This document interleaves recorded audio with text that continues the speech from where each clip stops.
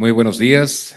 Invitamos a todas y todos los asistentes a tomar asiento, ya que en unos minutos más comenzaremos los trabajos de el Primer Congreso Internacional de Trastornos del Espectro Alcohólico Fetal. Sean ustedes bienvenidos.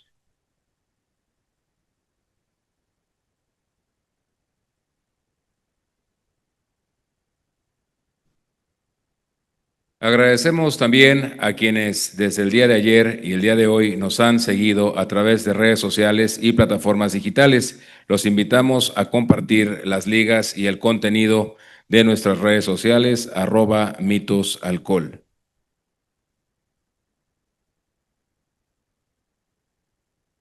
En continuación a los trabajos del Primer Congreso Internacional en México de Trastornos del Espectro Alcohólico Fetal, quiero recordarles que el día de hoy tenemos la presencia de ponentes internacionales y nacionales y estará centrado en la etapa postnatal, cuando ya existió exposición prenatal al alcohol y nos enfrentamos a los retos de diagnóstico y abordaje. Es por eso que nuestros invitados vienen de países en donde el tema está muy avanzado y vienen a compartirnos su experiencia. A todos ellos, muchas gracias. Sin más preámbulo, vamos a comenzar. Quisiera presentar en la ponencia número 1 a Fisiopatología de los Trastornos del Espectro Alcohólico Fetal y desarrollo del Código de 4 dígitos, presentada por la doctora Susan Ashley Hemingway. La doctora Ashley Hemingway se especializa principalmente en los trastornos del espectro alcohólico fetal. Es directora de la Red de Diagnóstico y Prevención del Trastorno en el estado de Washington.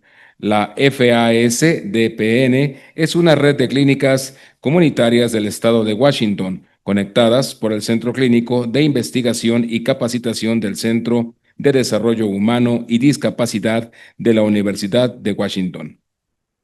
La misión de la FASDPN es la prevención primaria y secundaria del trastorno mediante la detección, el diagnóstico, la intervención, la capacitación, la educación y la investigación. La doctora Hemingway ha desarrollado un sistema integral para el diagnóstico del trastorno, el Código Diagnóstico de 4 dígitos del trastorno del espectro alcohólico fetal. El curso en línea del código de 4 dígitos, el software de análisis fotográfico facial del trastorno para el diagnóstico y la detección de los rasgos faciales del trastorno y el programa de detección del trastorno del espectro alcohólico fetal en hogares de acogida en el condado de King. Ha capacitado a más de 150 equipos de diagnóstico del trastorno en todo el mundo, como se muestra en los paneles de tabló del FASDPN. Doctora, sea usted bienvenida. Gracias.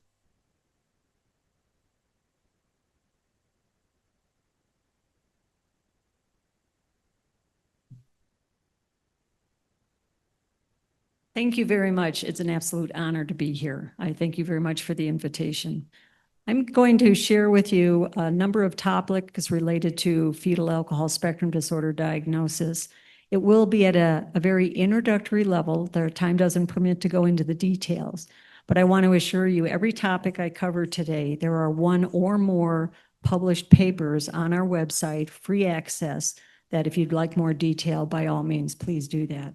And before I end too, while I have your attention, I'd like to invite each and every one of you, not all on the same day, to join us in clinic. We hold clinic on Fridays in Seattle, Washington, and we have up to 10 community professionals worldwide Zoom in and watch the whole process. You're welcome at any time to do that. Just simply contact me. The topics that I'm going to share with you today are the following. By now, after yesterday's talks, you should know the answer to what is FASD, but I'll briefly go over that. How to diagnose FASD using the 4-digit code, What is the prevalence and pattern of neurodevelopmental impairment? And then my colleague, Dr. Erin Olson, is going to share that in much more detail following me. Is there a safe level of alcohol consumption during pregnancy? What is the prevalence and impact of other prenatal and postnatal risk factors in this population? What does the face of FAS look like and how to measure it using the photo software? If time permits, I'll show you a brief video of me actually measuring an individual's facial features. How the FAS face can actually serve as a very effective screening tool for FAS. Our FASD prevention efforts working. The goal of everybody in this room is to put us out of business, okay, is to prevent FASD to the extent possible.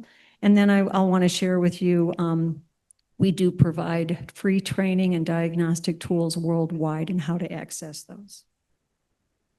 So again, fetal alcohol spectrum disorders is characterized by pre or postnatal growth deficiency, a unique cluster of 3 facial minor anomalies. I'll share some photos with you to show you what those are.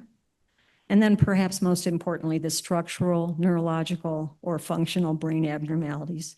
FASD is caused by prenatal alcohol exposure, and it does exist on a continuum, a very important continuum, from mild to severe. I'll often refer to the syndrome, fetal alcohol syndrome, but that's just the tip of the iceberg, okay? The individuals that perhaps need the most help in intervention services are those that don't have the obvious facial features. At the University of Washington, we conduct FASD evaluations using an interdisciplinary team and the 4-digit code. And our team, here's a picture of some of the past members. Our team includes a pediatrician, a psychologist, a speech-language pathologist, an occupational therapist, a social worker, and a family advocate. You don't need that many people on a team if that's hard for you to get started, but it is a kind of a Cadillac model of what you would hope to put together. And we use these tools that we've created over the decades to diagnose them, and I'll show you how we use them. Again, there won't be time in this presentation to share with you the fact that the 4-digit code is fully validated. The evidence base that supports that is published both on our website in an audio augmented PDF if you'd like to watch that. And it's also, all of our publications are summarized in a single validation paper. All of these things are available to you on our website. So the 4-digit code. Here's a graphic way to kind of present it. Again, I shared with you that FASD is typified by growth deficiency, facial features, evidence of brain damage, and alcohol exposure. And we take each one of these and we code them on a 4-point scale, with 1 being normal, 2 mild, 3 moderate, and 4 severe. And so, for example, with growth deficiency, we consider normal growth anybody who presents with height and weight above the 10th centile. We consider severe growth deficiency are individuals who have height and weight below the 3rd percentile, kind of off the growth charts. When we look at the facial features, you can see each one of these is kind of on a continuum. A rank 1 is you have none of the facial features. A rank 2 is you have 1 or 2 of them. A rank 3 is you have 2.5 of them. And a rank 4 is you have all 3 of them. In other words, every aspect of FASD exists on a continuum, a very clinically important continuum, okay? The brain scale, the 4-point brain scale, is actually 2 scales in 1. The first question we address in clinic is, does the individual with prenatal alcohol exposure presenting with any structural or neurological evidence of damage? Structurally, we'll measure their head circumference, brain size. Is it small, microcephalic? Or maybe they've had an MRI that's abnormal. That would get you to a rank 4. Or if they have a seizure disorder, that would get you to a rank 4. But we're not done. Let's say the individual has microcephaly, but we haven't said anything about their brain function. What about their function? And so the ranks 1, 2, and 3 are actually addressing, but where is their functional status? Do they have normal function, moderate dysfunction, or severe dysfunction? So we're actually addressing those in kind of a 2-step process. So in this particular hypothetical case that I've shown, you can see I've circled height at the rank 3, face at a rank 4, severe dysfunction at a rank 3, and confirmed high exposure gets a rank 4. So now we've just generated a 4-digit code, 3434. But what's that? And so the way you know what that is if you see the chart on the right, we have taken all the different 4-digit code combinations that qualify for what we would call FAS, and that's how you know as a clinician, this is a code that meets the criteria for FAS. There's another series of codes that qualify for the next diagnosis under the umbrella, static encephalopathy. So it's very straightforward. As much as people say it's so complicated to diagnose FASD, it's actually very straightforward to do it. So under the umbrella of FASD, in accordance with the 4-digit code, are 3 meaningful diagnostic classifications. The most severe is FAS, and as you can see, the green boxes, these are the individuals that present with growth deficiency, the facial features, severe brain damage, and the alcohol exposure. The next one under the umbrella is static encephalopathy, alcohol exposed. Static encephalopathy is just a generic medical term for brain damage, okay? And so you can see they meet the criteria for the same level of severity brain damage as those kids with FAS, but they don't happen to have the growth or the facial features that would have otherwise given them that full diagnosis. And then finally, at the moderate end of the spectrum is neurodevelopmental disorder, alcohol exposed. These individuals may or may not have the growth or the face, but what they don't have is the same level severity of growth deficiency, of brain damage.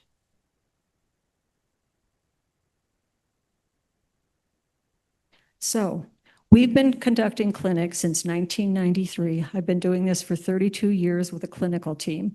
I'm Dr. Olson here, that's just going to speak next. She's our lead psychologist, has been with the clinic for decades.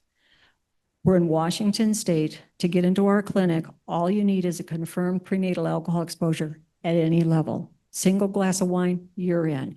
Drinking daily, you're in. I'm not saying a single glass of wine would have a measurable effect, but as you well know, I never know if that's anywhere close to an accurate presentation of it.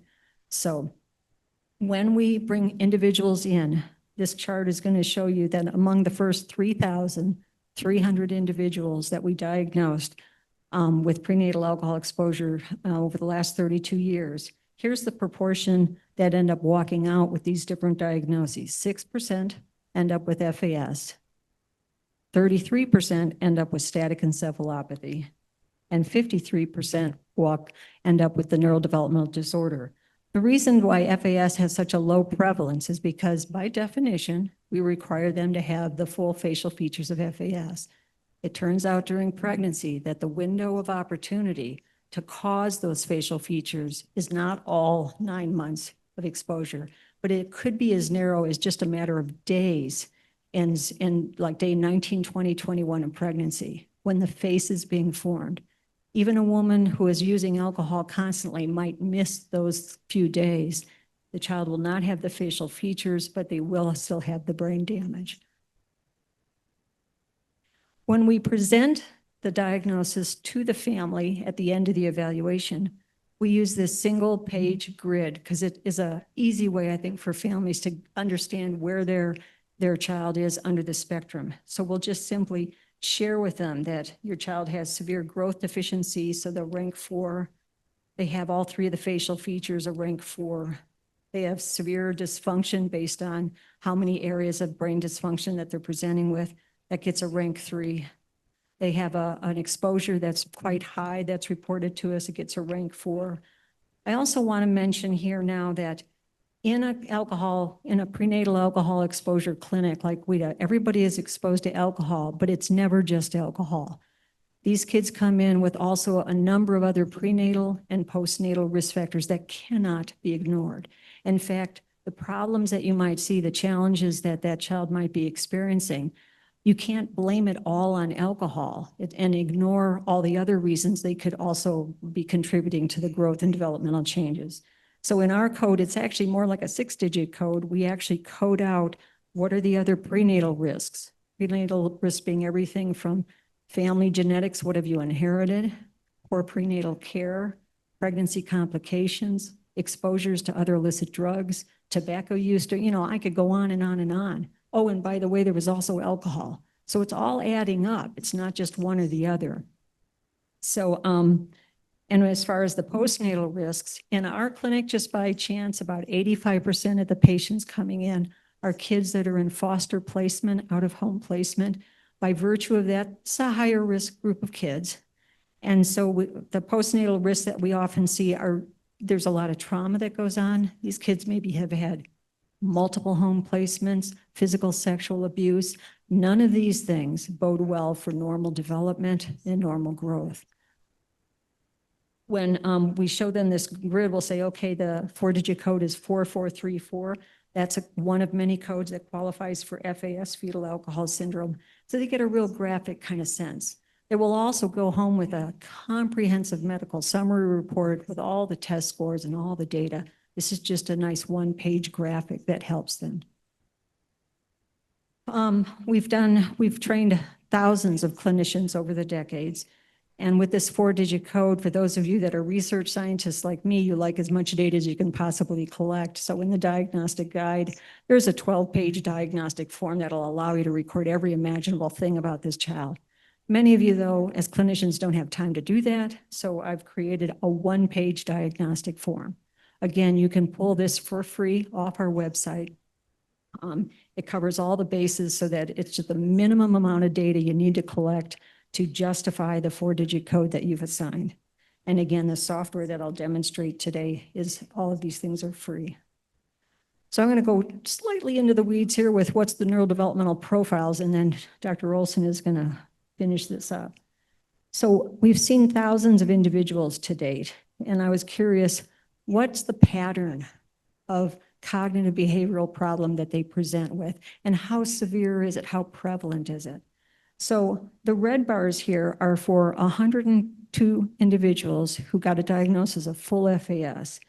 And what I'm sharing with you, those red bars, are what proportion of that patient population with FAS presented with severe motor problems, severe cognition impairment, severe language impairment, severe being 2 or more standard deviations below the norm. So if you look at the group, the red bars with FAS, I've put them in the order of least impacted to most impacted. So the lowest impact, only 41% had severe motor problems, 50% had severe cognition, 73% had severe language, and you can see it's moving up. So the least impacted was motor, most impacted executive function. But when I say motor is least impacted, 41% of the children had severe motor problems. So yeah, relative to executive function, it might seem less, but it's still a major impact. Then I was curious if I looked at the group with static encephalopathy, those next under the umbrella, do they have the same pattern of impairment, only just maybe a little bit less? And that's exactly what we see. We see this stair step up going from 40, 57, 70, 73, just like we did with FAS. And interestingly, with the folks with the more moderate dysfunction, yes, they have fewer of them are impacted, but it's the same kind of pattern. I am not in any way saying that this is the profile of FASD. I'm just sharing with you more. Look at the size of those bars, okay? The next way of looking at it is individuals in clinic rarely walk in with just one area impaired severely. They'll often have 2, 3, 4, up to 9.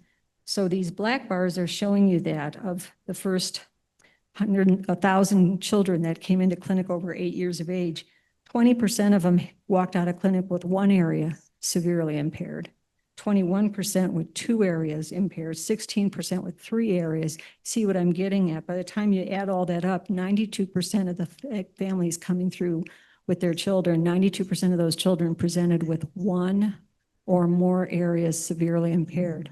So is intervention needed? Absolutely. This is a population that really needs intervention. What kind of interventions are typically needed? And so our occupational therapist in the clinic, Dr. Tracy Girokowic, she did a study a while back. Again, this is published, looking at 120 children that had come through our clinic across the span of diagnoses.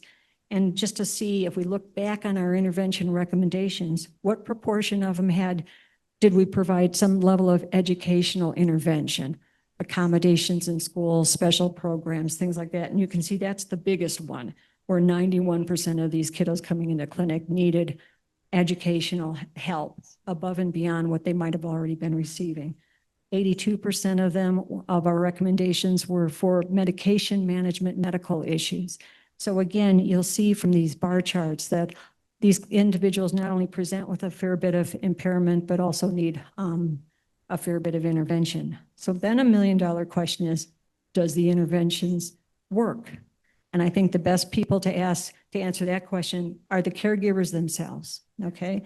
We do a patient satisfaction survey of all children coming into clinic and ask the parents a variety of questions. So here's the results of those in the first 2,600 patients seen. We ask them, we hope you enjoyed your experience at our clinic. Would you recommend clinic to other families in similar needs? 100% said yes.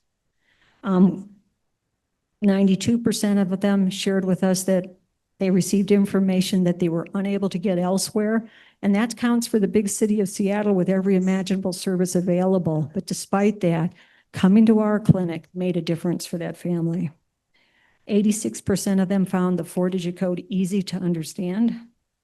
And I think most impressive to me is when we do send them out, we send them out with a list of recommendations of what to do next. First question is, could they find it and could they access it? And if they could access it, did it help? And so 90% reported that they were somewhat to very successful at finding the recommendations we made referrals for. And then interestingly, 96% reported that these services met some to all of their needs. In other words, the intervention services we already have established in Washington State for individual kids with disabilities and challenges, those are the services for the most part that we're recommending them go out to. Maybe Dr. Olson will share with you too that there's some very FASD-oriented interventions as well.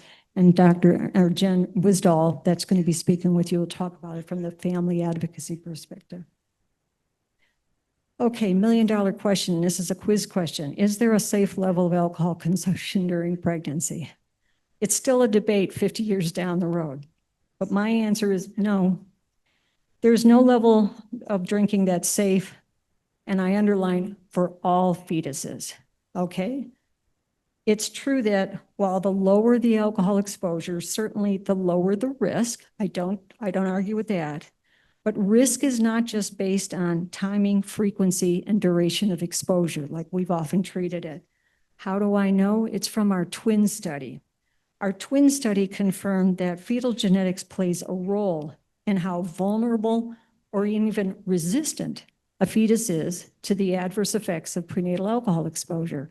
And I don't mean something like a gene deletion or a gene abnormality. I'm talking about we all have different genetics, okay, what we're born with. And somehow some of us are more susceptible to the damages of prenatal alcohol exposure than the others. So one way to look at that we look back in our data is to look at twins. Twins are going to be the only fetuses where every single day of exposure is identical for the two of them, okay? And you'd expect if you had identical exposures, you should have identical challenges and experiences, correct? So with identical twins that share 100% of their genome, just with identical alcohol exposures, coming to our clinic, they both received identical FASD diagnoses. If one had FAS, so did the other. If one didn't have FAS, neither did the other. They were 100% identical. But here's where it becomes very interesting. Non-identical twins only share half their genome, okay? They're not genetically identical, but they were exposed to absolutely identical exposures. So, but it turns out that 50% of the time, those two twins with identical exposures had different FASD diagnostic classifications. On occasion, one twin's born with full FAS and the other one looks untouched. Again, there's kind of maybe the next thing we really need to figure out in the field of FASD is what is it about our genetics that some individuals are less prone to it. I've also shared with you that it's never just alcohol. There are many known and unknown risk factors in addition to the alcohol. And again, for the sake of the birth moms, I've never met a birth mom that drank for the purpose of damaging her child. Alcoholism is a disease. She often needs as much help as her children coming into our clinic. So it's really important to be accurate in how you name these things. So in the first 2,550 patients coming into our clinic with prenatal alcohol exposure, of course, 100% had prenatal alcohol exposure. But look at these other adverse effects in addition to alcohol. No prenatal care, 31%.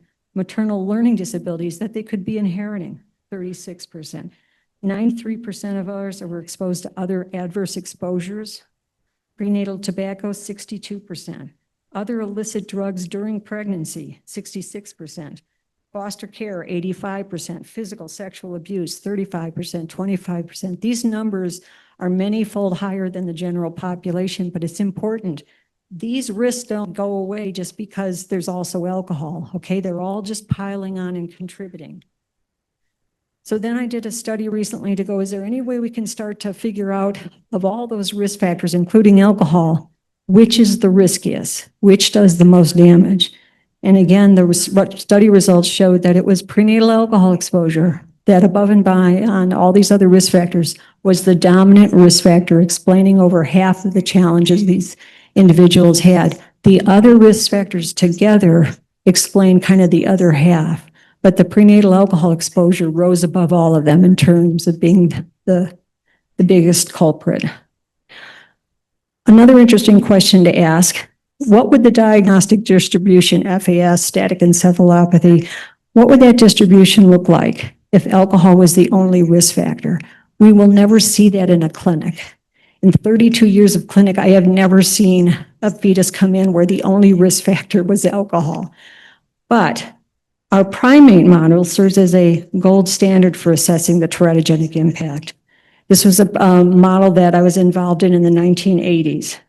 The exact quantity, frequency, and timing of exposure was documented in that study, and even blood alcohol levels obtained. The only risk factor was alcohol.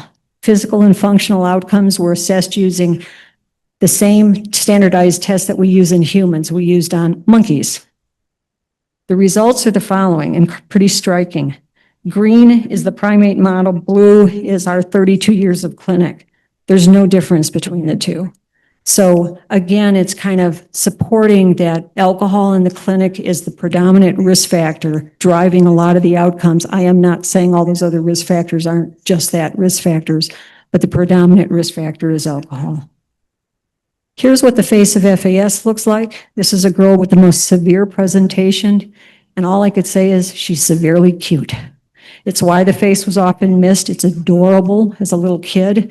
And as an adult, I'll show you an adult with the face, you know, it's like, oh yeah, they have it, but you wouldn't really notice it. The diagnosis, the facial features of FAS, 3 of them. Individuals have small eyes. The distance from the inner to the outer corner of the eye is small. We measure that, look it up on an eye growth chart. The groove between your nose and upper lip, don't worry if you don't have one, is missing. You know, you can make it go away with a smile, but it's missing without a smile. And the red part of your upper lip is thin. How smooth? How thin? We've got to come up with a language, so we're all doing the same thing. So I created these lip philtrum guides. A rank 4 and 5 on the lip philtrum guides are the lip infiltrum of FAS. So this little girl has what we call a rank 4 presentation of the face. And that face, 2 things are true. If you have that face, it confirms you were exposed to alcohol. The face is the only piece of this diagnosis that is specific to caused only by alcohol. A million things cause growth deficiency. A million things cause brain damage, but only alcohol causes the face. So we can capitalize on that. Here's what the face looks like across different races. Again, young and old, all these different races. This young man up here, the 2 pictures, that's his baby picture, okay?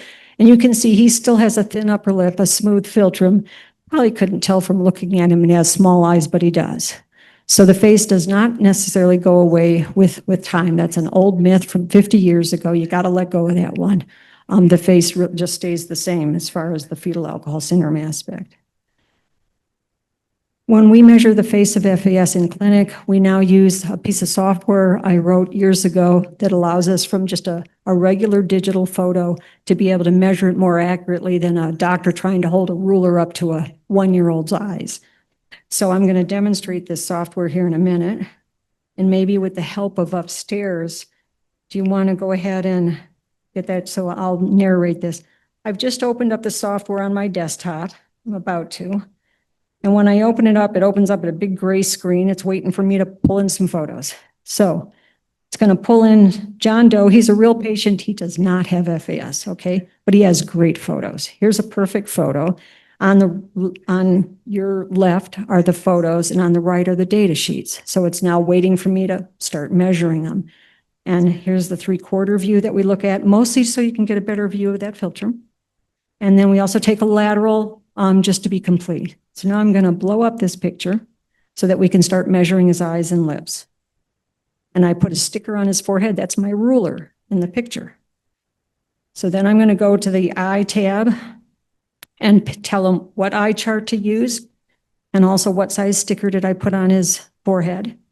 And next thing I'm going to do is measure that sticker in little pixels of light called pixels, so that I know the conversion factor. And now I'm measuring his eyes. I'm going click, click, click, and now the software just measured both eyes, looked it up on a chart, and is going to tell me that if you look at the bottom, his mean palpebral visual length was 28 millimeters, and that is 0.97 or almost 1 standard deviation above the norm. We're looking for eyes that are -2. He's +1. His eyes are fine. He does not have the eye size of somebody with FAS. But now we've got to measure the philtrum in the lip. And for measuring the philtrum, we just use, again, the lip philtrum guides, a pictorial map. But in order to measure the lips more accurately, we're going to actually take the mouse and outline his lips. And as soon as I do that, the computer is going to automatically, I'm just checking my time here, is going to automatically tell you which rank 1, 2, 3, 4, or 5 that lip is on the lip philtrum guide.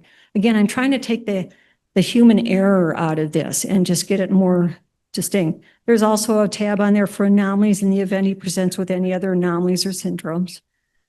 There's a quality tab that allows you to say these are really good photos or they're not so good, maybe you shouldn't trust the measurements.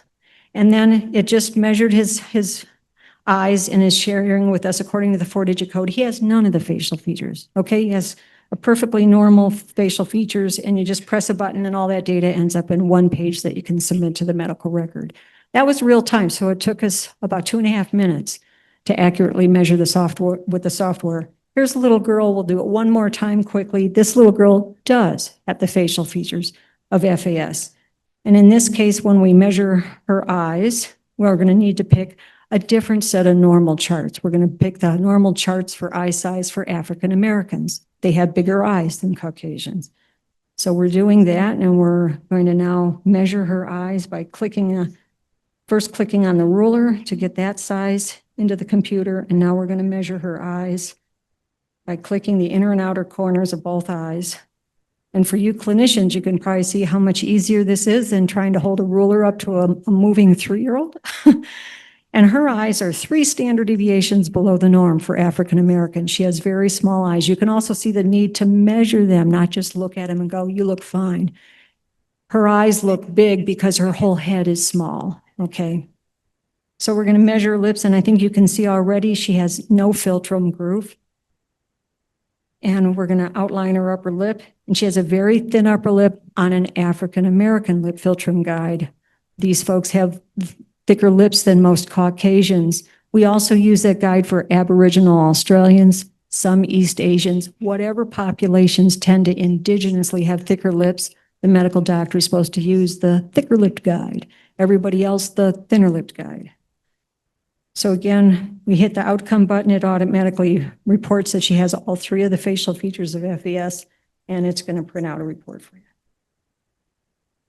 So, since we have this user-friendly software and the face of FAS is so specific to FAS and prenatal alcohol exposure, I and the director of a foster care program in Seattle for 10 years did nothing more than take a photograph of every kid coming into foster care. period. No record view, that costs money. Just take a picture, send it to me, I analyze it. If they had the rank 4 face, they screen positive for FAS, and we bring that foster family in with the child into clinic and see if they had the face, do they have the growth, do they have the alcohol exposure, do they have a diagnosis of FAS? The results were we had a 98% participation rate, huge, because it's foster care and the state kind of mandated this. It turned out that 95% of the time when we found the full rank 4 face, those kids walked out with a diagnosis of full FAS. It also allowed us to count what proportion of foster care has FAS.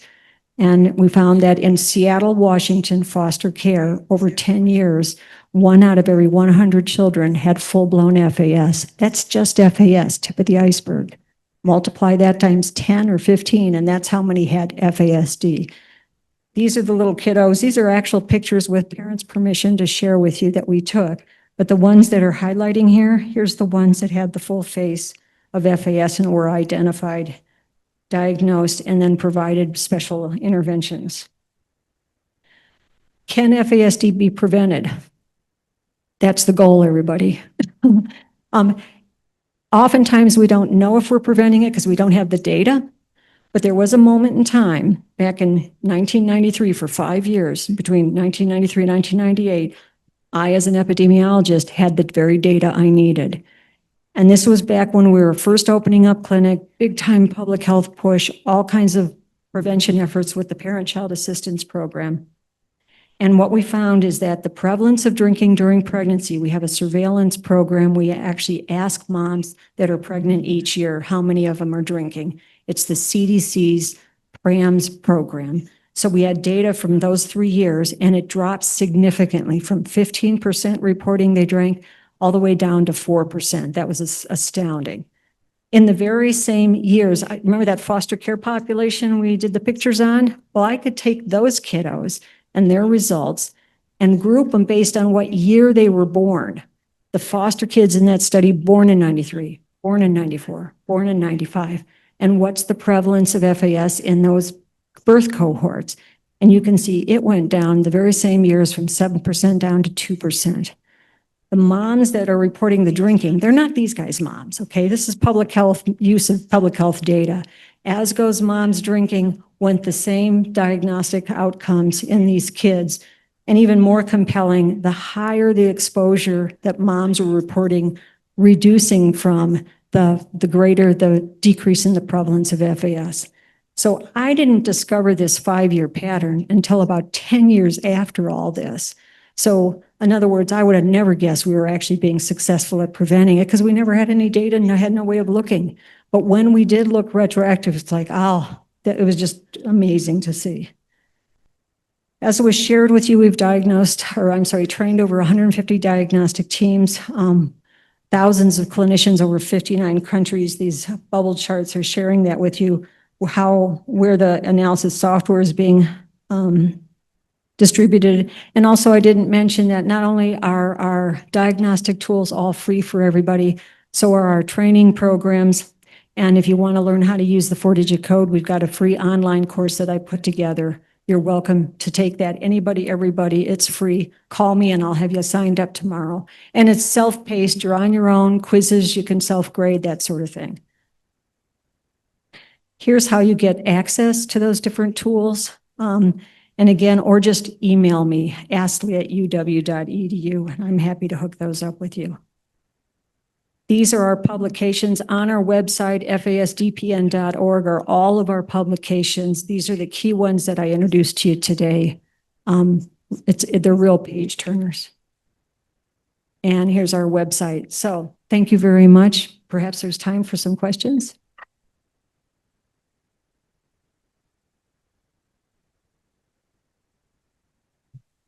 Muchas gracias.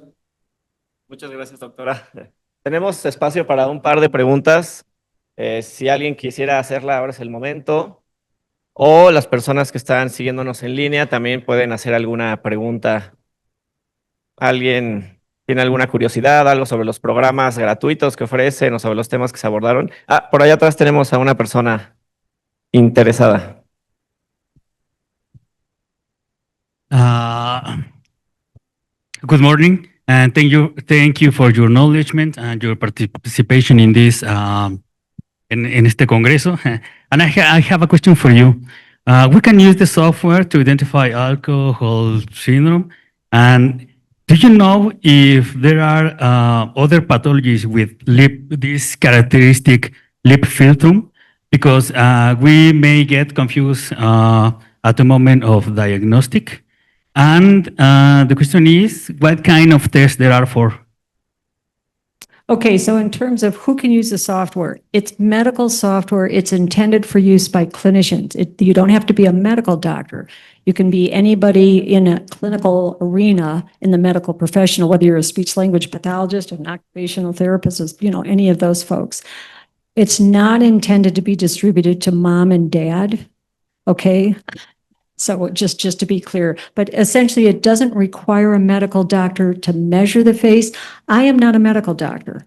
I am not licensed to use any of the tools I do, but I am the person who takes all the photographs and measures the photo, kind of like a technician. But the doctor ultimately is the one who has to decide, is that or isn't that the face? Now you asked a question about lip philtrums in adults, maybe? With lip philtrum as other pathology with similar lip philtrum. Yeah, so That we can confuse with this kind of problem. So that's why all three features must be present. Thin upper lips will be seen in a variety of either different genetic syndromes or smooth philtrums or small eyes, but you have to have all three at the same time for it to be specific to the alcohol exposure. So thanks for asking that question. I think you had one more question. No, it's all for the moment. Thank you. Okay, thank you. Yeah. Muchas gracias por su presentación y la información. Gracias por la presentación y la información. Con su experiencia, en México no tenemos muchos datos de estadísticas sobre el síndrome alcohólico fetal. Si usted tuviera que recomendarle al gobierno cómo iniciar a generar esta información, ¿qué es lo que nos recomendaría? Hire an epidemiologist. That's what I am. And I'm sure they're somewhere in here, Mexico. Yeah, so in our state, it was our state legislature that opened up our clinic and has funded us for 32 years. And part of that funding was predicated on me being there, collecting the data, using the data to create all the diagnostic tools and collect all the stats from them. So you could follow the Washington state model and do that.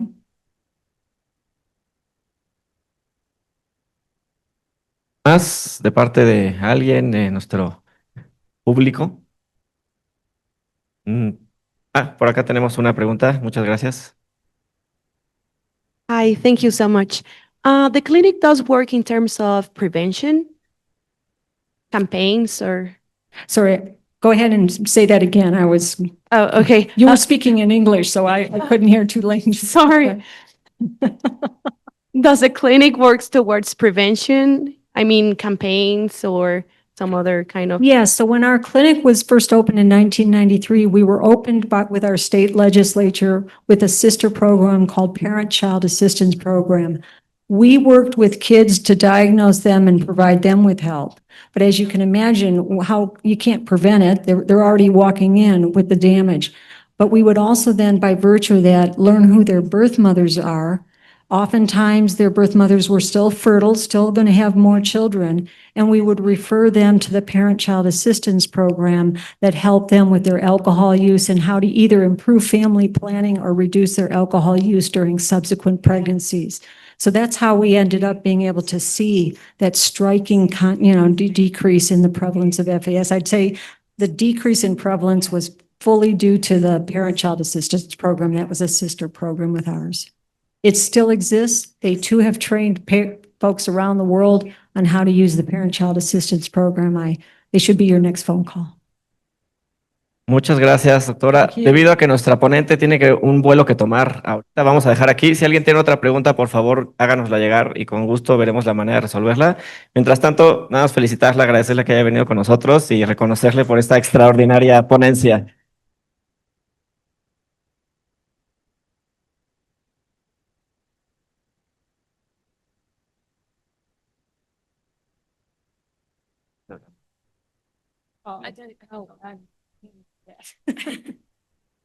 Perfecto. Muchísimas gracias, doctora. Buen viaje.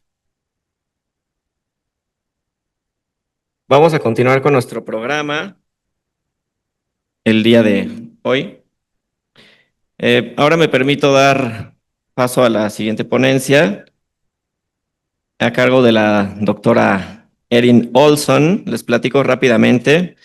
La doctora Erin Olson es psicóloga, licenciada en el estado de Washington y profesora en el Departamento de Psicología Escolar de la Universidad de Washington, donde imparte cursos sobre evaluación y diagnóstico. Su trayectoria comenzó como educadora en la primera infancia, experiencia que cimentó su compromiso con la intervención temprana, la parentalidad positiva y la formación de profesionales capacitados.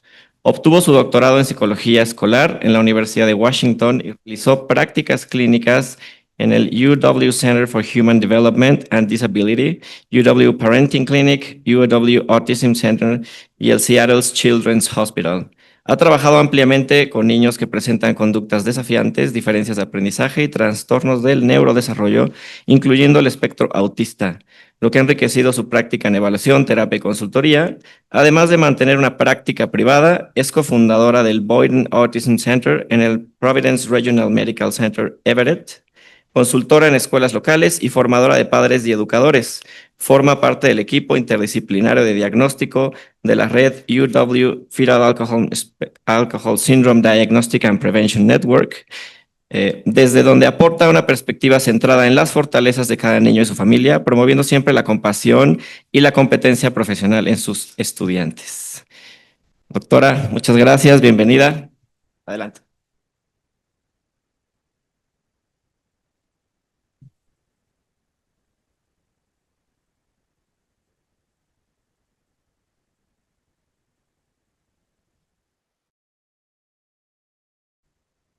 Right. Gracias por la invitación. Gracias, FISAC. Me siente honorado por esta oportunidad. Mi español es no muy fuerte, así hablaría en inglés y lo siento mis slides, ¿cómo se dice slides? Me olvido. Oh, gracias. Son en inglés también. All right. That's going to be the extent of probably my Spanish today. But thank you so much for having me. I don't have any financial disclosures or conflicts of interest to disclose, but I do want to disclose that the fields of FASD have been ingrained in conflict, bias, stigma, and inequity, which you heard quite a lot about yesterday. So there's a lot of work to be done in this field. It's rife with difficult discussions that we must have and a lack of consensus, even in regarding diagnosis, which I'm going to talk more about today. I do also want to thank Dr. Heather Carmichael Olson and Dr. Susan Astley Hemingway for their support, and some of the slides here have been prepared by them. Before I get there, I do actually, it's not going backwards. Oh, there we go. I do want to mention that I wear two separate hats in diagnosis. In one clinic, in the interdisciplinary clinic at the University of Washington, it's a medical diagnosis and we use the 4-digit code. I also do a single discipline diagnostic clinic at Seattle Children's where we use the DSM-5 NDPAE. There's a little bit of conflict there and it takes some navigating. So those of you who are interested in talking about that more, I'm happy to answer questions. I'm not going to dive into it in depth in this presentation, but I have a lot of considerations and opinions about it. Our objectives today are to understand the impact of prenatal alcohol exposure. We've talked about that a lot, so I'll just overview. Identifying the diagnostic features of FASD and assessment approaches, and considering the value of describing a profile of strengths and vulnerabilities in helping families understand neurodiversity. We also want to learn strategies to address stigma. The title of this discussion is The Washington Perspective, and why is that important? I am biased because I'm from there, but Dr. Sylvia yesterday presented a timeline very similar to this, We do know that alcohol is a teratogen, and it was identified in publication in 1899 in a British journal. Subsequently, it was identified by Dr. Christy Euland, who was a pediatric resident at the University of Washington in Seattle in 1968. And at the exact same time, a pediatrician in France, Dr. Paul Lemoine, was also identifying and publishing on the same phenomenon that she was noticing. She took the observations to two dysmorphologists, colleagues of hers at the University of Washington, Dr. Smith and Dr. Jones, and they then published a paper in Lancet that first coined the term fetal alcohol syndrome in 1973. And then the 4-digit code, as you just heard a lot about from Dr. Hemingway, was produced in 1997, and it is now in its 4th edition. And as you are all aware, you're all welcome to come and learn and observe us for free. And you don't even have to leave. You could join us remotely. But Washington State, since the observations of Dr. Euland, has been a leader in research. Dr. Hemingway mentioned the PCAP, the Parent-Child Assistance Program. Dr. Heather Carmichael Olson also created an evidence-based parenting program for caregivers of individuals with FASDs. And we've also trained, we started up a bunch of clinics throughout the state of Washington, and we've also trained, as Dr. Hemingway pointed out, thousands of teams throughout the world who also use the 4-digit code. So we're thrilled that you're interested in learning more about that from us, and are happy to continue the collaboration.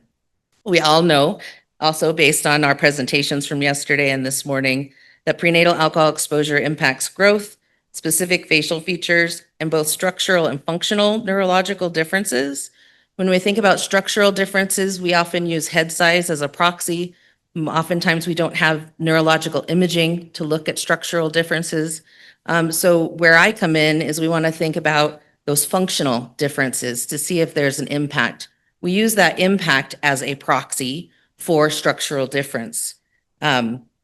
So the impact of prenatal alcohol exposure on the brain differs by dose, pattern, and timing, and it's very individually variable. And that's something that's very difficult, maybe impossible to measure. So we really want to think about the individual profiles of these youth and individuals with prenatal alcohol exposure. And I do want to point out that without the facial features, which Dr. Hemingway pointed out are 99.8% specific to alcohol, we can't scientifically confirm causality, right? And so we also want to think about what are those other factors that are impacting brain development.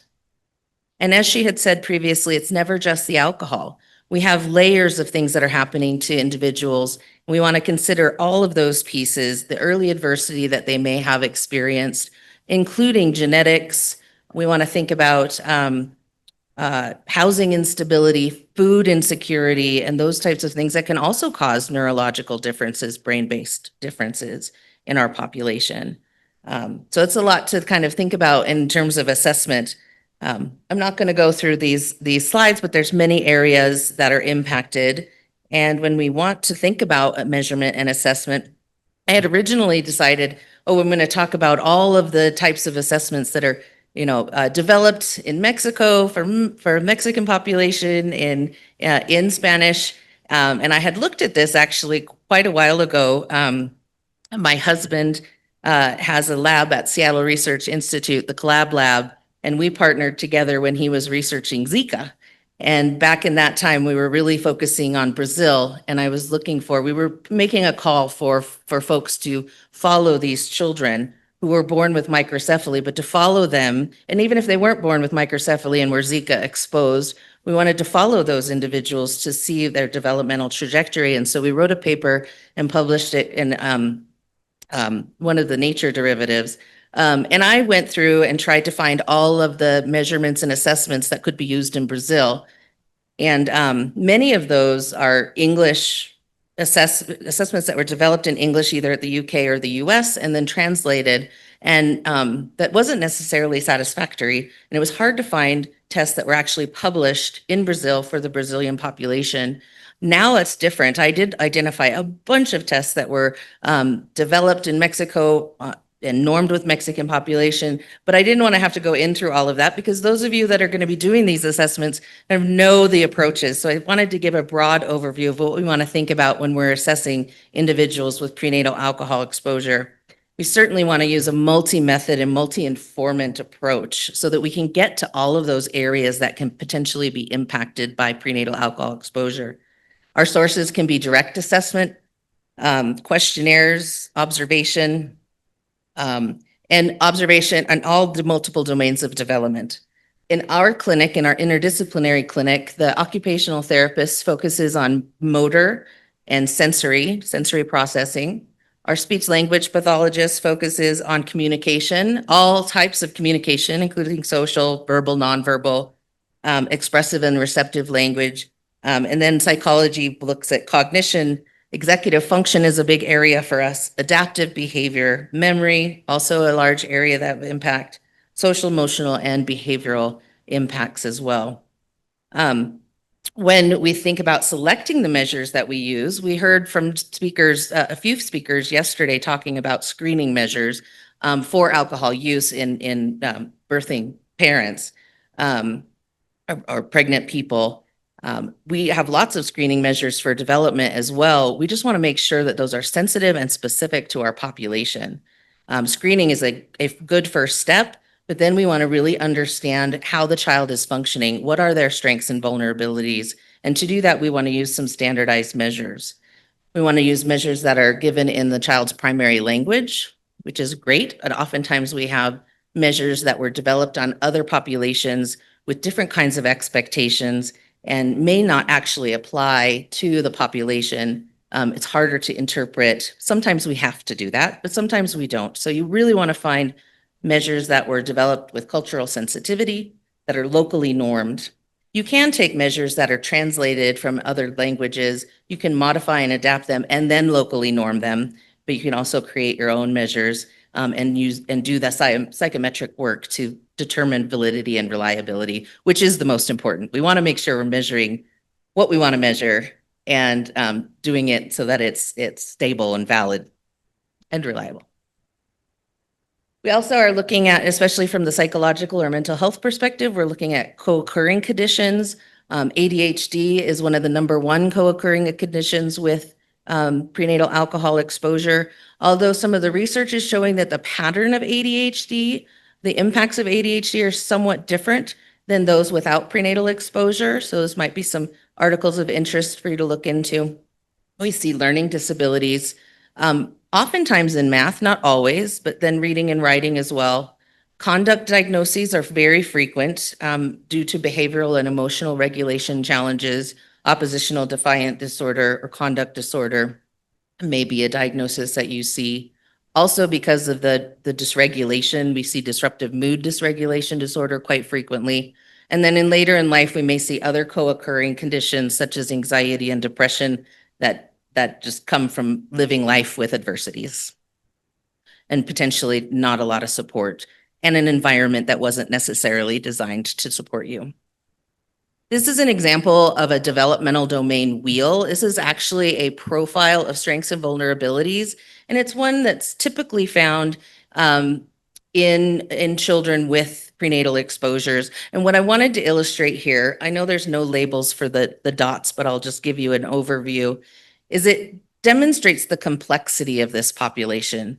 There are significant strengths. So even within one of the areas, for example, cognition, they can have a strength, say, in verbal reasoning, but a deficit in nonverbal reasoning. So there can be discrepancies even within a domain. Excuse me. As you can see, we see deficits in executive function. Memory, we might have very strong long-term memory, but short-term memory might be the area of impact for that particular individual, which can be a double-edged sword if they have exposures, like very adverse early exposures that they hold on to, right?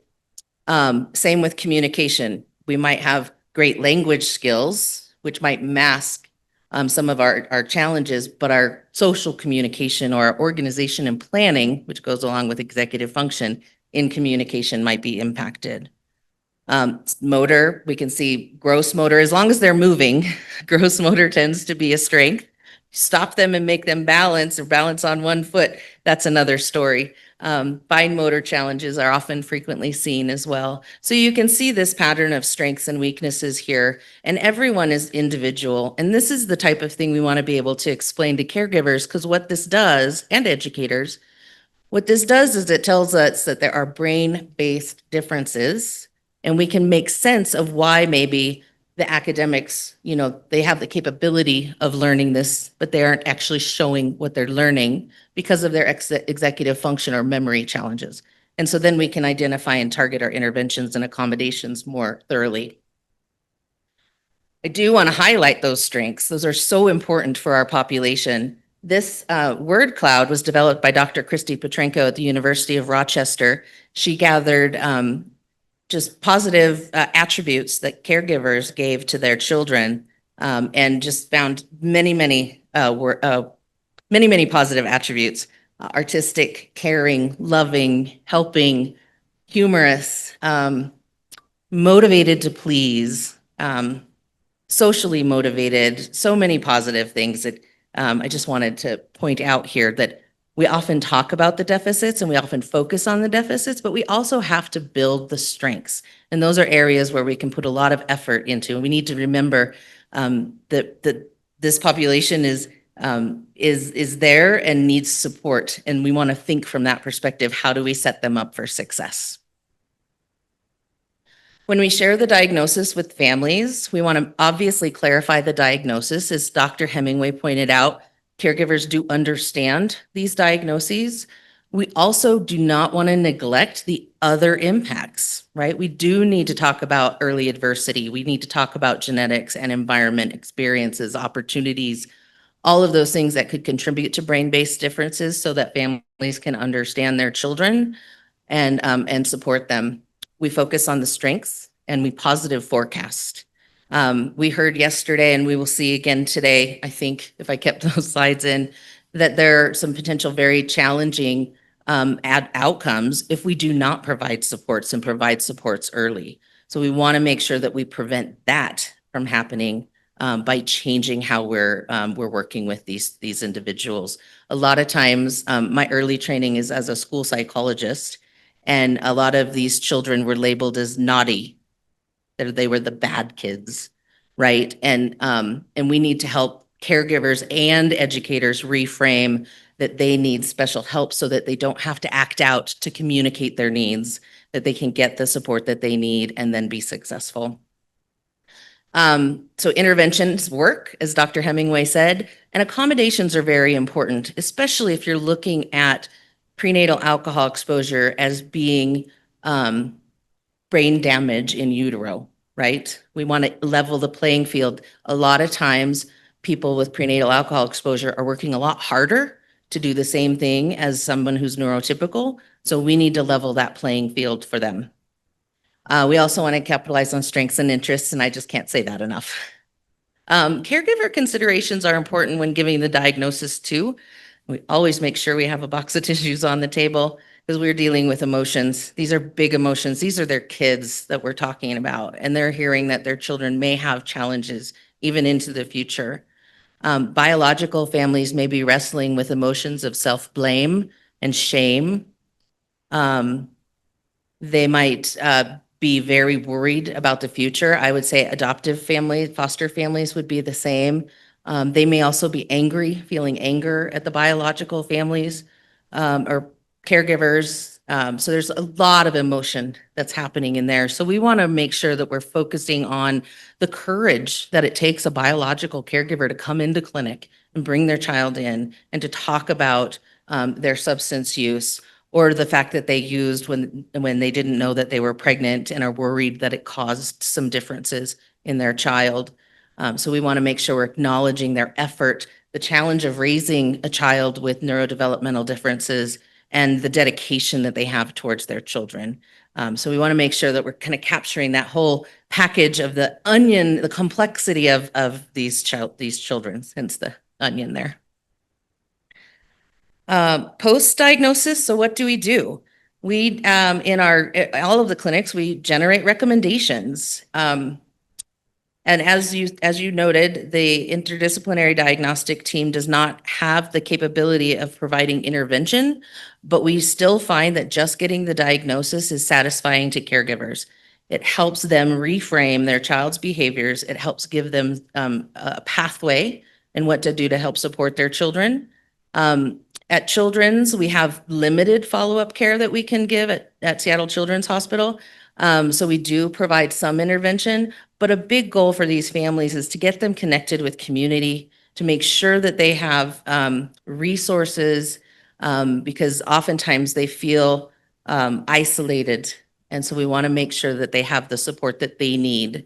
We want to remember that caregivers need that support as well. They need a break. They need respite so that they can rejuvenate and become and do the effortful work it is to caregive children with neurodiversity, to parent children with neurodiversity.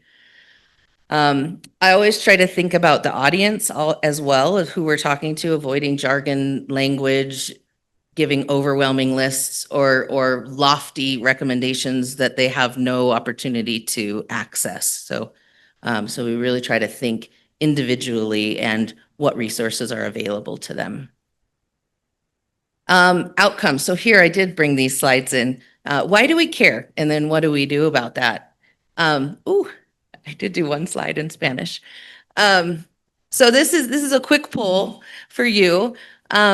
So basically, what do you think out of these areas is the most prevalent? Oh, my UU, there was a UU there, I swear. It was EEU. Oh, it's down below. I see it. But anyways, in the United States, in our data, what do you think is the most prevalent life impact or impact on life that people with FASDs encounter? And out of these, they all are potential impacts. We talked about that yesterday. Anybody have one they want to shout out that they think? Oh, I can't. I will just, everybody talked at the same time and most of it was in Spanish. So here we go. Was that what you said, mental health? Okay, and that was right.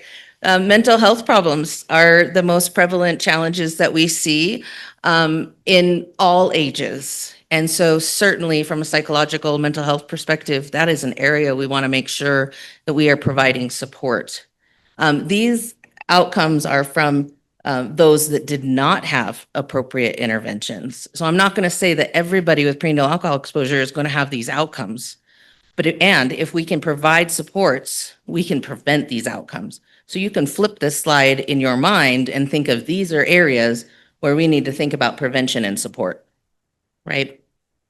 Dependent for those over 21, issues of trying to live independently. So we need to have supports for providing independent living. We also need to provide supports for employment, supports on the job. These other areas are prevalent, so we want to think about those as well. Many of those have to do with challenges with executive functioning, challenges with inhibition, challenges with memory. So we want to consider those areas as well. This is from Dr. Ann Streisguth and Dr. Heather Carmichael Olson, thinking about what it is and why is it that these individuals need some intervention. And it's not just about this, it's this cascading effect, essentially. Prenatal alcohol exposure potentially can cause brain-based differences, not always. We do have resilient fetuses, as you heard from our twin study, but it can cause brain-based differences. Those brain-based differences, if there are no interventions in place, can cause behavioral problems and other challenges. It's that lack of the brain environment fit. Then adverse outcomes occur. Again, if we flip this in our minds, we can develop a model for approaching supporting individuals and thinking about if we know about the prenatal alcohol exposure, we can identify the individual profile of brain-based differences, we can prevent the behavioral problems, we can prevent the adverse outcomes, and we can set them up for success. All right, so clinical management. This is something that we all need to consider. None of us are immune from our own personal biases. So we want to be aware of our own biases. We want to be aware of those systemic biases. So self-reflect and consider, what might be an impact to having these difficult conversations with families. And then how do we overcome that? What kind of language do we use to support families and kind of get over our own biases? And we want to use effective FASD-informed care. So what do? We talk about it.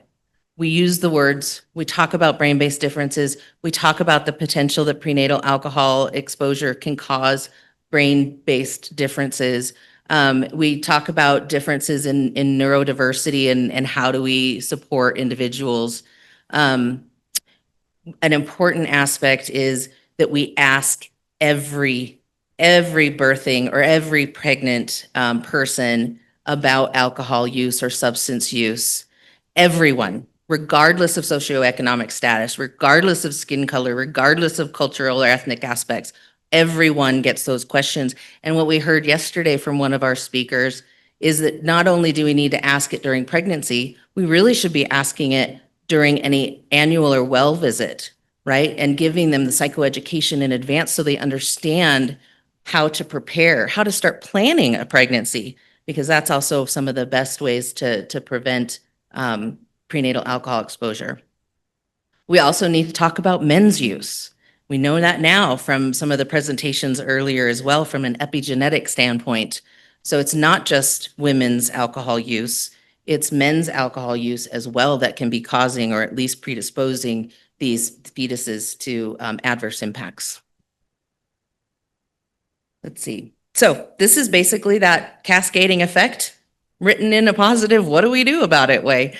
So we screen, we do the screening, we screen everyone. We evaluate the risks, FASD, oh my goodness, sorry. Evaluate FASD signs and risks. We decide on a diagnostic option. If you are doing a single discipline diagnosis, you probably would be considering a DSM-5, the NDPAE rule in or rule out. If you are doing an interdisciplinary diagnostic approach, then using the 4-digit code is a very appropriate and very specific. NDPAE as a single discipline provider, we have to do more of a trans-diagnostic perspective. So as a psychologist on the clinic where we do the single discipline, I'm often doing some of those assessments that our occupational therapist would have done in the interdisciplinary team, or that our speech language pathologist would have done on the interdisciplinary team. And I would say that while that's efficient and pretty effective to have one person doing those things, it's not as robust because I don't have the expertise or the lens or the language ear of a speech language pathologist. I don't notice the movement or maybe the tremors or things that an occupational therapist might notice. So having that interdisciplinary team can also be a very rich approach. And then of course, managing. What are we going to do? How are we going to support folks? So management recommendations that I have here that I know Jen Wisdahl is going to talk a little bit more about, especially from a family perspective. Certainly from an individual perspective, we want to evaluate and treat mental health, right? That was our top impact. We do have higher rates of comorbid conditions.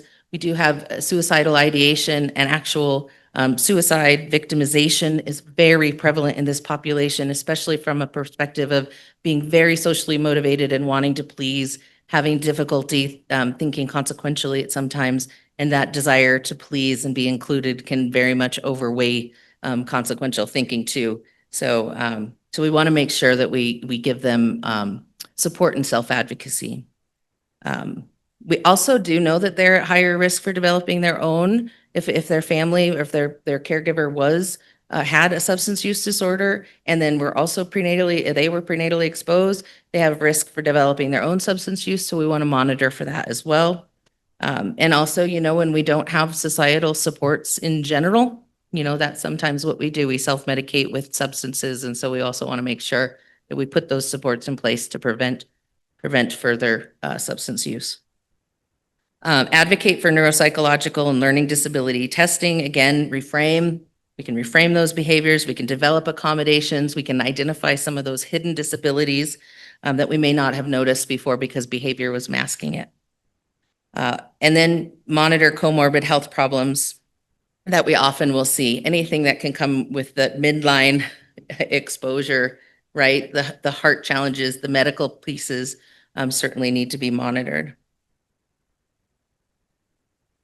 And also for families, what we have found in our studies in families moving forward is that our caregivers need more than typical parenting programs. Parenting programs are great. Evidence-based parenting programs. I love providing programs for families. What they need is a parenting program with a neurodiverse lens that also connects families with resources, with community, networking, so that everyone is integrated. And again, that respite and that support and helping caregivers even think about their own self-care. So family support, FASD specific support like families moving forward, caregiver substance misuse treatment if needed, not always.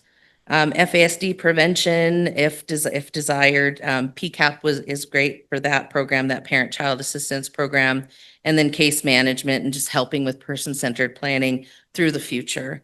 The patient you may want to refer for, again, person-centered planning, mentoring, life skills training, concrete help, their own counseling to develop self-regulation skills, attention, some memory skills, social skills, executive function, coping strategies.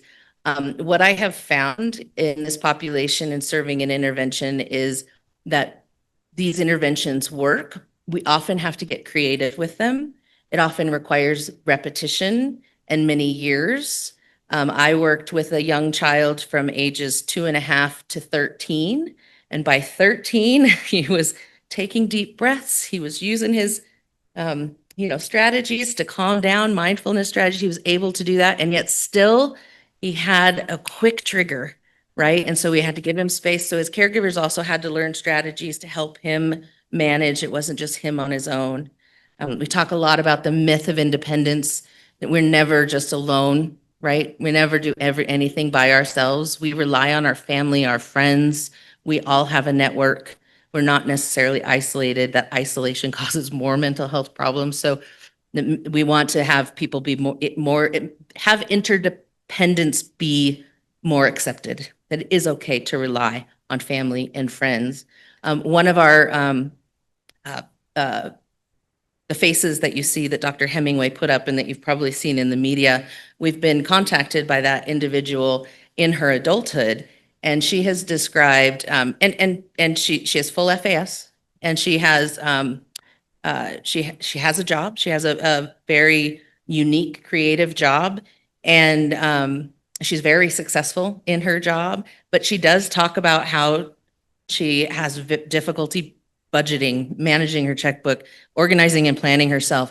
And so she found a partner, her life partner, who has those strategies and those skills. So I think that we all kind of do that. We tend to find a person, if we're going to spend our lives with someone else, we find someone that kind of helps, with our own challenges and kind of helps us even out. So so that's another way that independence is not a true thing.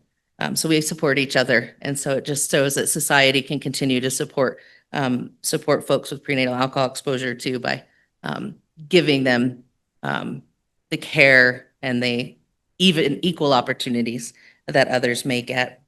I think that is it on those. We have lots more to talk about with Jen Wisdahl, but I do have just a few resources. These are just from the US. That cdc.gov still has FASD stuff on their website. That we weren't told to take that down. FASDunited.org, you're going to hear more about that. The Families Moving Forward program, I'm going to be a proponent of that, so please check that out. And then the UW FASDPN, which you heard a lot about. I put the website up here again and encourage you to come and join us and see what we do up there. And also the TIP, the Treatment Improvement Protocol. It's a little old on the old side, but it still has very relevant and very great ideas. It's addressing fetal alcohol spectrum disorders. It was developed through a work group from SAMHSA. It's available for free online. And if you were able to, you could click on it, but you don't have the slides, so I apologize for not putting the link, but you can Google it. And then I have some resources. Are you all sharing the slides with attendees? I am okay with that. So you'll have those links. Thank you very much for having me. I very much appreciate your time and attention.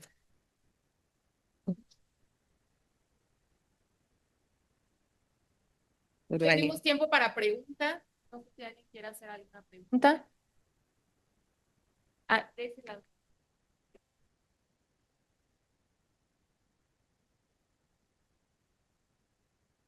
I'd like to thank Erin and Susan, who had to leave early, for coming all this way, not only for their presentations, but also for their amazing work at the University of Washington.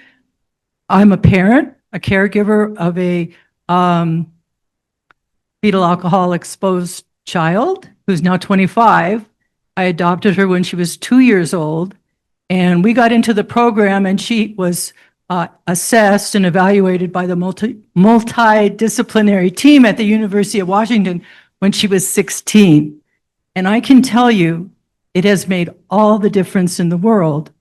And I only wish that we had done it sooner. It would have made even more difference in her life and in mine. And I'm Thank you, Karen.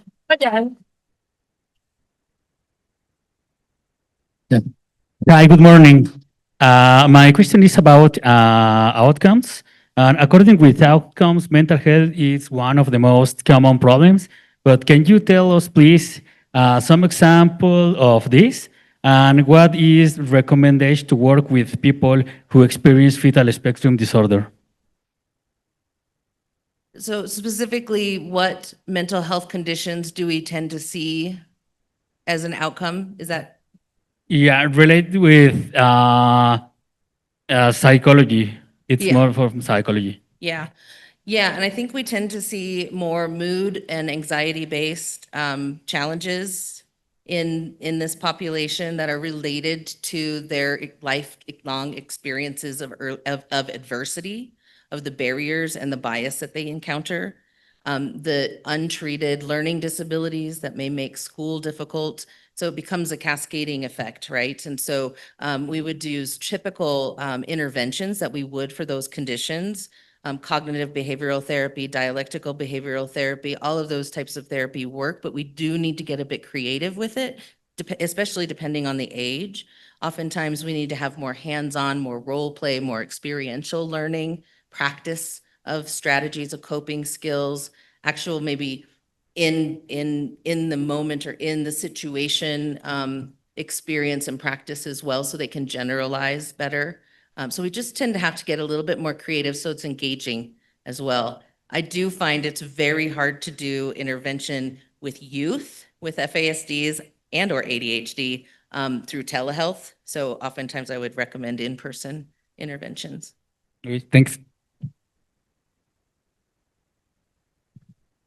Hola, muy buenos días. Agradezco bastante toda la información que nos ha expuesto el día de hoy. Comparto la misma visión que la compañera. Yo trabajo en una casa hogar, tengo 4 años trabajando en una casa hogar y en el 2023 llegó un niño con espectro alcohólico fetal. Yo estoy certificada como familia de acogida y claro que el estar aquí me llena mucho de posibilidades para poderles brindar esa atención que los bebés necesitan. Este bebé fue un bebé abandonado que quedó en el hospital pues, por su madre porque consumió drogas y alcohol durante todo el embarazo y llegó a nuestra casa hogar. Esta casa está ubicada en Chapala, Jalisco, y no sé si conozcan que en esa comunidad hay bastantes casas hogares.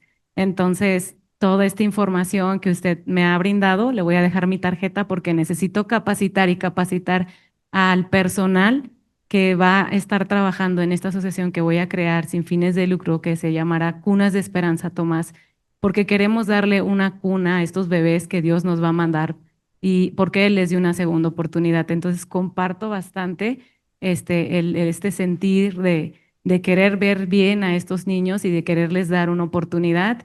He venido aquí a capacitarme y estoy encantada con toda la información que me han brindado. Y claro, estoy tomando fotos de los enlaces porque siento que una persona capacitada puede ayudar mejor. Muchas gracias. Thank you. I appreciate it. I'm happy to collaborate. ¿Alguna otra pregunta? quisiera agregar que mi hija también ha experimentado todos los resultados adversos que mencionó Erin. A pesar de eso, el conocimiento que yo tengo ha cambiado todo. Y eso es, bueno, no es lo más importante, pero sí nos ha cambiado la vida. Gracias. Tenemos otra pregunta de este lado. Muchas gracias. Me gustó mucho la presentación. Me gustó mucho la parte en la que menciona la necesidad de conversar y conversar y conversar alrededor de estos temas para reducir, pues, los prejuicios alrededor y algo que me pregunto y quiero preguntarle es cómo digamos, en una sociedad ahora tan comunicada, donde hay mucha desinformación, donde no se habla tanto de estos temas, donde sí hay muchos prejuicios, ¿cuáles son los foros que ustedes utilizan para subirlo, elevarlo y conversar científicamente y poner en el centro el problema y no la política? Yeah, thank you. We in the United States are having a lot of misinformation right now too. What we have done is our team goes around and we do actual trainings to schools, to medical providers, and provide and I am the training director at our autism center, which is where our prenatal exposed clinic also is. And so we train the next generation. And one of the things that we always do is we make sure they're asking the question of prenatal exposure or substance use during pregnancy of everybody. And we make them practice so that so they can normalize it. If we talk about it normally, it's not stigmatizing. When we hesitate and, tiptoe around it, it makes people feel uncomfortable and that it's not okay to talk about, right? And so we want to make sure we're training everyone in the area. One of the things that FISAC has done is in your bags, I believe you all have an interpreted version of stigmatizing language and ways to use more appropriate language. So we have FASD United that does great work putting out informed, well-informed and appropriate and evidence-based information to at a national level. So creating groups like that will also be helpful and important. That's my timer saying I'm supposed to be done. Tenemos una última pregunta. Tenemos una última pregunta de quienes nos escuchan por Zoom. Mi nombre es Beatriz Gamarra, soy de Paraguay. Mi consulta es, ¿desde qué edad un niño puede iniciar en los vicios? Gracias.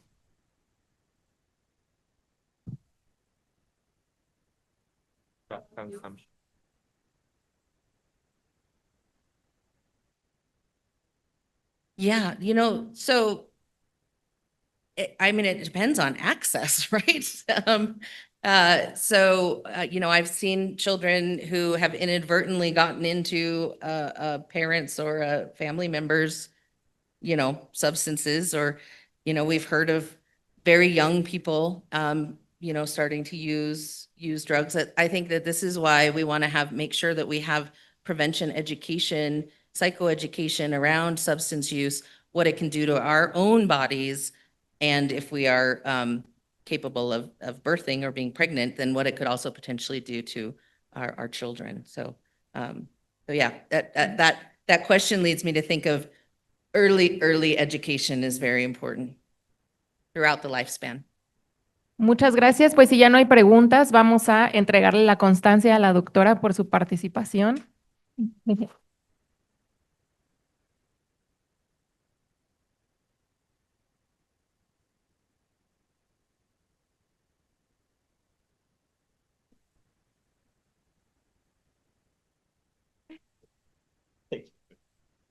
Grab my phone. Bueno, y siguiendo con nuestro programa, a continuación tenemos nuestra ponencia número 3, Genética y Epigenética en el Diagnóstico de los Teaf, a cargo del doctor Juan Carlos Centeno Ruiz. El doctor Juan Carlos es médico cirujano por la Universidad Juárez Autónoma de Tabasco, realizó la especialidad en genética médica en el Hospital General de México y la maestría y el doctorado en la Universidad Nacional Autónoma de México. Es profesor de tiempo completo en la Facultad de Medicina de la UNAM, miembro del Sistema Nacional de Investigadores en el nivel 3. Sus líneas de investigación son las causas genéticas de enfermedades hereditarias y el reconocimiento de las bases moleculares de diversas enfermedades en el humano, particularmente las asociadas a discapacidad visual. Actualmente es el profesor de pregrado y posgrado en la Facultad de Medicina de la UNAM, jefe del Departamento de Genética en la Unidad Periférica Facultad de Medicina, UNAM Instituto de Oftalmología, Conde de Valenciana, y desde junio de 2022 es el responsable de la Unidad Mixta de Diagnóstico de Enfermedades Raras de la Facultad de Medicina de la UNAM. Ha publicado más de 200 artículos internacionales en el área de la genética humana, trabajos que acumulan alrededor de 3,000 citas.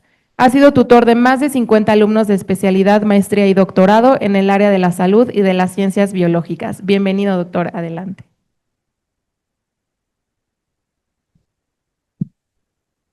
Muchas gracias. Un gusto estar con ustedes. Agradezco mucho la invitación de FISAC, especialmente a Esteban, Aranza y a todo el equipo de FISAC para presentarles este tópico que considero que también es de relevancia, justo como los tópicos previos, y es el componente genético que se encuentra también interviniendo en el desarrollo de los trastornos del espectro alcohólico fetal.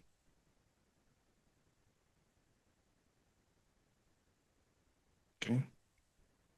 Muy bien, mi declaración de conflicto de intereses y la charla vamos a... ¿Tiene señalador? No, ok.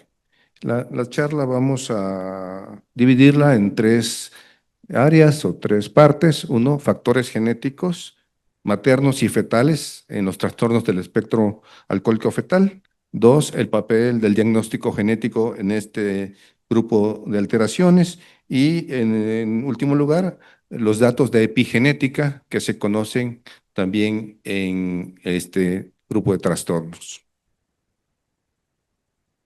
Muy bien, ya se ha hablado bastante de la incidencia, de lo que es la definición, y solamente insistir en que es la causa más común de discapacidad prevenible del desarrollo. La prevalencia varía de grupo étnico a grupo étnico, pero podemos decir que es 8 por cada 1,000 individuos, y 1 de cada 3 mujeres consume alcohol durante el embarazo. Estos datos pueden variar, como les comentaba, y tenemos que este grupo de trastornos es un espectro, como su nombre lo indica, no es un solo fenotipo, sino que tenemos diversos fenotipos o cuadros clínicos, desde el síndrome del alcoholismo fetal, un síndrome del alcoholismo fetal parcial, trastornos del neurodesarrollo relacionado con el alcohol, defectos congénitos relacionados con el consumo de alcohol y trastornos neuroconductuales asociados con la exposición prenatal al alcohol. Vean ustedes entonces que tenemos un espectro desde lo más grave hasta lo menos grave. Bien, para empezar a hablar de la genética, me gustaría que recordáramos este concepto que se llama enfermedades o rasgos multifactoriales. En genética tenemos varios tipos de enfermedades y uno de ellos se llama multifactoriales. La definición es muy sencilla. Es una enfermedad o un rasgo o un fenotipo que se presenta por factores genéticos y factores ambientales. Lo más común, la diabetes mellitus tipo 2, la hipertensión arterial, el Parkinson, todas las enfermedades de la vida adulta son de ese tipo, factores genéticos y factores ambientales. Hay otro grupo de enfermedades genéticas que es diferente, aunque lo vamos a ver más adelante, que se llaman monogénicas. Y ahí el ambiente no tiene nada que ver, sino es una mutación específica en un gen que origina una enfermedad. Fibrosis quística, hemofilia, hay 7,000 de ese tipo. Pero vamos a ver algunas porque se pueden confundir con los trastornos del espectro alcohólico fetal. Entonces, volviendo a nuestro tema, este trastorno de espectro de alcohólico fetal tiene un origen multifactorial. El ambiente, obviamente, el factor más importante es el consumo de alcohol o la exposición prenatal de un feto, de un individuo, a el alcohol. Sin embargo, dentro de ese mismo factor ambiental, tenemos diversas categorías porque tiene que ver el tiempo de exposición in útero, la dosis, la duración de la exposición prenatal. También se ha visto que la multiparidad, es decir, el número de embarazos de una mujer, tiene que ver también con el riesgo de desarrollar trastornos del espectro alcohólico fetal. la edad de la madre, la nutrición materna, todos esos son factores ambientales. Sin embargo, también tenemos la parte genética y de lo que quiero hablarles el día de hoy. ¿Se puede señalar? No, muy bien. Bueno, en la parte de su izquierda quisiera mostrarles rápidamente para hacer un recordatorio que el material genético de los humanos, en particularmente, está conformado por un alfabeto que vamos a llamarle de letras genéticas, que son 4. A, G, C y T. Esas letras se repiten muchas veces y esas letras lo que hacen es mandar un mensaje que al final, si ven dónde están los circulitos, van a codificar una proteína. Esto es muy general, ¿no? Hay diferencias. Pero lo que quiero mostrarles ahí es que tenemos la situación en que una persona puede tener una diferencia en su material genético con respecto a otra. Y eso hace que la proteína codificada por ese gen sea diferente entre una persona y otra. Y esa diferencia puede ser tan importante como un metabolismo de alguna sustancia. Y si hablamos de alcohol, eso quiere decir que una persona puede metabolizar el alcohol diferente a otra. Bien, y si vemos en la parte de abajo, tenemos ahí 5 individuos en los que 3 de ellos tienen una letra que es la A, que esa es su característica genética en esa parte específica de su material genético, pero otras 2 tienen C. Eso no significa que tengan una enfermedad o que tengan alguna alteración, sino que somos diferentes. Cada 1000 bases de nuestro material genético somos diferentes entre nosotros y eso nos da la posibilidad de la variabilidad en el humano, pero también nos da la posibilidad de modificar el metabolismo de muchas sustancias. Bien. Entonces, pasemos a cuáles son los factores genéticos que tienen que ver con el trastorno del espectro alcohólico fetal. Tenemos factores genéticos maternos y también factores genéticos fetales. Vamos a hablar un poquito de cada uno de ellos y muchas veces estos factores, tanto maternos como fetales, interaccionan para dar una mayor susceptibilidad o menor susceptibilidad a la exposición a alcohol prenatal.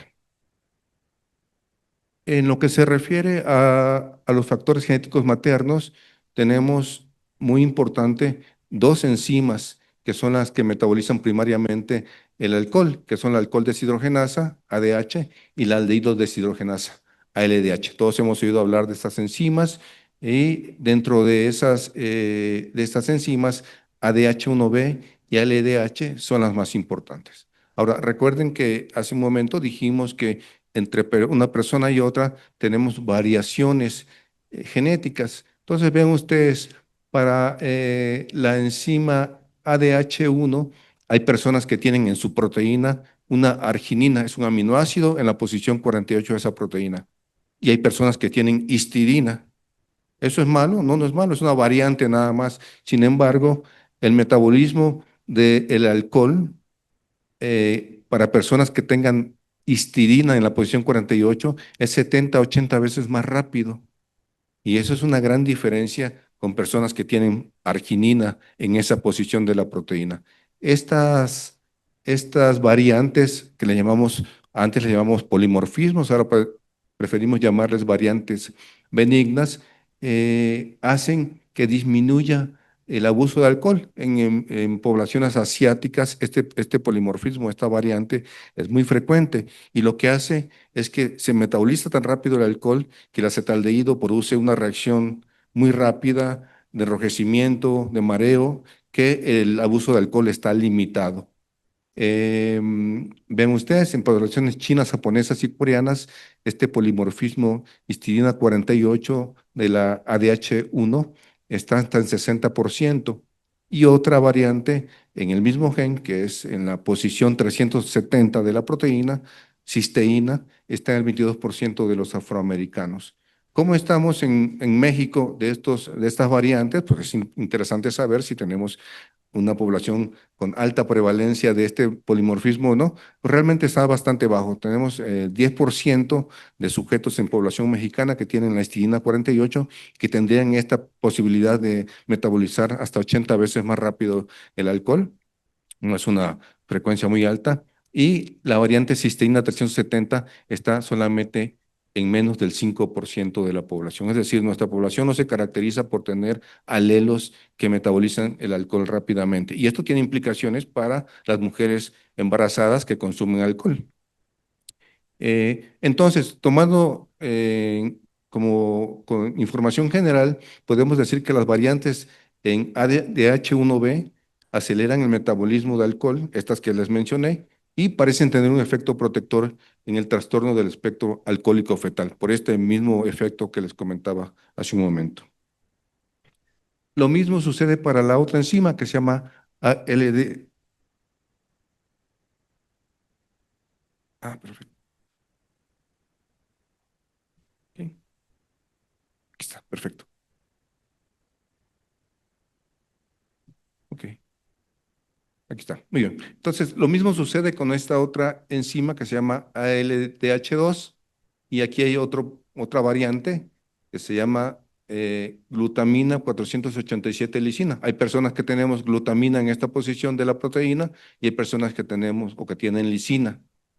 Y se sabe que quienes tienen glutamina en esa posición, su capacidad de metabolismo es 20% o menos que las personas que tienen la otra variante. Entonces también es una variante genética que tiene un gran impacto en la manera en que se metaboliza el alcohol. Hay varios estudios, uno de los más recientes hecho en Japón, que es una población que interesa particularmente porque ya mencionábamos que tienen una alta prevalencia del otro polimorfismo variante protectora. Este estudio analizó 1,727 pares de madres e hijos y se vio que el consumo de alcohol en madres que tenían el fenotipo, digamos, normal, aumentó el riesgo de retraso en las habilidades de comunicación en sus hijos. Y esto se hizo a los 3 años. Se vio el genotipo de la madre, la característica genética, si consumió alcohol, y a los 3 años se evaluó cuál era el desempeño de los niños. Entonces, las madres que tenían el genotipo normal, que es glutamina, tuvieron ese desenlace que fue que sus hijos tuvieron retraso en las habilidades de comunicación a los 3 años. Sin embargo, en madres que tenían el genotipo heterocigoto para la variante que es menos metabolizadora, a los 3 años sus hijos tenían aumento del riesgo de retraso en 5 dominios del cuestionario, es decir, no solamente en el lenguaje, sino el desempeño, memoria, etcétera. Entonces, esto nos indica claramente que sí, la exposición al alcohol es un factor muy importante para un desenlace anormal, pero la interacción con los factores genéticos también potencia ese efecto en la descendencia. Y se han identificado otros genes asociados ya no tanto al metabolismo del alcohol, sino más bien a la tendencia al abuso de alcohol. Entre estos otros están estos 3 genes y esto se ha logrado mediante un tipo de estudio que se llama estudio de asociación de genoma completo. Y es un tipo de estudio muy interesante, muy poderoso porque les comenté hace rato que cada 1,000 bases nosotros tenemos diferencias en ese alfabeto genético del humano. Pues este estudio de asociación de genoma completo lo que hace es analizar todos las variantes, que son millones de variantes entre una persona y otra, y entonces lo que se hace es comparar casos contra controles. En este caso podrían ser madres que no tuvieron, en el control es madres que no tuvieron ingesta de alcohol durante el embarazo y madres que tuvieron ingesta de alcohol durante el embarazo. Y se comparan las diferencias genéticas, estamos hablando de millones de variaciones, y nos da un resultado que tiene que ver con cuáles son los genes que están asociados. Esto es un estudio de asociación, no es directamente causal la relación, pero sí nos indican que personas que tienen variantes en estos genes pueden tener una mayor susceptibilidad para el abuso del alcohol en diferentes etapas del embarazo. Entonces, todo esto es algo que se está construyendo cada día. Las limitaciones de los estudios de asociación son que se requieren muestras muy grandes de pacientes y de controles, miles, cientos de miles para poder tener una muy buena identificación de los factores, y también se requiere su replicación en diferentes grupos étnicos, porque no es lo mismo las variantes que encontramos en Japón que las variantes que encontramos en México o en otras poblaciones. Bien, pasando a los factores genéticos fetales, también evidentemente el metabolismo del alcohol por parte del feto tiene mucho que ver en el riesgo de desarrollar el trastorno del espectro alcohólico fetal, con las variantes que ya mencionamos en ADH1B, sobre todo, pero también se han identificado genes de crecimiento intrauterino. Este es un estudio bastante interesante que fue publicado en 2008 y que se analizaron variaciones de este gen que se llama CYP17. CYP17 es un gen que tiene que ver con el metabolismo del colesterol para formar hormonas esteroideas y es muy importante durante el embarazo y durante toda la vida de las personas. Y lo que se encontró fue algo muy interesante. En pacientes que tenían, o mujeres que tenían variantes en este gen, fue más frecuente el retraso en el crecimiento intrauterino. Los niños eran más pequeñitos. Pero en las mujeres que tenían además el polimorfismo de la variante y consumieron alcohol, esa frecuencia de retraso en el crecimiento intrauterino fue mayor. Entonces, este es un ejemplo claro de la interacción entre los genes y el alcohol, en este caso en el crecimiento fetal. Este estudio fue publicado en 2008 y algunos otros estudios que también replican esta asociación. Sin embargo, son muchísimas las posibilidades. Tenemos 23,000 genes los humanos y cada gen está constituido por miles de letras. Entonces, es muy importante que estos estudios se puedan replicar en otras poblaciones. Bien, otro factor genético que se ha estudiado, sobre todo en los fetos, es una variante en un gen que se llama CTCF6 y esta variante se asoció a un menor perímetro cefálico y también a cambios de expresión en la placenta cuando la madre se expuso a alcohol de manera prenatal. Entonces, no solamente son variantes que tienen que ver con riesgo genético en la madre, sino también con alteraciones en el propio feto, como disminución del perímetro cefálico, y cuando esas variantes se combinan con un consumo prenatal de alcohol, esa variante puede también expresarse como reducción de la función de la placenta. Entonces, todo esto nos da una indicación de que los mecanismos de daño en el espectro alcohólico fetal pues son bastante variables. Bien, la segunda parte que quiero comentarles en mi charla es el papel del diagnóstico genético en los trastornos del espectro alcohólico fetal. Ya habíamos mencionado hace un momento las enfermedades monogénicas y en las charlas pasadas también el público preguntaba si había otros síndromes genéticos que pudieran simular el trastorno del espectro alcohólico fetal. Y claro que sí, hay varios. Entonces, siempre no, hemos visto que las características faciales típicas de este grupo de enfermedades pues son las fisuras palpebrares pequeñas, perdón, el filtrum liso y largo, un labio superior delgado y otras características como puede ser incluso la microcefalia y otras. Entonces, esto digamos que es el fenotipo típico, pero es muy difícil que estos datos nos puedan llevar a un diagnóstico definitivo de primera intención. De hecho, en muchas sociedades de pediatría del mundo, nos indican que el diagnóstico de este grupo de defectos debe ser de exclusión, es decir, debe producirse después de haber descartado otras causas posibles del fenotipo en el paciente, aún en presencia de una exposición prenatal de alcohol sospechada o confirmada. Es decir, no basta tener los datos clínicos fenotípicos típicos, no basta que haya una historia probada o sospechosa de ingesta prenatal de alcohol, sino que debemos de excluir otras alteraciones genéticas antes de decir, sí, este niño cumple con los criterios para defectos trastornos del espectro alcohólico fetal. Bien, y aquí les muestro algunos síndromes genéticos que tienen como característica principal, algunas de las que son comunes en el trastorno del espectro alcohólico fetal, por ejemplo, un filtrum largo y liso, es algo que se ve muy frecuente en el síndrome de Cornelia de Lange, o el síndrome de Opitz, o el síndrome de Floating Harbor, otros. También un borde delgado del bermillón, es decir, un labio superior delgado, es muy frecuente en síndrome de Miller-Diecker, en pacientes que tienen una exposición prenatal a antiepilépticos como el valproato, etcétera. Cornelia de Lange, vean ustedes que Cornelia de Lange está compartiendo estas dos características, unas fisuras palpebrales pequeñas, las vemos en síndrome de George, Dubowitz, síndrome FG, etcétera. Muchísimos síndromes. Entonces, de ahí la importancia de poder tener una evaluación completa del paciente antes de poder decir, sí, es un trastorno del espectro del alcohólico fetal. Y aquí les muestro algunos ejemplos. El síndrome de Coffin-Siris, vean ustedes, aquí vamos a comparar el fenotipo del espectro alcohólico fetal con las características típicas y las características de otros síndromes, como el síndrome de Coffin-Siris, que tiene fenotipos similares, que se puede confundir a veces, pero vean ustedes, el síndrome de Coffin-Siris está causado por mutaciones en algunos de estos 13 genes.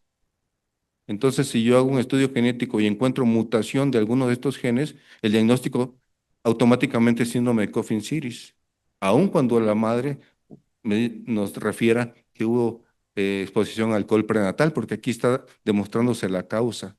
Entonces, tendría que excluir primero este síndrome con un estudio genético, que no haya mutación en estos genes, para poder definir este espectro alcohólico fetal.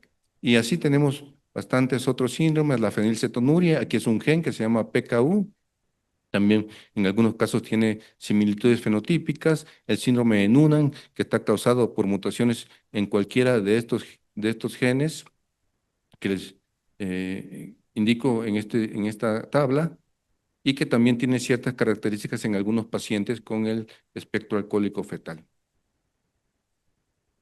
Síndrome de Slim-Ledley-Opitz está causado por mutaciones en el gen DHCR7, y esto es muy importante porque si sabemos en cualquiera de estos síndromes genéticos cuál es el gen asociado, uno puede hacer un estudio genético dirigido y decir, sí, aquí está la mutación y por lo tanto este es el diagnóstico, o decir, no, no hay mutación y por lo tanto ese diagnóstico se excluye y pasamos a confirmar o a seguir investigando un posible trastorno del espectro alcohólico fetal.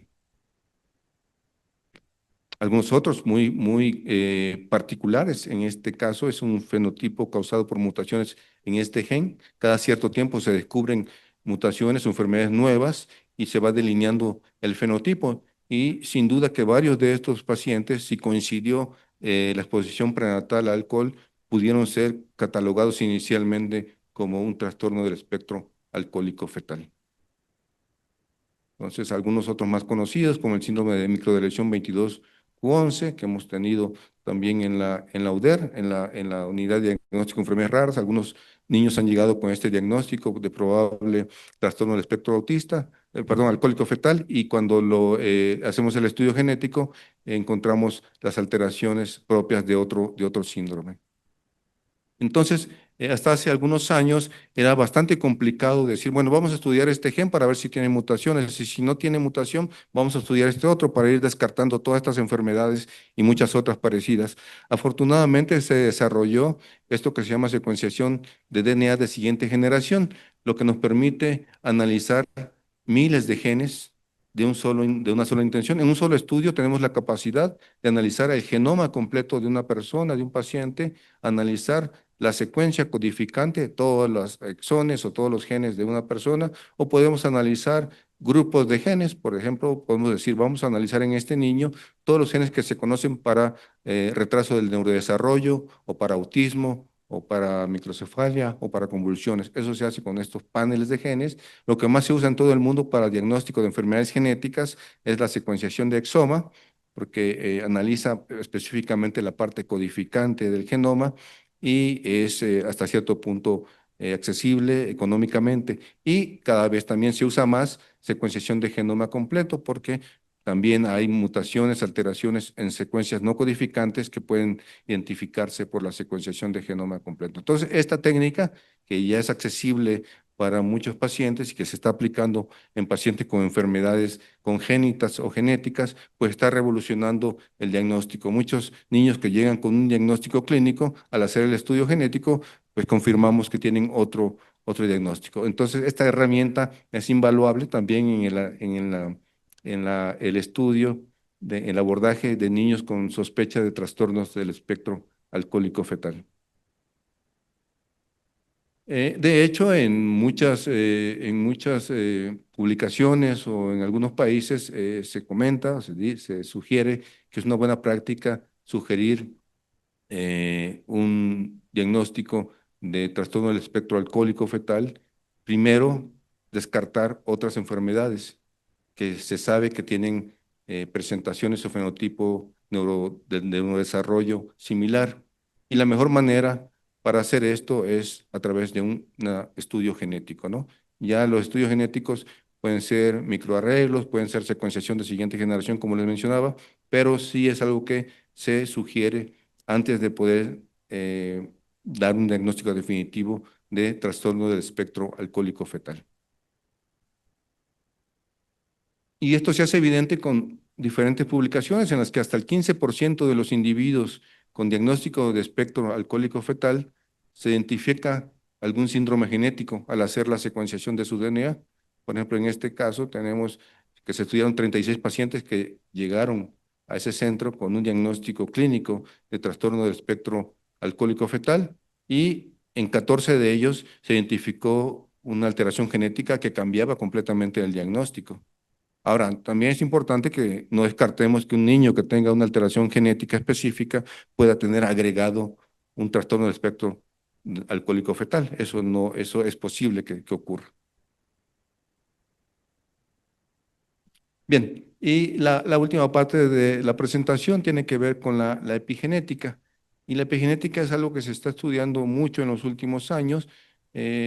Aquí son cambios en el DNA, pero no son cambios como vimos anteriormente, de una base por otra, de una letra por otra, sino que son modificaciones químicas del DNA. Entonces, la secuencia de las bases de las letras que les mostré no cambia, lo que cambia es la manera como se modifica el DNA en algunas regiones y esas modificaciones hacen que los genes se expresen de mayor o en menor grado.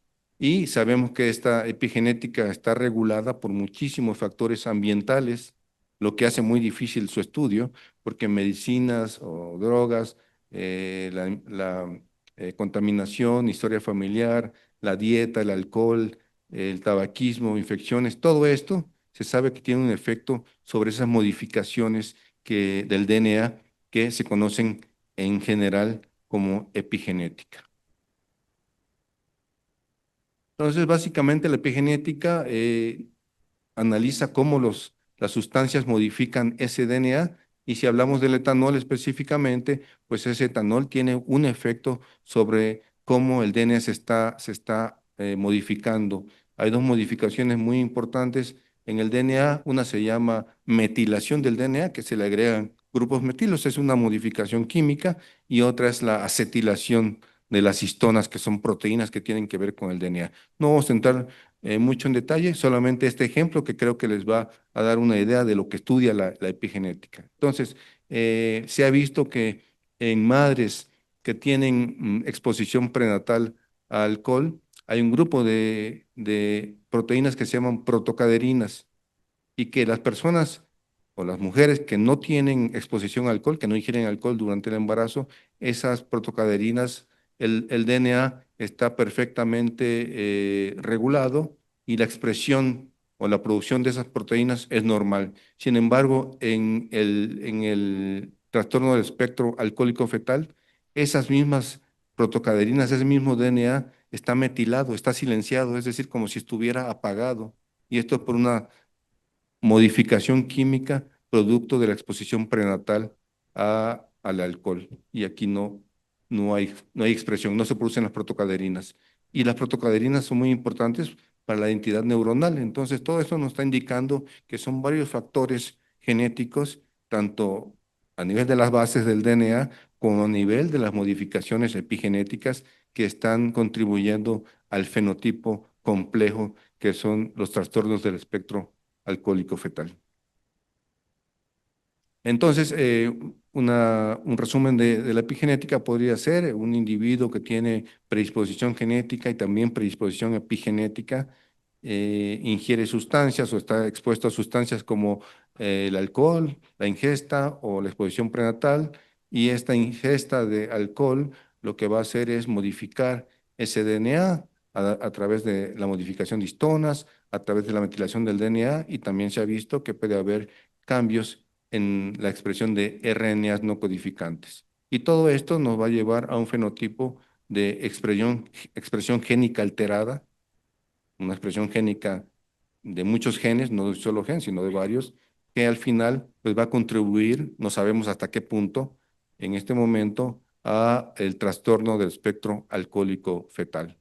¿Cuántos genes hay involucrados en estas expresiones alteradas? Realmente no se sabe, porque muchos de estos estudios se han hecho en modelos de animales, sobre todo en pez cebra, se ha hecho mucho en ratón, en algunos otros mamíferos, pero sí tenemos ya muy buena idea en la literatura de cuáles son las vías que están alteradas de manera epigenética, por cambios epigenéticos, y hay genes como estos que están aquí que tienen que ver con una apoptosis.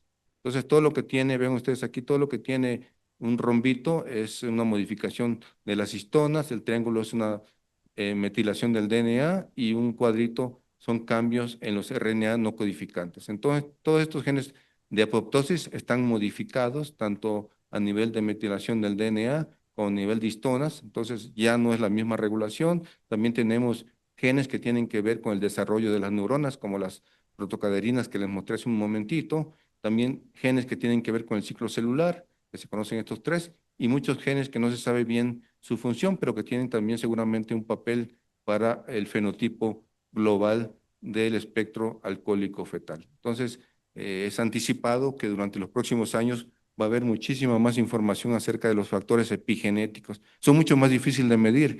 Es mucho más fácil ir al DNA y saber si una persona tiene citosina o timina en una posición. Eso es definitivo. Sin embargo, medir la epigenética o los factores que alteran la epigenética no es tan fácil, pero seguramente en los próximos años vamos a ver mucho adelanto en esta área.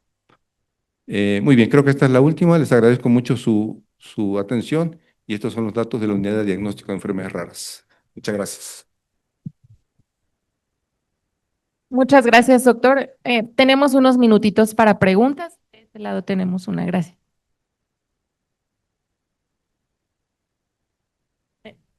Sí, me parece.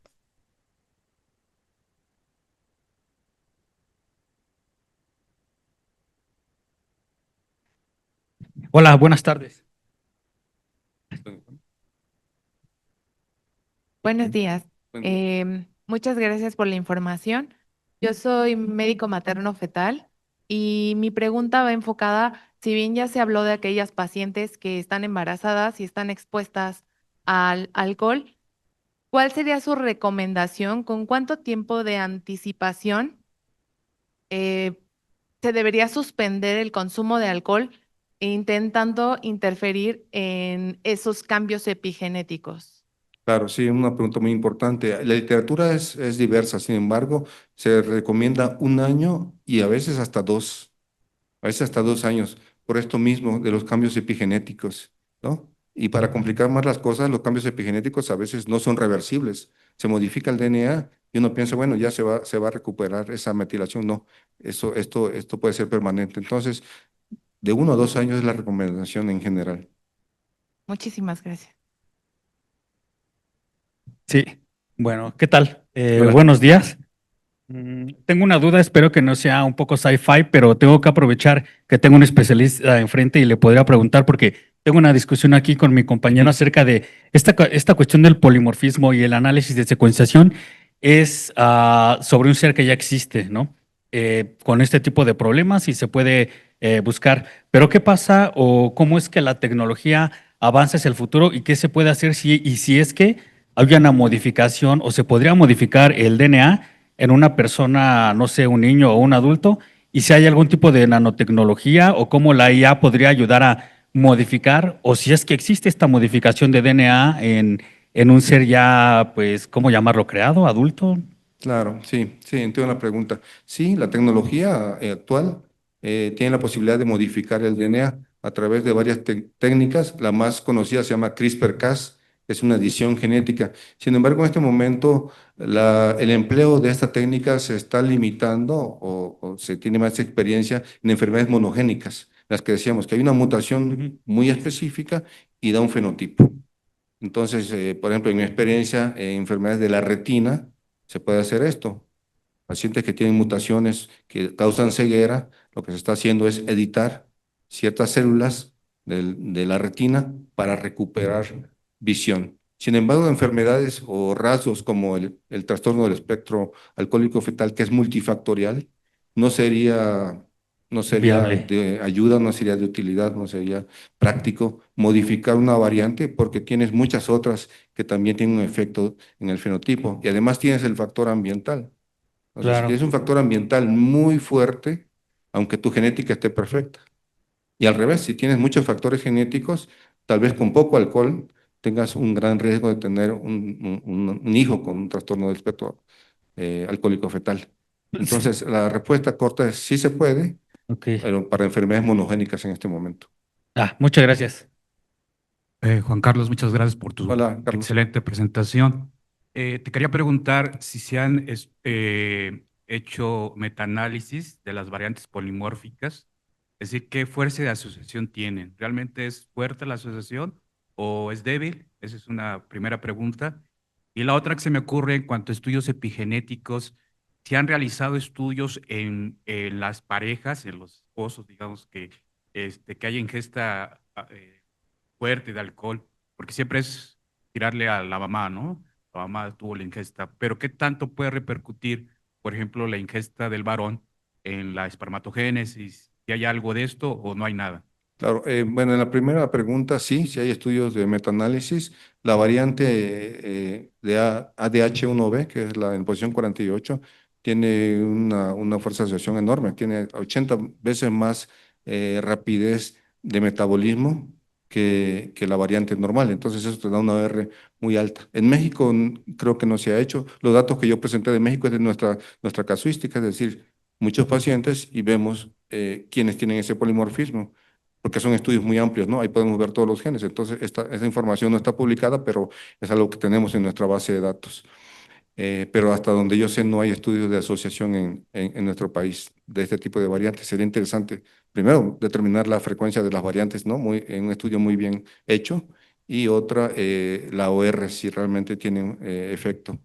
Y de lo que yo sé de los padres, sí hay un efecto en del alcoholismo paterno o de la ingesta paterna de alcohol que se asocia principalmente a cambios de metilación en el DNA del espermatozoide. No tengo mucha información en este momento de cuánto sería la OR o cuánto, si hay un efecto sinérgico con la exposición materna, pero seguramente debe haber ya algunos estudios. Gracias. Muchas gracias por su presentación. Yo quisiera Gracias. preguntarle, también el ambiente enriquecido tiene cambios epigenéticos, ¿no es así?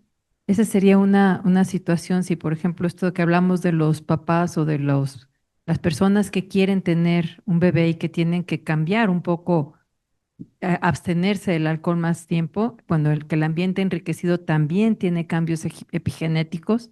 Ese sería un comentario que me gustaría oír. Y la segunda es, si estos niños con esos déficits que se atribuyen a cambios, a mutaciones claras, también se verían beneficiados con estas intervenciones de las que nos han estado hablando, porque estoy pensando en niños diagnosticados fenotípicamente como niños afectados por el trastorno, que pues tal vez no lo están, pero igual se benefician. Muchas Claro. gracias. Sí, muchas gracias, muy interesantes las dos preguntas. En el primer caso, definitivamente que tiene efecto sobre la epigenética, muchísimos factores. La limitante es poder estudiar de manera transgeneracional el efecto epigenético, ¿no? Porque en un modelo de ratón se puede tener la primera generación, segunda, tercera y rastrear el efecto epigenético.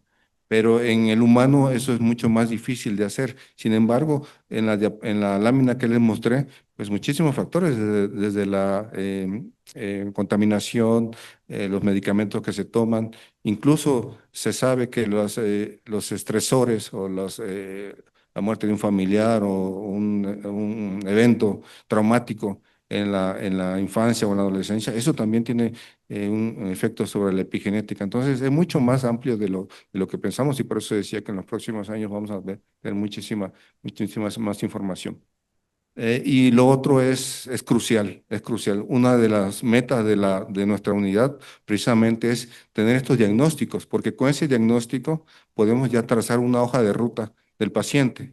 Es decir, ¿cuál es tu diagnóstico genético? Síndrome de Coffin-Siris, por decir algo de los que mostré, ¿no? Entonces sabemos que al síndrome de Coffin-Siris o niños con este diagnóstico tiene que verlo el cardiólogo, tiene que verlo el nefrólogo, tiene que verlo el psicólogo, tiene que verlo el urólogo, todo lo que se pueda ver en ese niño, obviamente basado en la literatura, se puede hacer.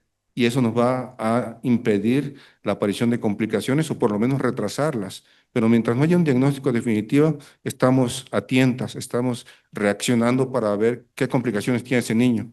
Y eso está cambiando ahora, con la posibilidad de analizar todos los genes de una persona.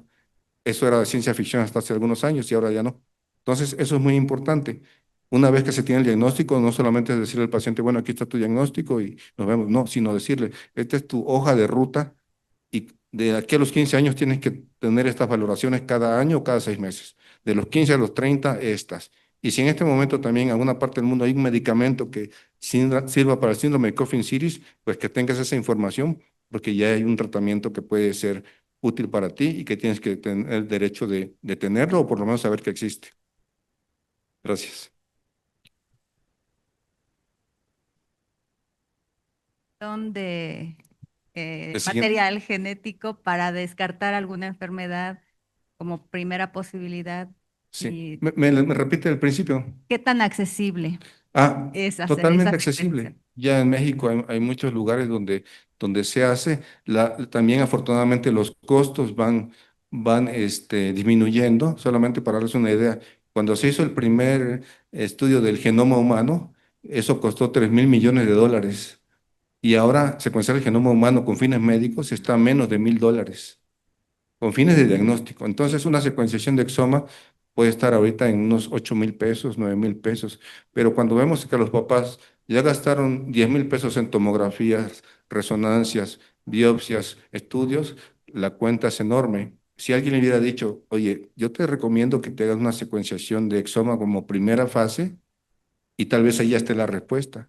Y sí, eso es lo que estamos tratando de cambiar en este gran grupo de enfermedades genéticas, que es que las familias y los médicos también se sensibilicen a que hay una prueba genética que puede ser determinante en poco tiempo dar un diagnóstico y acortar lo que se llama odisea diagnóstica, que son años que pasa el paciente de médico en médico buscando un diagnóstico. Gracias. Hola, ¿qué tal? Muchas gracias. Aquí estoy. Soy mamá adoptiva. Mi hijo llegó con nosotros cuando tenía 3 años. El niño llegó, el problema que veo también muy grande en mi caso es que, por ejemplo, el DIF nunca nos dio toda la información necesaria de dónde venía el niño. Ha sido una lucha muy grande. Mi hijo el día de hoy tiene 9 años. Tenemos casi la certeza de que el niño tiene síndrome de alcohólico fetal, pero ha sido un caminar muy difícil, como lo menciona, estudios neurológicos, psicológicos, y no hemos llegado al punto. Como papás estamos sumamente preocupados por empezar a trabajar con él. Nos hemos enfocado muchísimo a él en todos estos años.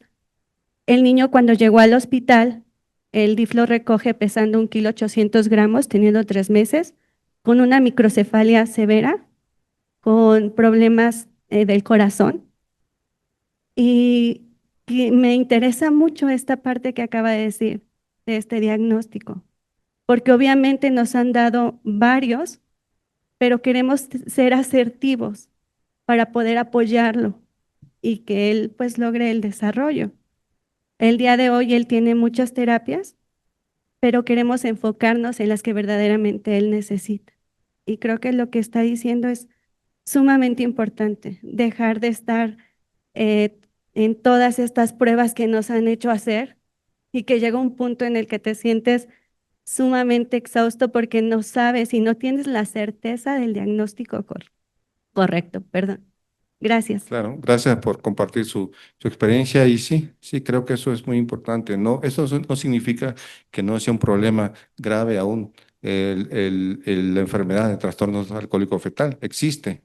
Sin embargo, lo que se prefiere ahora, o lo que es importante es poder descartar otras enfermedades, que antes era imposible hacerlo, no había la tecnología, ahora sí tenemos la tecnología. Y si después de la tecnología no tenemos una causa clara y tenemos todos los factores y los criterios para el trastorno alcohólico fetal, pues ya podemos decir con certeza, este es el diagnóstico. Entonces, bueno, estamos a sus órdenes en la unidad por si necesita valoración, necesita orientación, con mucho gusto.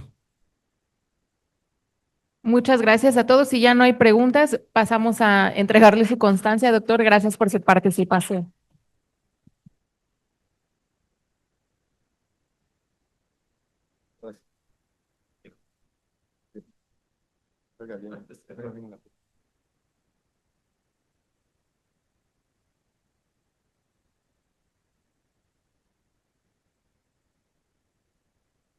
Bueno, antes de pasar al coffee break, quisiéramos comentarles que en todo este tiempo en el que hemos estado juntando a los expertos en el tema, hemos estado en pláticas para poder tener algún entrenamiento o una capacitación mucho más específica para quienes estén interesados en fortalecer estas habilidades o en entrenarse para ustedes también desarrollar habilidades clínicas en su práctica.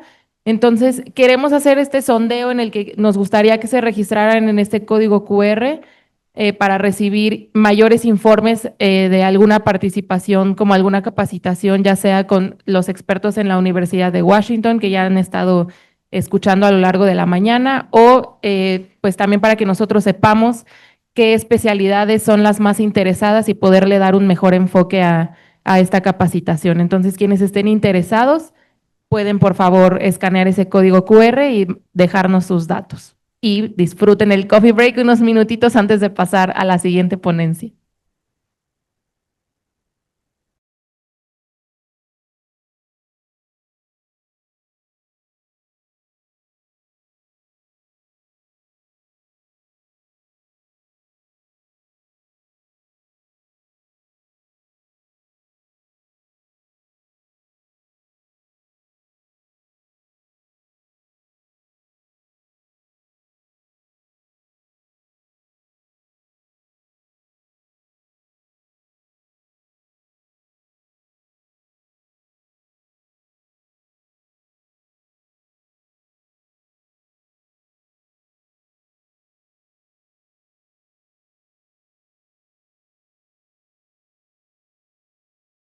Hola, ¿qué tal? Vamos a continuar con nuestro programa.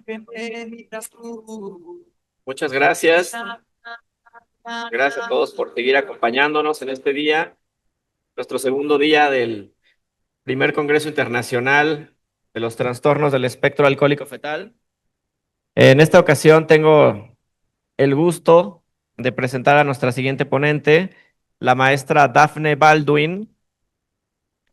Nada más para que todos lo tengamos muy presente, nuestro congreso se ha dividido en dos grandes secciones. El día de ayer correspondió a la etapa prenatal y el día de hoy estamos abordando lo que le conocemos como lo postnatal, es decir, ya que nació el bebé, ¿qué se hace, no? ¿Cómo se diagnostica? Y en el siguiente bloque vamos a ir abordando cuestiones como lactancia, programas de apoyo familiar o cómo incide los trastornos del espectro alcohólico fetal en el sistema de justicia penal, es decir, ya una visión más de derecho. En este momento les presento a la maestra Daphne Baldwin Monroy. Ella es licenciada en nutrición por la Universidad Nacional Autónoma de México y maestra en nutrición clínica por la Escuela de Dietética y Nutrición del ISSSTE. Se desempeña como nutrióloga adscrita a las áreas de terapia intensiva y neonatología en el Instituto Nacional de Pediatría, donde participa activamente en el soporte nutricional de pacientes en estado crítico. Es profesora de posgrado en la maestría en nutrición clínica en la Universidad de Anáhuac del Norte y el Instituto Tecnológico de Monterrey y cuenta con más de una década de experiencia docente. Su trabajo combina la práctica clínica con la investigación en nutrición pediátrica, con reconocimientos en foros internacionales como Aspen 25, Comprometida con la formación de profesionales de alto nivel, impulsa una visión humanista y colaborativa de la nutrición enfocada en mejorar la salud infantil. Es un gusto tenerte con nosotros, Dafne. Adelante.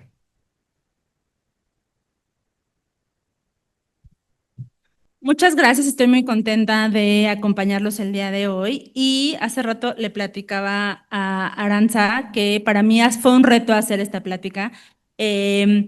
Ha sido muy interesante lo que encontré. Estuve compartiendo experiencias con mis compañeros pediatras, con algunos colegas, para ver qué opiniones tenían, qué tanto sabían, cuáles eran las recomendaciones que ellos daban, si habían tenido alguna capacitación a este respecto, y les voy a traer un poco de mi experiencia y lo que encontré en la literatura. Entonces vamos a hablar brevemente de qué tanto está el consumo durante la lactancia, si hay factores sociales que los pueden acompañar, que los pueden determinar, mitos alrededor de esto, algunos efectos en la lactancia y en el lactante, qué nos dice la evidencia, algunas recomendaciones tanto mías que conjunté a lo largo de la revisión de la literatura y que nos dan las recomendaciones internacionales claramente, y pues vamos a tratar de dar unas conclusiones juntos. Vamos a ver qué tan de acuerdo estamos a este respecto y me encantará oír sus puntos de vista también. Entonces, primero que nada, esta es la primera parte que vamos a hablar sobre la lactancia. Para nadie es novedad que la leche humana es un elemento vivo. O sea, la leche humana tenemos que entenderlo casi como un fluido, ¿no? Hay personas que le dicen que se parece mucho al plasma, va cambiando a lo largo del tiempo, es una mezcla de sustancias que hasta el momento no han logrado ser ni siquiera cercanamente imitada, igualada. Hay diversos componentes, que ese es un punto clave. O sea, hay diversos componentes que están ligados a la parte de la leche humana, como es la nutrición, la función inmunológica, la función metabólica y la función biológica. Si bien es cierto, las fórmulas alcanzan a suplir y trabajan arduamente en lograr tener lo más parecido en cuanto a la nutrición, a lo mejor en cuanto a la función inmunológica se está trabajando mucho, la parte metabólica y la parte biológica sigue estando lejos de podernos dar o de poder alcanzar lo que esperamos poder tener. Entonces, este es un punto muy importante a considerar como antecedente para hablar de esta otra parte.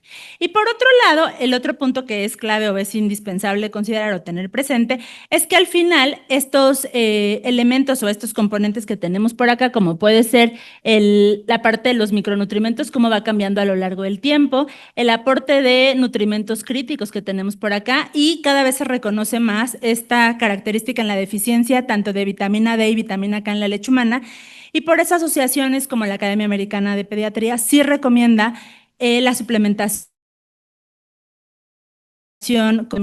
una vez que está recibiendo lactancia materna exclusiva.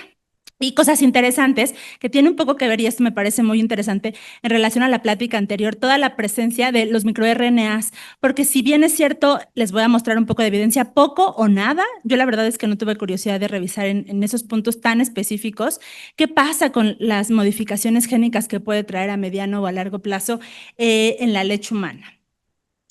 Y entonces, algo que es muy importante es que el consumo del alcohol en este periodo sigue siendo un tema donde aparentemente todo mundo tiene una opinión al respecto.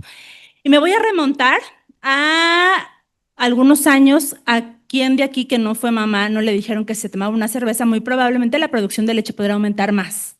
Y si me remonto, les traigo un estudio que es viejito, pero es interesante, el consumo de pulque, por ejemplo. Entonces, al final del día, aparentemente es un tema donde muchas personas tienen una opinión y no necesariamente podemos estar necesariamente acompañados de la mayor evidencia, porque les voy a decir un spoiler. La evidencia tampoco es contundente hacia ningún punto. O sea, hay como muchos aristas hacia donde tenemos o no tenemos que ahondar o tenemos que avanzar. Entonces, en ese sentido, pues también se vuelve interesante esa parte.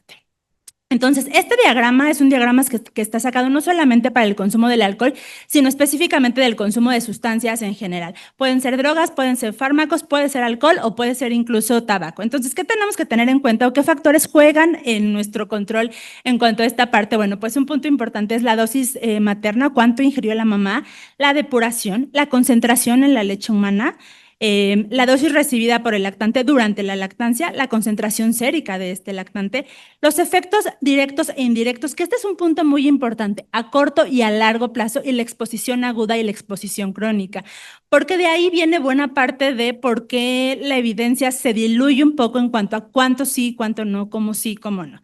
La composición de la leche humana, que sabemos que sí se va o que se está modificando, cosas como un poco anticlimáticas como la conducta materna, o sea, tenemos que tener presente también esa parte, y la concentración plasmática y materna. Entonces, al final, todos estos factores interactúan y se correlacionan para poder tener un efecto. Puede ser muy negativo, medianamente negativo o prácticamente imperceptible para el consumo de la sustancia durante la lactancia.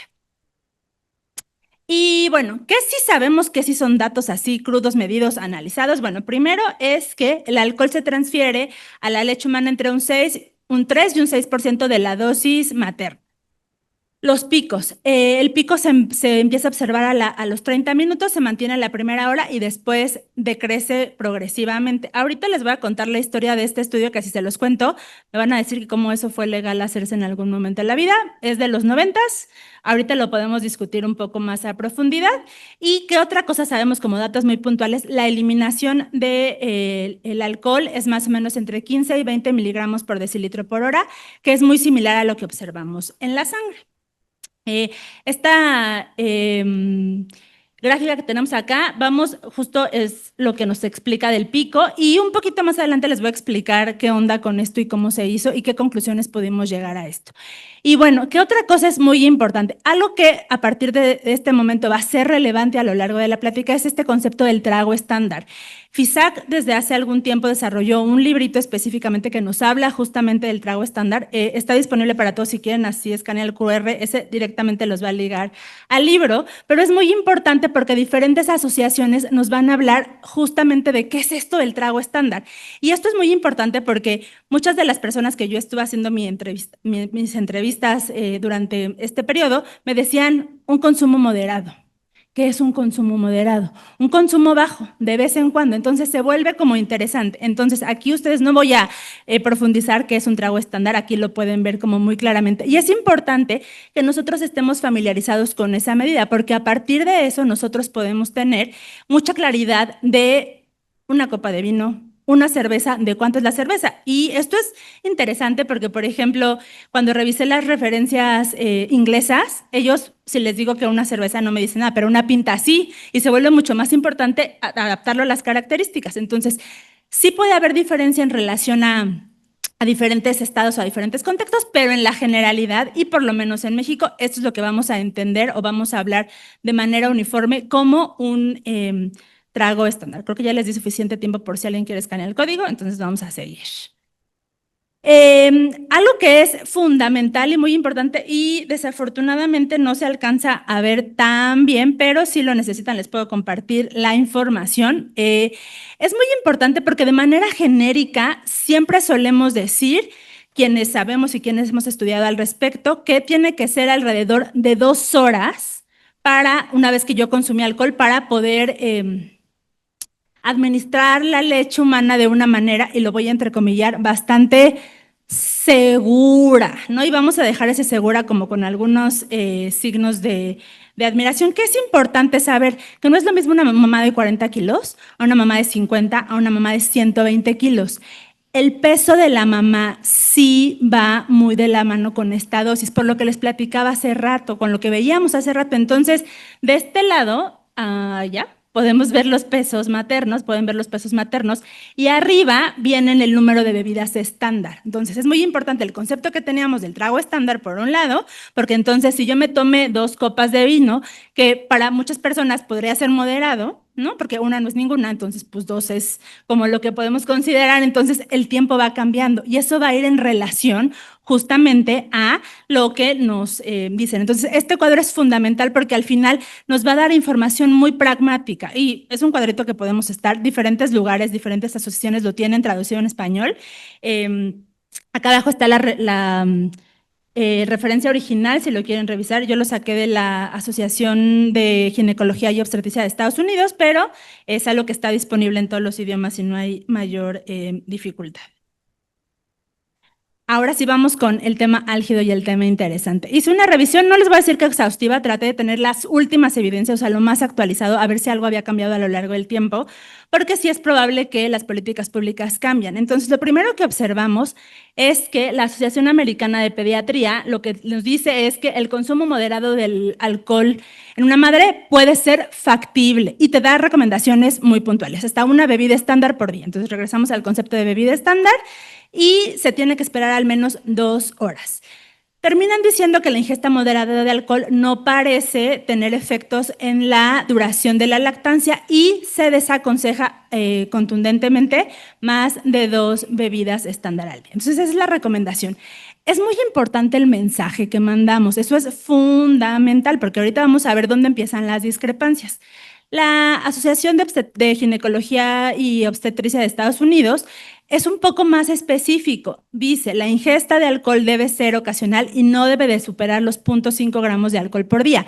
¿Dónde empieza la parte problemática? Que si yo le digo a la mamá, tú puedes consumir 0.5 gramos de alcohol por día, va a decir que bueno, ¿y eso qué es? ¿Cuánto es? ¿Cómo me lo tomo? Entonces, al final tenemos que dar recomendaciones un poco más pragmáticas, que es un poco regresar al trago estándar, más o menos la primera imagen que les enseñé, la imagen de las horas y de los tragos, está basada en esa, y esperar 2 horas, ¿no? Que les digo que es como un peso estándar de una mujer. Y aquí hay que tener cuidado, porque el peso promedio que ellos marcan son 60 kilos. Entonces, piensa en población mexicana, ¿quién pesa 60 kilos, no? Entonces, y entre más pesados seamos, el tiempo probablemente tenga que ser diferente. Acuérdense que la Academia de Lactancia Materna tiene como unos protocolos específicos que todos, cualquier duda que tengamos de la lactancia los podemos consultar y nos da como una respuesta rápida con pros, contras, evidencia y no, o sea, el objetivo de esos protocolos es leerlos rápido y tener como una conclusión en la consulta o en algo que nos, sin hacer una revisión exhaustiva, ahí solemos tener la información más actualizada. ¿Qué dice este protocolo? Que es el protocolo 21, no sé por qué no lo puse, pero es el protocolo 21, que el consumo ocasional en cantidades moderadas y esperando 2 horas después de la ingestión es bastante seguro, ¿no? Entonces, hasta aquí nadie nos ha dicho que no se debe de consumir. Ese es un punto muy importante. No hay una recomendación hacia no, o sea, evitemos el consumo. O sea, no hay nada de 0 alcohol durante la lactancia hasta este punto. La Asociación de la Secretaría de Salud o el equivalente de Reino Unido, ellos sí, cuando tú abres la página te dicen, lo más seguro es no consumir alcohol. La manera más segura de evitar cualquier problema es 0. Y en segundo lugar ya te empiezan a decir si es inevitable o si necesitas tener un consumo de alcohol, no más de una bebida estándar y esperar 2 horas. Y es las pocas recomendaciones que yo revisé como a primera vista, no entrando en profundidad porque todas en profundidad sí lo mencionan, sino a primera vista lo primero que te dicen es, si tú consumiste un trago, por favor, no te duermas con el niño, ni en el sofá, ni en la cama, y necesitas tener a una persona que no haya consumido alcohol al cuidado. Esto es muy interesante porque ahorita que les muestre las prevalencias, vamos a ver qué países son donde hay más consumo de alcohol. Moviéndonos un poco, la Asociación Española de Pediatría lo que nos dice es el alcoholismo es incompatible con la lactancia. No son precisos en qué es alcoholismo, cuántas bebidas van a ser necesarias para tener esta aseveración. Tomar alguna bebida en consumo moderado no puede tener ninguna o puede no tener ningún riesgo. No se debe dar pecho y eso también hacen la recomendación y ellos incrementan el tiempo a 3 horas, ellos marcan como una pauta segura a 3 horas.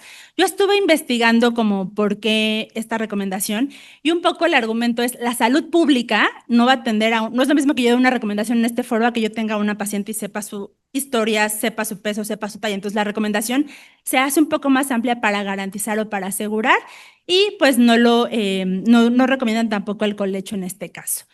En Chile dicen que no, son otro de los lugares donde se recomienda evitarlo o cesarlo y no existe un consumo seguro. Eso es muy importante. No es lo mismo se reduce el riesgo a es un consumo seguro. ¿Por qué no es un consumo seguro? Porque el alcohol pasa por la leche, punto. Ese es como la clave o el mensaje crucial. ¿Qué dice la Secretaría de Salud? Y lo dice en grandote, se recomienda evitarlo. O sea, de entrada te dice evítalo. Sí, de vez en cuando, consumo ocasional, y ahí hablan de 60 mililitros, que si nos remontamos 60 mililitros, depende de qué bebida, y podrían ser 2 bebidas estándar, puede ser bastante seguro, pero es indispensable consultarlo con el médico. Y creo que repetí otra vez Reino Unido, pero bueno, ya les había contado un poco de esto. Entonces, ¿qué sabemos o qué tenemos? Hay mensajes contradictorios. Hay una falta de consenso general que genera confusión y ansiedad en las madres y en los lactantes. Y es muy importante clarificar la evidencia.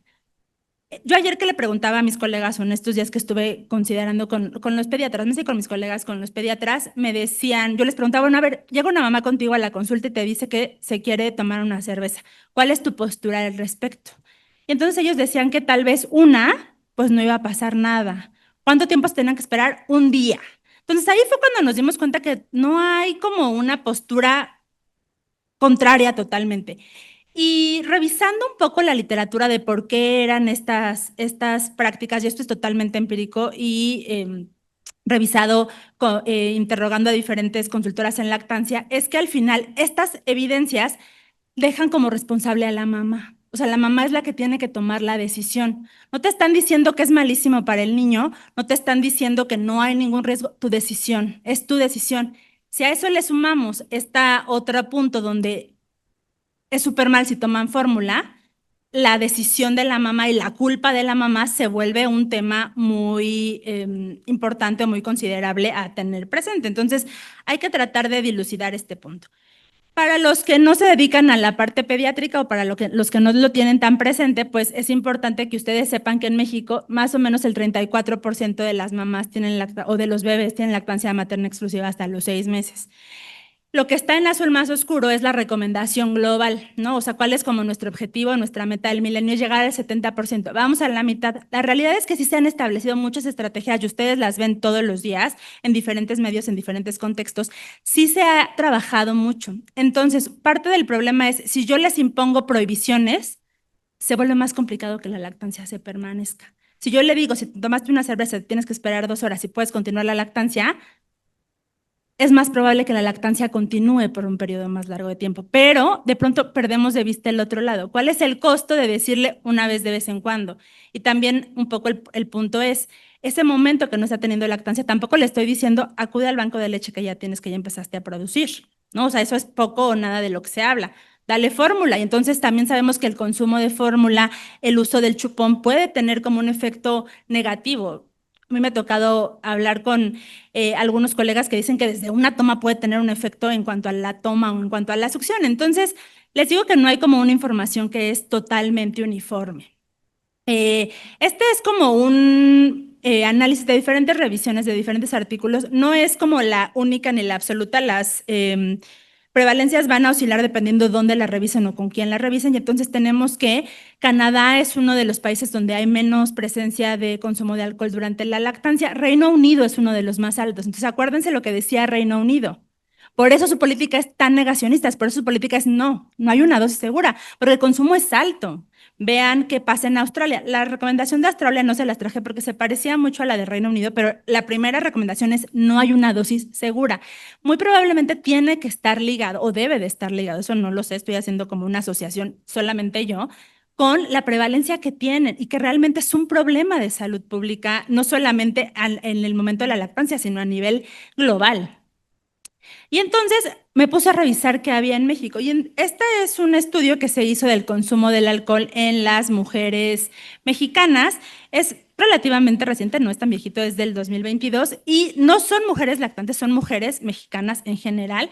Y se analizaron como las causas o las razones por las cuales se decide consumir alcohol. Y tiene que ver con actitudes, como que se asocia a factores positivos o a factores negativos, o sea, como si tomo, me olvido de mis problemas, que no se ha puesto una buena exceso de bebidas porque las cortaron, ¿no? Entonces tiene que ver como a esta parte de ese punto, a motivos personales o a motivos de pareja, la interacción social, que es algo que se repite y van a ver que se va a repetir a lo largo del tiempo, la interacción con la pareja, la interacción con los amigos, la necesidad de tomar alcohol como parte de una celebración, como parte de un evento. Y esto que les digo, o sea, esta frase de una no es ninguna, ¿a quién no se la han dicho cuando está teniendo un proceso de abstinencia total? Entonces, eso es muy importante.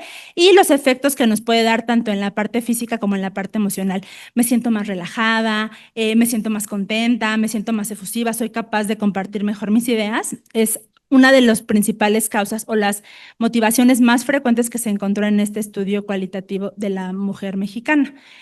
Y ahora sí vamos a entrar con algunas, pues, cosas que observamos o que sabemos. Es un estudio, estos estudios la verdad es que sí son bastante, pues, viejitos, no encontré nada más reciente. Este es del 2004, es un diseño de corte donde se les evalúa a las mamás y a los bebés hasta 57 meses y se evalúa el consumo de pulque. El consumo de pulque durante el embarazo es del 69%, es una zona rural, nada más se me faltó aclarar, es una zona rural. 69% durante el embarazo, 72% durante la lactancia. La ingesta promedio más o menos son 120 gramos a la semana durante el embarazo y 114 gramos durante la lactancia. Que sabemos pues que es un consumo elevado y sí se asoció, que era un poco parte del objetivo del estudio, se me olvidó decírselos, con el crecimiento de los niños. Las puntuaciones Z de los niños que tenían un consumo más alto fue menor, no necesariamente asociado hacia desnutrición, sino más bien las Z-score eran más pequeñitas, tanto de peso como de talla.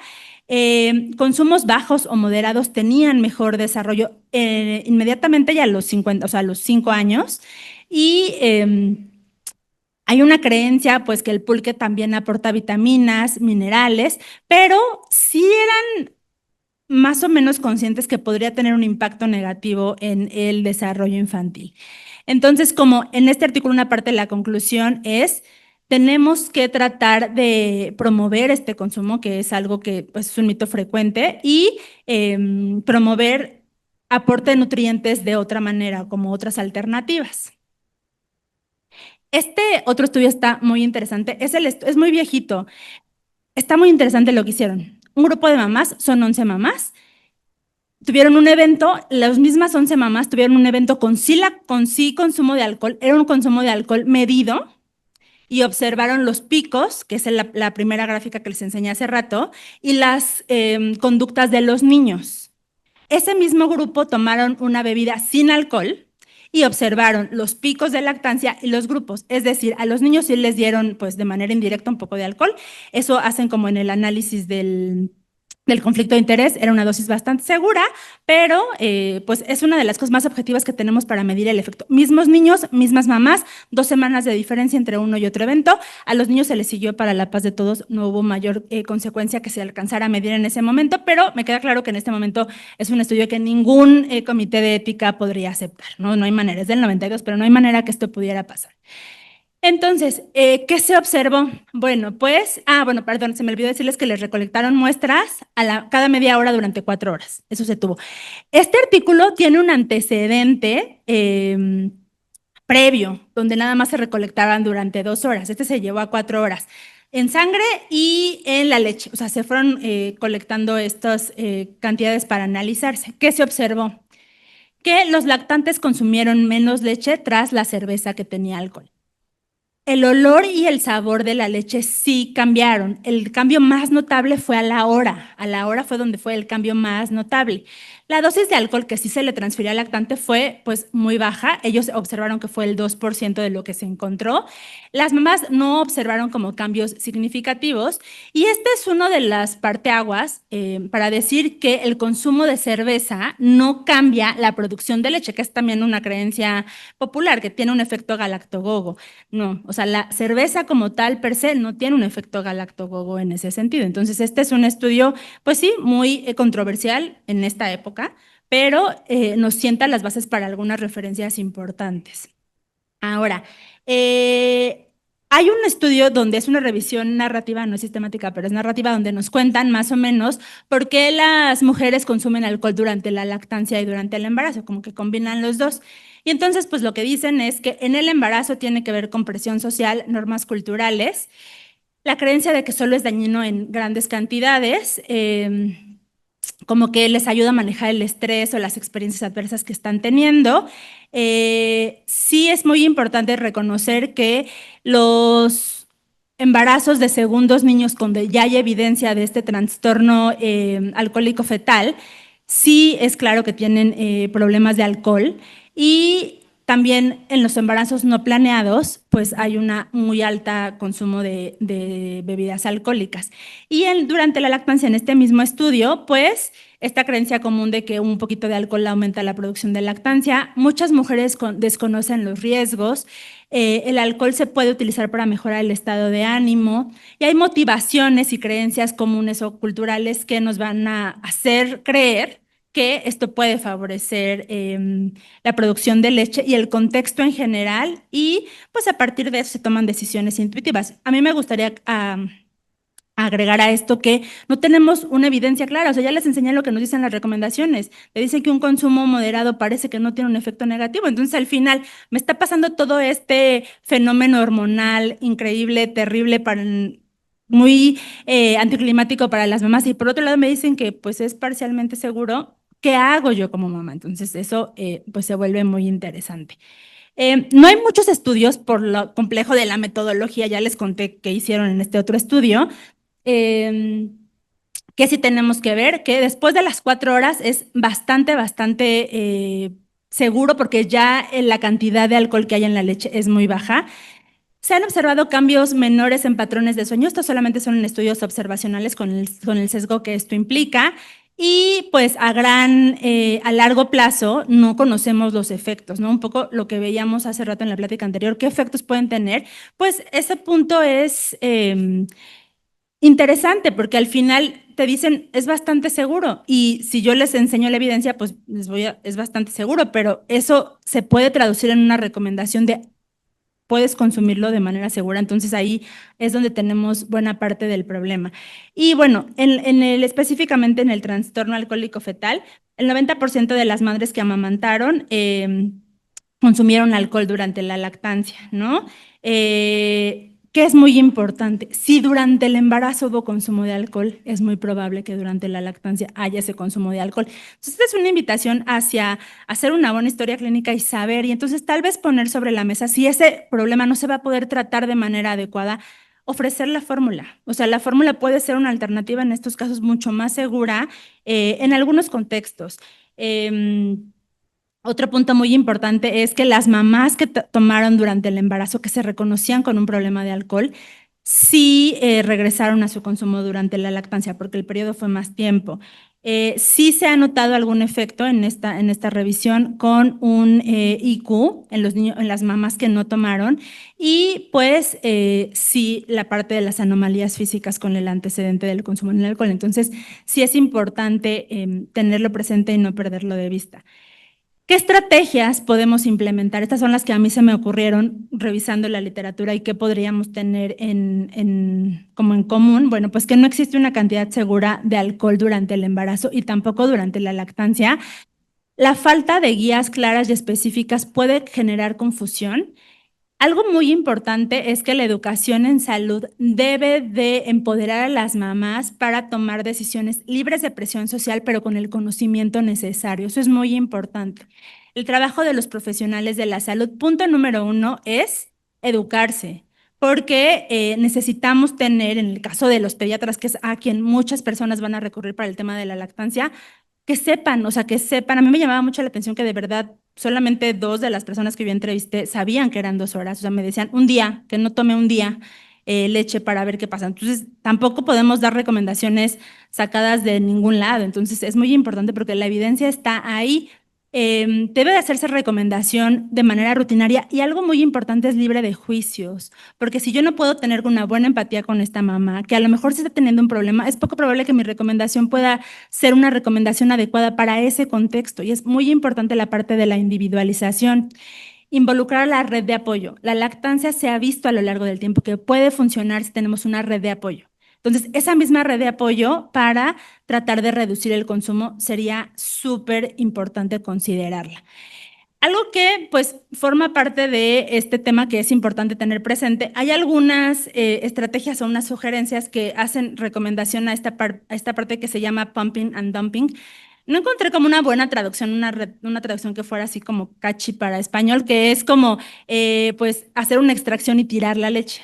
Se creía o se tiene la creencia de que si yo me extraigo mucha leche y la voy sacando, no se la doy al niño, pero la voy extrayendo y la voy tirando, pues se va a hacer mucho más rápido esta parte de la eliminación. No es cierto.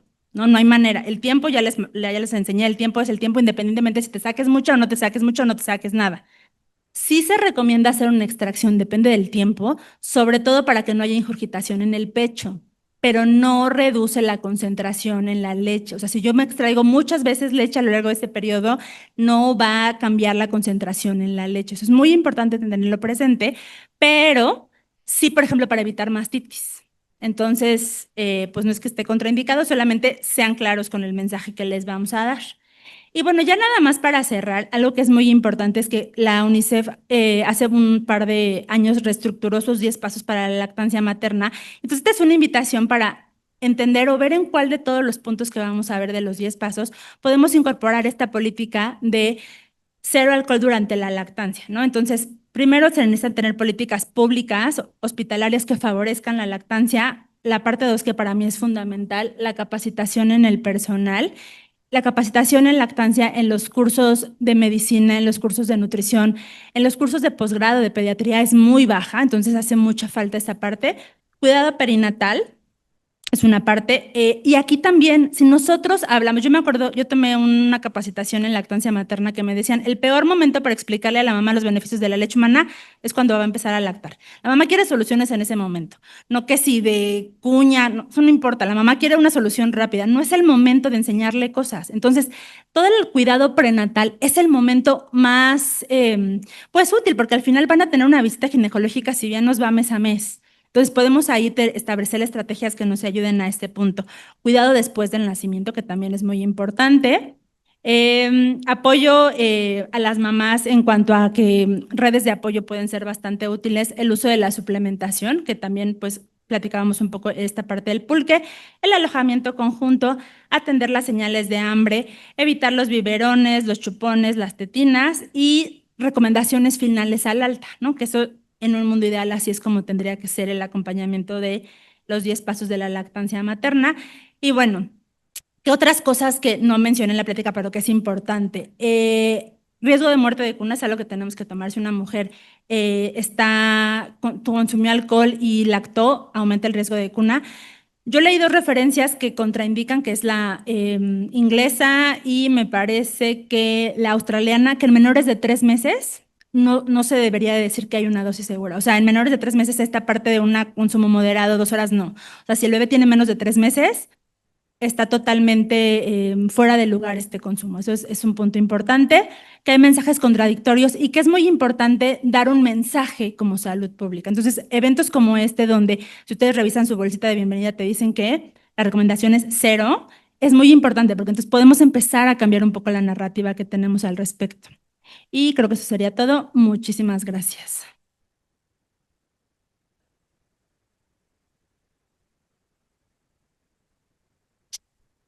Gracias, Taf. Tenemos tiempo para preguntas, no sé si alguien quiera hacer una pregunta.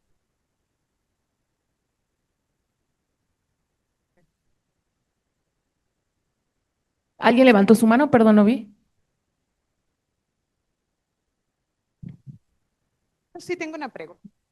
Respecto a las tiras reactivas que han salido precisamente para medir la presencia de alcohol en la leche materna, ¿qué tan recomendable es recurrir a esas prácticas pensando en que hay una mamá que tiene toda esta presión social y que sí está intentando como recuperar un poco estas actividades? ¿Será algo recomendable, no, para evitar este estigma, o más bien sería algo que pudiera estar reforzando este otro mensaje que pudiera ser seguro, entrecomillado? Mira, yo revisé esta recomendación, no la puse porque no hay nada como oficial, o sea, no hay como una recomendación oficial o una postura oficial. No están estandarizadas para todos los países, entonces eso también se vuelve un poco medio que contradictorio en ese sentido. Y hay que ver la lactancia desde dos posturas. Si tomarte una copa de vino puede favorecer la lactancia por más tiempo, no lo sé. O sea, al final es una respuesta que yo hoy no tengo. Entonces, no sé si favorece el consumo o favorece la lactancia. O sea, ese es como el gran dilema que tenemos que tratar y ponernos de acuerdo cuál es el mensaje que tenemos que mandar. Yo creo que depende mucho a quién le estás dirigiendo la recomendación. Yo en este foro no podría decirles nunca, pero si yo conozco a la mamá, conozco los antecedentes, conozco el entorno, conozco el contexto, tal vez mi respuesta no sería la misma. No sé si sería absoluto no o absoluto puede ser, pero creo que es muy importante saber hacia dónde va dirigido el mensaje o a quién le estamos dando nuestro mensaje. Bueno, pues si ya no tenemos preguntas, Dafne, te entregamos tu constancia, te agradecemos mucho tu participación.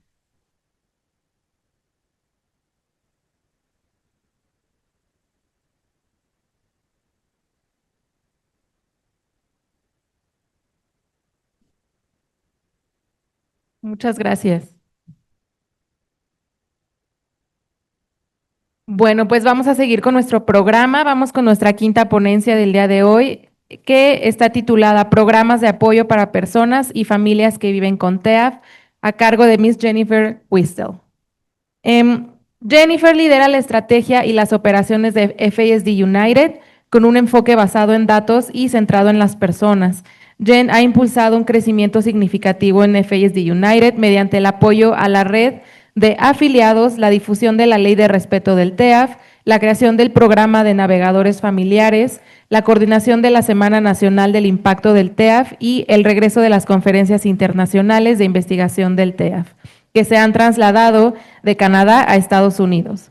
Antes de trabajar en FISD United, Jen dedicó más de 20 años a apoyar empresas en recursos humanos, selección de personal y operaciones, y formó parte de diversas juntas directivas y paneles asesores a nivel internacional. Jen fue productora ejecutiva del galardonado cortometraje The FISD Project y es la orgullosa madre de 3 jóvenes adultos con TEAF y otras exposiciones prenatales a sustancias. Bienvenida, Jennifer.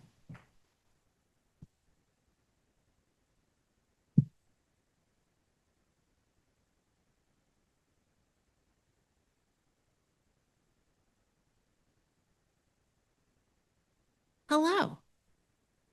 Hola.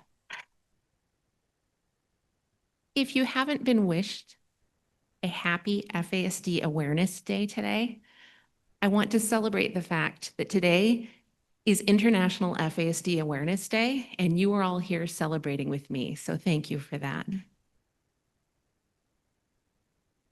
I'd also like to give a huge thank you to Jessica, Esteban, Aranza, and the rest of the team at FISAC. They have done a remarkable job with this conference, and I am so grateful to be here. I am someone who wears 2 very different but deeply connected hats. I am the Chief Operating Officer of FASD United, which for the last 35 years has been the national organization on support and prevention of FASD in the United States. And I'm the proud mom to 3 extraordinary young adults with FASD. So I come to this conversation with data on my laptop and snacks in my purse. Over the years, I've sat in many, many conference rooms talking about budgets, policy, program design, prevention, but I've also sat in school meetings, emergency rooms, court hearings, therapist appointments, intervention appointments, advocating for my children, navigating a world that too often doesn't understand fetal alcohol spectrum disorders. My perspective is shaped by both my professional role and my parenting journey. I've got a few gray hairs to prove it.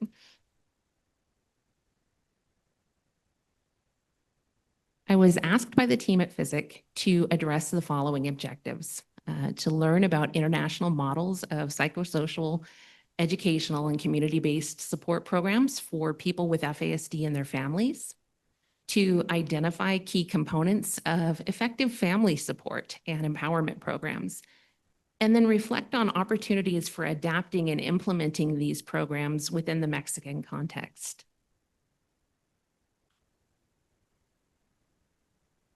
There's my kids. They're awesome.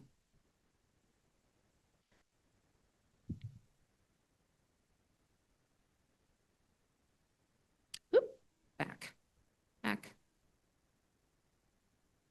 I'm trigger happy. All right, now that you got a preview of all my slides. Okay, so today we're focusing on support programs for people and families living with FASD and how we can learn from international models to build what families and people with FASD truly need: understanding, resilience, and a path forward. FASD is a global condition. It happens everywhere in the world. It's non-visible disability. So for example, in the United States, only 10% of people on the FASD spectrum have the sentient facial features associated with FASD. It's largely non-visible. And it's rooted in prenatal alcohol exposure, but support often depends on what country you live in, what city you live in, what your socioeconomic status is. Supports are not widely available. So around the world, we see striking differences in how families are supported or not supported. And that also explains a lot of the outcomes we see with people with FASD. Support is a key word here. People with FASD don't need to be fixed. They don't need to be cured, but they do need to be supported and accommodated, and families play the most major role in that. So I do have perspective personally with programs in Canada and the US, and then professional experience with numerous programs around the globe. And so these are a few that stood out to me. First off, I want to recognize the Families Moving Forward program that Erin Olson, Dr. Olson mentioned in her talk earlier. This is a phenomenal program. It meets families where they are, gives them education about what FASD is and what they can expect from their child, and then works with them to create individualized supports that guide them through problem areas or behavior issues or things they may be struggling with as a family. But the thing I like about it most is it connects people to community. It makes them feel like they're not alone. The other one I really, really appreciate is PCAP, and Dr. Hemingway mentioned that earlier today too. That's out of the University of Washington. And that's a program that supports pregnant women who have already given birth to a child with an FASD or prenatal substance exposure. The cool thing about this program, though, is that it is shown to be 20 times more effective, 20 times more effective than prevention messaging alone. It's a great program. I strongly encourage you to check it out. Looking at Canada, many of the provinces have a key worker program. A key worker is someone educated in FASD who will come into your home and problem solve with you as a parent, supporting you in the home. I remember washing dishes with my key worker in Canada, crying because my kid was having problems in school and I needed help. And we were brainstorming together there at the kitchen sink, figuring out ways we could better support my kid. The other thing I really like in Canada, although my kids have not been justice system involved, I really appreciate the program in the Manitoba courts, which you'll hear about a little bit more later. I didn't realize that she was going to be here today, where they've integrated FASD into the justice system. Families and people with FASD often feel alone, and they have a hard time finding childcare. Our kids, you know, there's a lot of correlation between FASD and ADHD.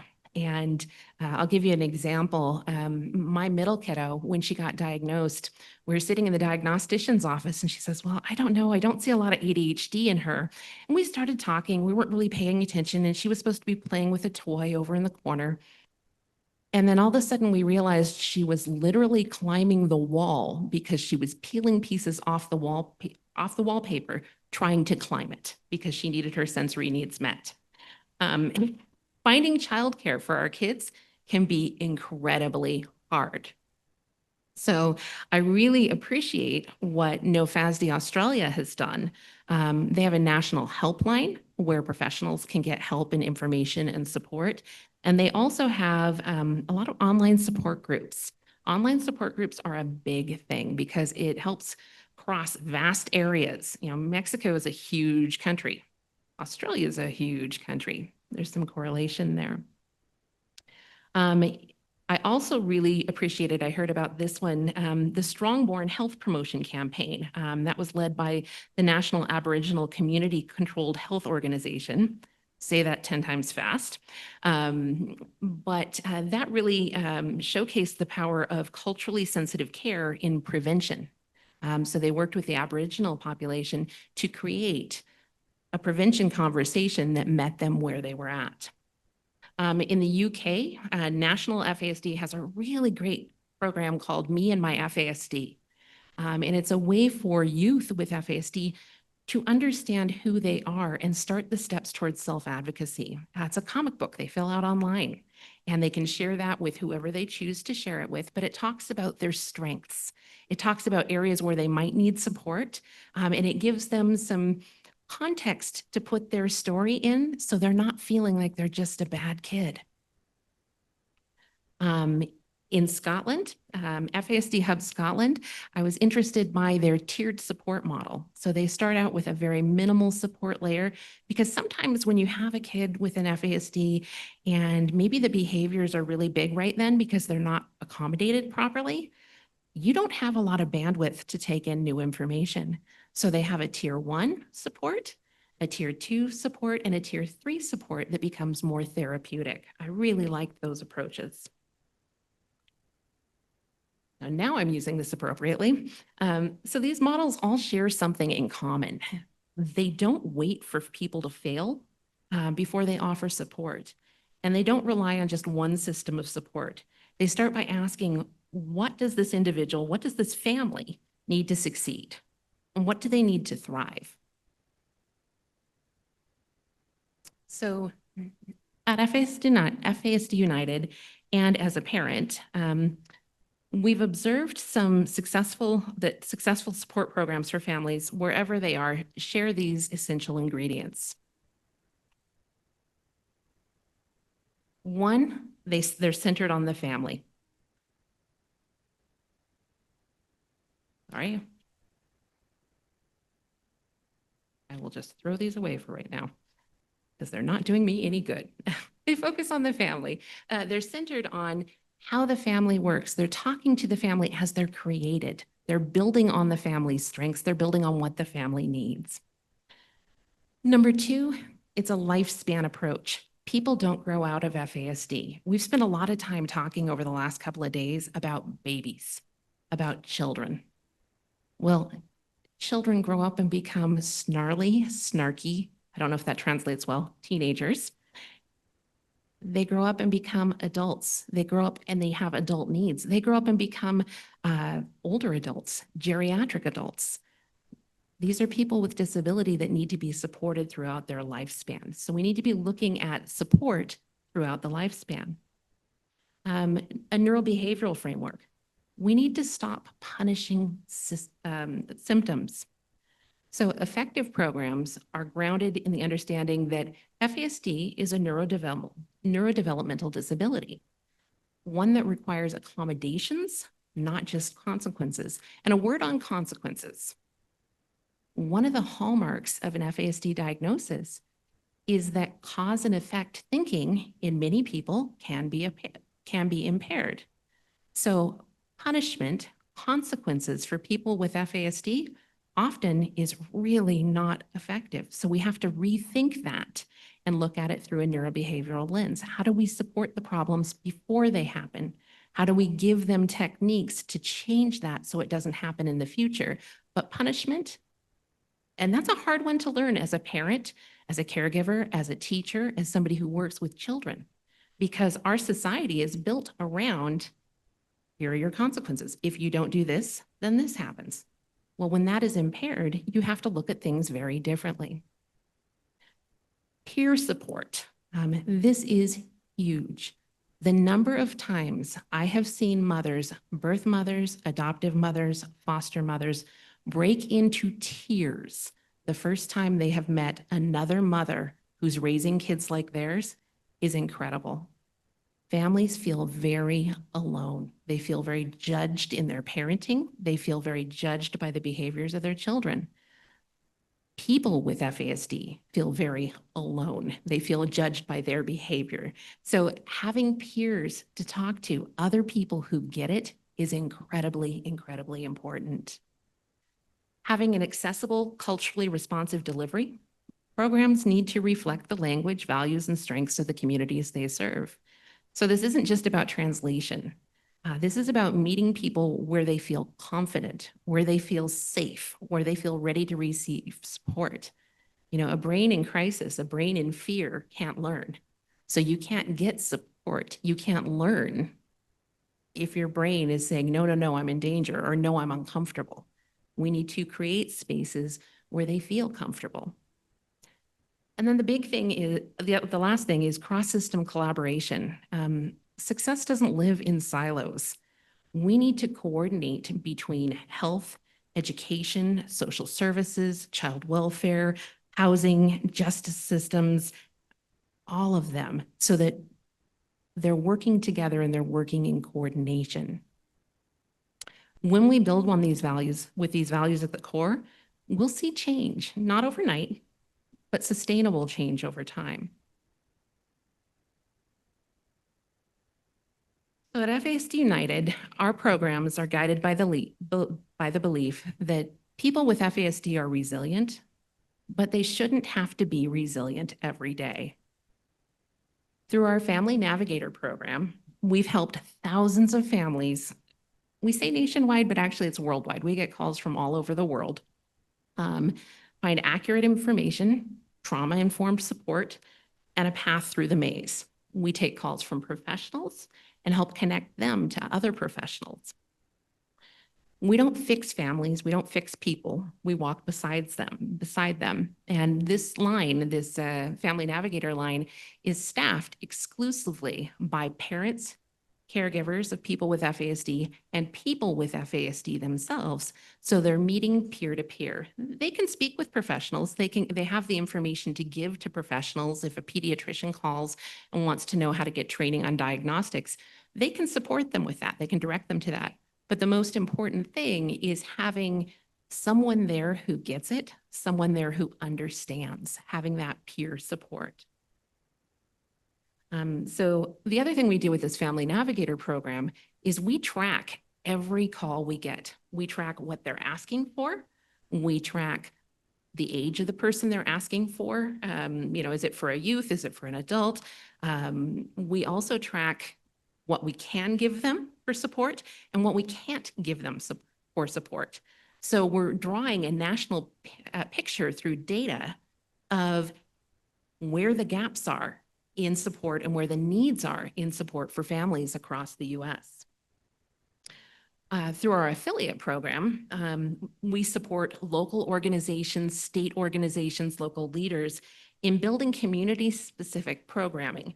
So these could be support groups, mentor programs, diagnostic clinics, advocacy training, peer support. This program allows us also to disseminate awareness campaigns and information, prevention information, et cetera, across the country.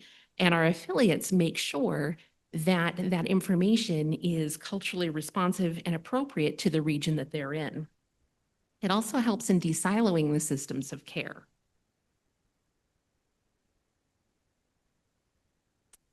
We operate virtual support groups. Again, virtual support groups are big. It's great to meet in person. Childcare is a factor. We have the Recovering Mothers program through our Circle of Hope. And that's a group for women who have given birth to children with an FASD. It's a recovery and support group that's led by a birth mother. We also work with our state affiliates, and in some states we will offer a virtual educational support group for parents and caregivers that gives them education on raising a kid with FASD while at the same time supporting them and being there for peer support. And we look at externally a lot to improve our programs and services by hosting the International Research Conference. This year it's the Adolescent and Adult Focus. the year after that, in 2027, it'll be a full lifespan focus, but we host that so that we can bring the world into our doorstep and learn from the best practices of all of you, all the other countries in the world and all the other great work that's being done so we can make our programs better.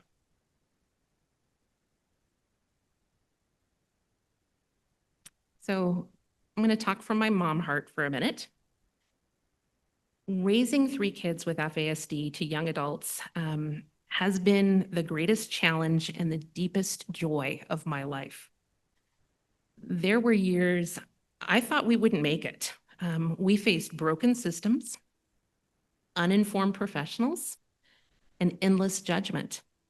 But we also found community, we discovered strengths, and witnessed resilience that still leaves me in awe.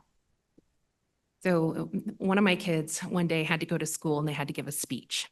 And they were struggling with, well, how am I going to sit still? How am I going to handle the lights of the cafeteria? How am I going to handle the noise in this place that I'm going to need to do this? I feel shaky, Mom. I just don't think I can do this. And I said, you may need support, but your heart, your spirit, and your mind are unshakable. Kids with FASD, adults with FASD tend to be their harshest critics. We need to give them that support. So our kids aren't broken.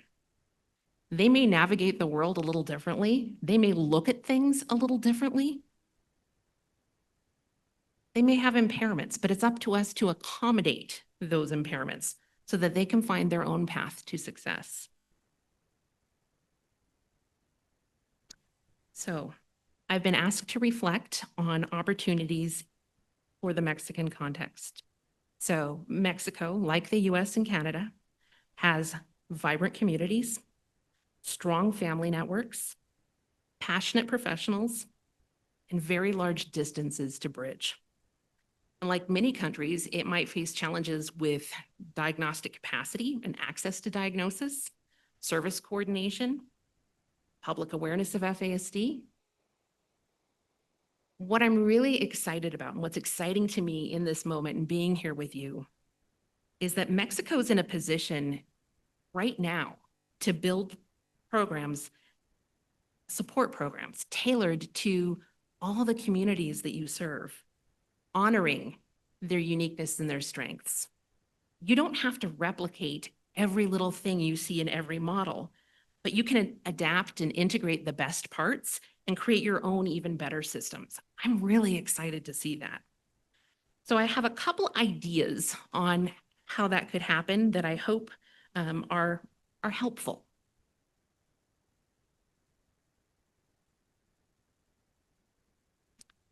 I hope you celebrate strengths. You can launch public awareness campaigns that reduce stigma and highlight the abilities of people with FASD, not just their deficits. Because when that narrative shifts, so do the outcomes. A reflection on that. For years in the US, the majority of programs focus solely on prevention. And the messages around FASD were that it was 100% preventable.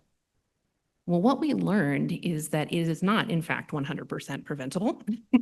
And that messaging can be actively harmful to women in recovery. And it's actively harmful to people with FASD. How would you like to learn that you and your uniqueness and your strengths and your areas of support are preventable? Ugh, that sounds awful. By balancing prevention with support and messages about people with FASD and messages about awareness of FASD and the harms of alcohol during drinking or during pregnancy, if you balance it, you can support both the mother during pregnancy and the family after pregnancy. But most importantly, you can support the person with FASD from the prenatal period to their adulthood. I hope you survey your landscape. Find the strengths in your communities and document the gaps. Keep that data. Document the strengths, document the gaps. Look for programs that are already working, maybe in other disability communities. What's the autism community doing in Mexico?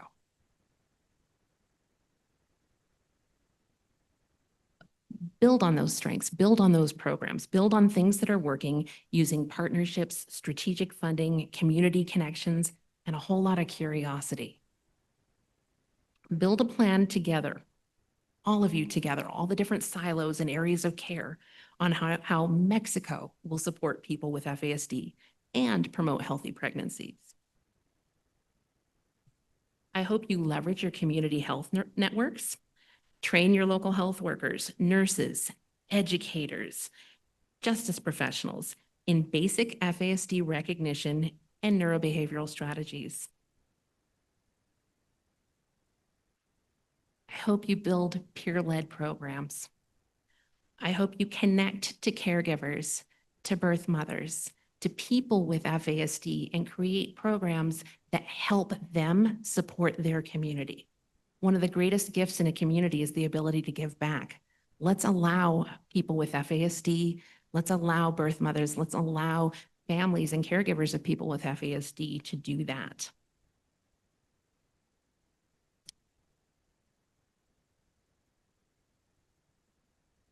I hope you integrate FASD into public health systems. I hope you include FASD in maternal health, education, pediatric screenings, mental health, and child welfare protocols. And if I can offer one final suggestion, in absolutely every situation, include families and, most importantly, people with FASD at every table. The red seat at the table, that can represent people with FASD being involved.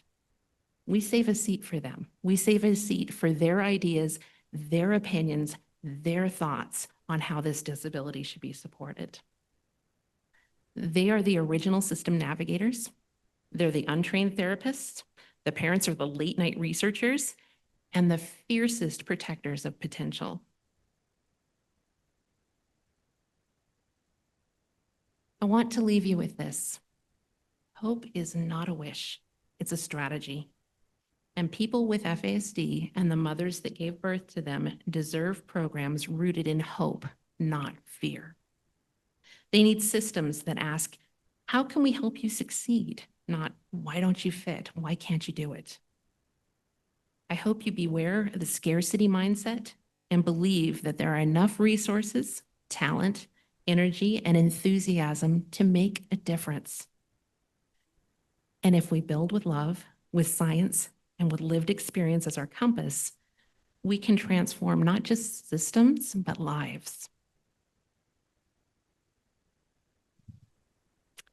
Thank you for allowing me to be part of this journey with you. It is a privilege to walk beside so many families around the world. And to my own 3 kids, thank you for making me laugh, teaching me patience, and reminding me every day why this work matters. Gracias.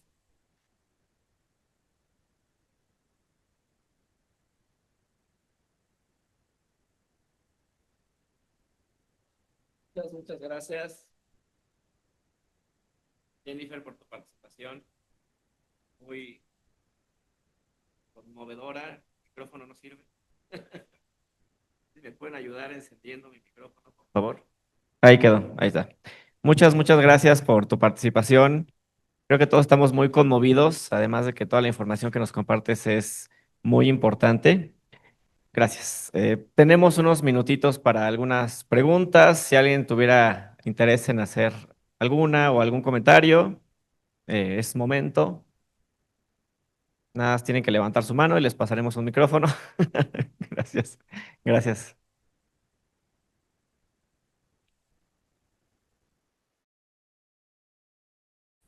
Thank you so much for this presentation. I just want to, it's not really a question, but over the years I've heard over and over again, as a parent, your relationship with your child is the most important thing that you can develop and will be the most helpful to her as an adult. Would you speak to that, please?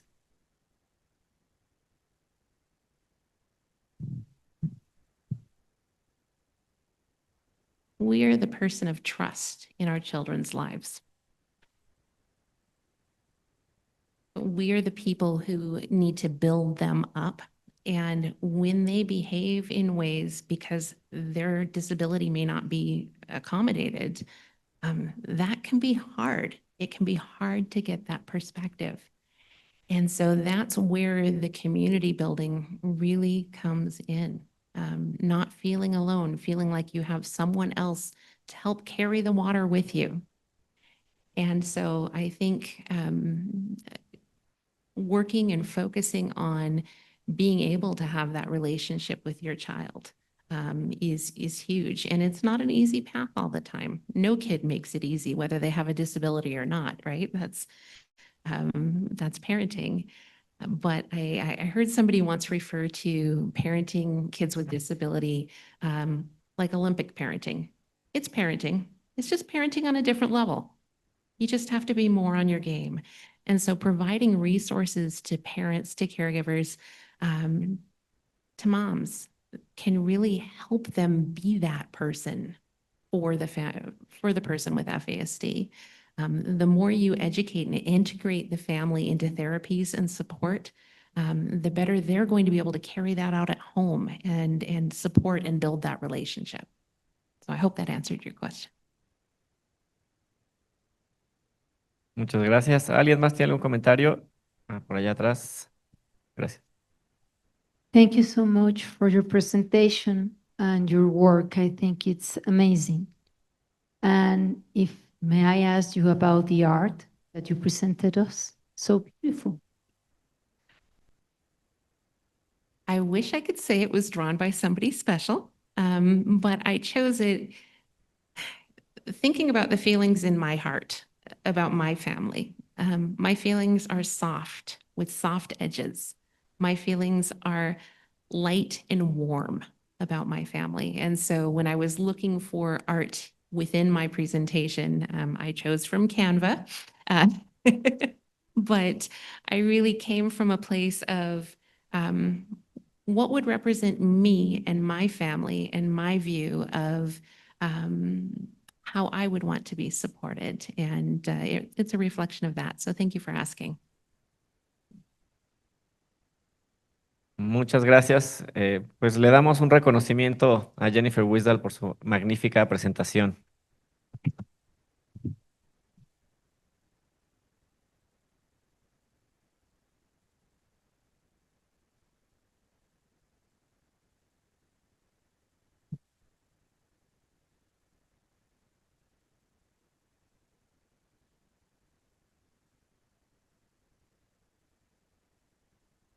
Muy bien, pues continuamos con la última ponencia del día de hoy.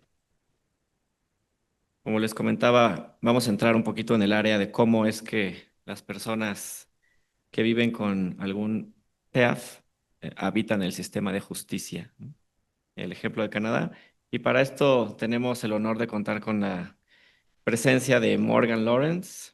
Ella es abogada especializada en defensa penal con experiencia ante la Corte Provincial, el Tribunal del Rey y el Tribunal de Apelaciones de Manitoba, así como en diversos foros administrativos. Es licenciada en Justicia Humana por la Universidad de Regina y estudió Derecho Internacional en la Universidad de Leiden, antes de graduarse en Derecho en la Universidad de Manitoba, donde continúa ejerciendo como mentora y ponente invitada.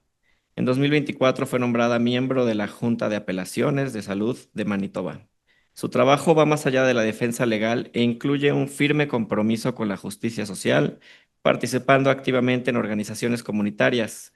Parte de su trabajo se ha centrado en el análisis y el enfoque informado sobre los trastornos del espectro alcohólico fetal dentro del sistema de justicia penal canadiense, contribuyendo a concientizar sobre cómo estas afectaciones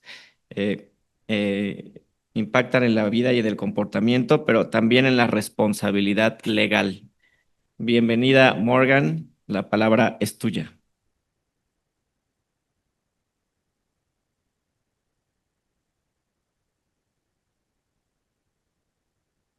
Good afternoon. First, I must say, this is a very different arena than what I'm used to. I can tell you that I tend to present evidence in court, sometimes on a daily basis, in my effort to assist folks who may be impacted by some form of cognitive limitation, but specifically for today's lecture, speaking to FASD exposure. So first I want to say thank you. Thank you to everyone. Thank you to all the participants today and yesterday, and what brings us here to talk about a shared topic. What's very interesting to me is I met some of the participants that you've come to meet over the last 2 days at a conference this year in Seattle, which I was very privileged to participate in. I was an attendee there just simply trying to learn more to better represent folks that I've the privilege of representing in court proceedings. And now here I am. I'm happy to share with you my experience as a criminal defense lawyer. I also want to say I'm a lawyer. I'm legally trained. It has been very nice for me to be in the company of some incredible academics over the last 2 days. There are many other lawyers doing exceptional work in this area. I'm here to share with you my exposure and my experience on this topic. And I'm going to learn. There we are. It's been a long time since I was in school making presentations, so we're going to do our best. I thought before I went too far, I would talk to you a little bit about where I'm from. Where I'm from, of course, having some background or exposure to some of the numbers and representative, well, why the court exposure is what it is, and how I can share my best practices with you. So I'm from Winnipeg, Manitoba, and now I can see from the slide that it actually didn't keep the last little star of the city. I don't know. I want to break this. Oh, yeah. There we are. In any event, there's a center province there where you can see kind of 4 larger lakes. Here, walk.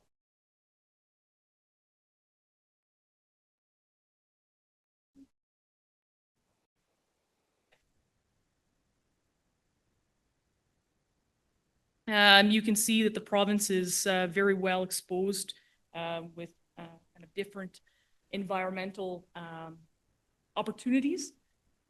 The city of Winnipeg makes up 54% of the population of our entire province. That's an important piece that I want you to hold on to as I'm going to expose to you some information related to the FASD Justice Program, which was spoken to on the previous presentation. The city of Winnipeg, again, making up that just over 50% population, holds household income per capita noted at $47K, and that's Canadian dollars. I did a quick translation, and that would be 34 US dollars. I would say the representative nature of that household income would say that, generally speaking, that is a, oh, very well. Okay, thank you. I would say that that's generally a medium to low income threshold for what we are talking about with the residents in Winnipeg, Manitoba. So I'll begin first talking about the FASD Justice Program, something you might be a little bit aware of. Most importantly, I am not necessarily a stakeholder in this program. I am not an inventor of the program or consulted on the program itself. By the time I became a lawyer, I'm very happy to say that the program very much was already initiated. So the FASD Justice Program, or FASD-JP, is a program that assists people who carry with them a diagnosis. That second point there is one of the most important points that I wish to highlight for us, is it has a limitation of assisting people only within the city of Winnipeg and only within the age ranges of 12 and 25. The Justice Program is exceptional, I have to say. They have an ability to provide multidisciplinary assessments and supports, as it states there, but also the effort of the program is to provide a client-centered or individual-centered approach. It assesses folks with housing, with social supports, with financial supports, everything you can imagine. For me as a criminal defense lawyer, if I'm able to get a client into the FASD Justice Program, I really do feel with great confidence that they are supported for the next few steps along their journey.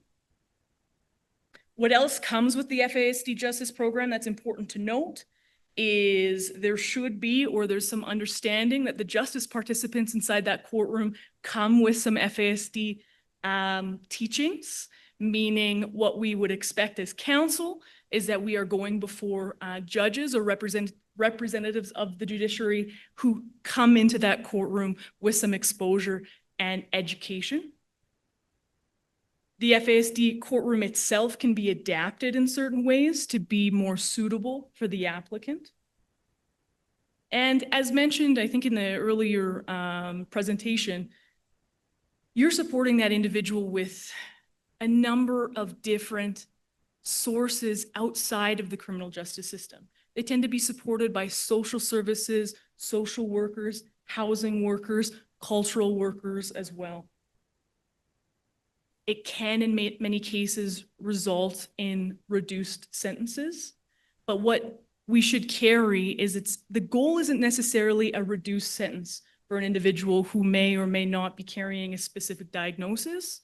The goal of the FASD Justice Program, again, from my understanding and perspective of the program, is more of a nuanced perspective, an ability to sentence that individual that is appropriately proportional to their moral blameworthiness, what they carry with them and what they understand. It's important to note, however, that there are limitations to this program, and I'm going to get into that in a moment, but one of them being that this is an application-based program. I have a note on my slide here, and I want to make sure I'd be remiss if I didn't take a moment to address this. Again, as counsel, having the privilege of working with many people who carry different cognitive diagnoses, what's surprising to me is most, if not all, I would say all, nearly, there are a few exceptions, reach me, find themselves incarcerated, whether it be for a serious offense or less serious offenses, and they have not yet been assessed. They have not yet found social supports. So what I experience are individuals with limitations in their experience in life kind of falling through a number of social functions. And after they fall through those different social functions, they may find themselves incarcerated. And when they're incarcerated, you meet your lawyer, and your lawyer tries to understand what's going on.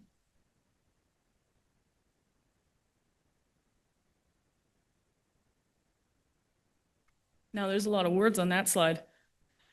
I wanted to include this because on the left-hand side there, it's a screenshot of CBC News. This is our national news broadcasting network. What it tells us is the FASD Justice Court, just a court, not necessarily the program, but the court which educates judges specifically and provides different assessment tools in the sentencing, began March 2020. This article explores that since the program's start, admissions to the program or applications to the program tripled. So the awareness and the need absolutely exploded. I want to take us to the third point on this slide. Yes. Research on FASD prevalence in Manitoba found that the rate in Stony Mountain Institution is 10 times higher than the general population. I want to step that back a little bit. In Canada, we have generally two types where folks can be incarcerated. There are provincial institutions and there are federal institutions. A provincial institution, there are a number in Manitoba, and an individual who is housed at a provincial institution is either A, not yet sentenced, they are on remand time, or B, sentenced to a sentence less than 2 years. They will not serve even 1 day over a 2-year sentence. If they remain sentenced for less than 2 years, they remain in the jurisdiction of the province. I would expect much of that becomes a funding issue. So the province of Manitoba takes care of that individual.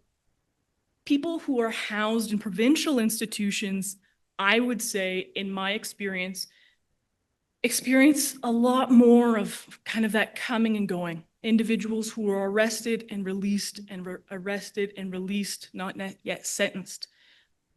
From my experience, provincial institutions would likely have less stability than that of a federal institution. Now, Stony Mountain is our federal institution in the province of Manitoba. Federal institution being funded by the Government of Canada. The individuals who are housed at Stony Mountain are currently serving a sentence over two years. We would say often in court, 2 years plus a day.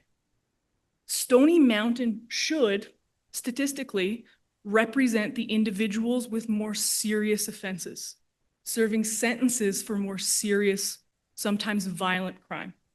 So if we go back to this third bullet point, Stony Mountain Institution, our federal institution in Manitoba, recognizes that their inmate population has a 10 times higher diagnosis of FASD than the general population. I think there are a number of considerations that come into play when we consider that fact. However, again, taking a step back from that, federally incarcerated folks come into that system, and our federal incarceration setting has funding. So after someone is sentenced, let's say to a 2, 3, 4-year sentence for whatever type of crime may have led them there, they are housed, they are stable, they are locatable, and they are funded to receive assessments. So I think something has to be said for that. Move on here, our last few points just taken from this article, and of course this article being something that's publicly available. If you have any questions, I'm happy to assist you. It takes us back just to remind us kind of what the goals are for FASD court. That being that offenders with a FASD diagnosis enter a guilty plea and are brought before judges who consider the diagnosis, how their diagnosis may have contributed to their presentation or to the crime itself. So what's also important there is in the Canadian criminal justice experience, from my experience so far, we only have an ability to assist folks with a cognitive limitation of this nature after conviction. Our goal in this court setting is to appropriately sentence them. That's after the conclusion perhaps of a trial, or that's where the individual takes responsibility for a certain act. I think there is still a lot more work to come to properly represent the individual before a conviction or a guilty plea takes place. What I'm able to share with you today, however, there are kind of two venues in Canada, Manitoba specifically, how we assist people with a FASD diagnosis, one being FASD justice or FASD court, that being a young individual who has applied, who is able to, take me to my next slide, an individual who has applied, who has been accepted to the FASD Justice Program, and who is able to participate in the FASD Justice Program.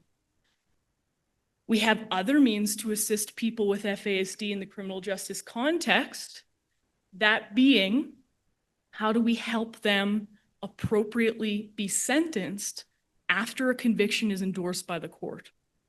I apologize, this is a very quick law lecture for everyone here. So we've talked a little bit about the FASD Justice Program, and I do have some limitations to that program that I'll get to in a moment. But I want to talk now, what happens to the individuals who are too old or perhaps present with a type of criminal act that the FASD Justice Program would not accept? What happens if the individual is not able to comply or does not present with the personal circumstances where they're able to comply with the program? How can we help that individual in the criminal justice context? And that's where I'm going to talk to you a little bit about the sentencing approaches in the criminal justice system. I'm sorry, this is where it gets a little bit legal. Canadian Criminal Code has a section 718, 719 that stipulates to every actor in a court proceeding how we are to advocate, how I am to advocate for an individual to ensure that they are properly sentenced. These are the same principles that a judge is going to access when they turn and sentence my individual that I'm representing. So 719 is something that I've reflected on my slide here, is that a judge, when sentencing an individual, must sentence the individual due to the gravity of offense, so the severity of the criminal act, and I've highlighted, and the degree of responsibility of the offender. So the violent act or act, and what we say in law, the moral blameworthiness of the individual. How did that person carry themselves into that criminal act? What I'm going to get to here is the highest court of Manitoba has made clear that there's now a legal analysis, there's a legal test to establish that evidence in court. So for me, when I'm presenting or I'm advocating for a person who is impacted by FASD or some type of cognitive limitation, I need to demonstrate on a three-pronged test to that court how that limitation oppresses upon that accused person. And if I'm not able to meet this test, I'm not able to find different sentencing options for the individual in that court setting. And I say this to you because I think this is a unique opportunity where I can appreciate that I'm here today legally trained. I'm a criminal defense lawyer, but I share the company of so many academics and people working and living in this environment. And I want to impress upon you that if you're assisting an individual in a forensic sense, in an academic or an assessment sense, as counsel, this is what I need to see out of their diagnoses or forensic documentation to be able to best utilize it in court.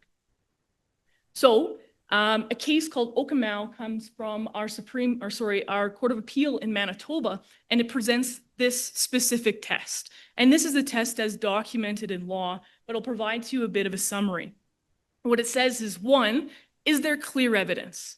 Is there evidence that is objective, that the state, the Crown Prosecutor in Canada is conceding where an individual is in fact impacted by some type of mental illness or other cognitive limitation?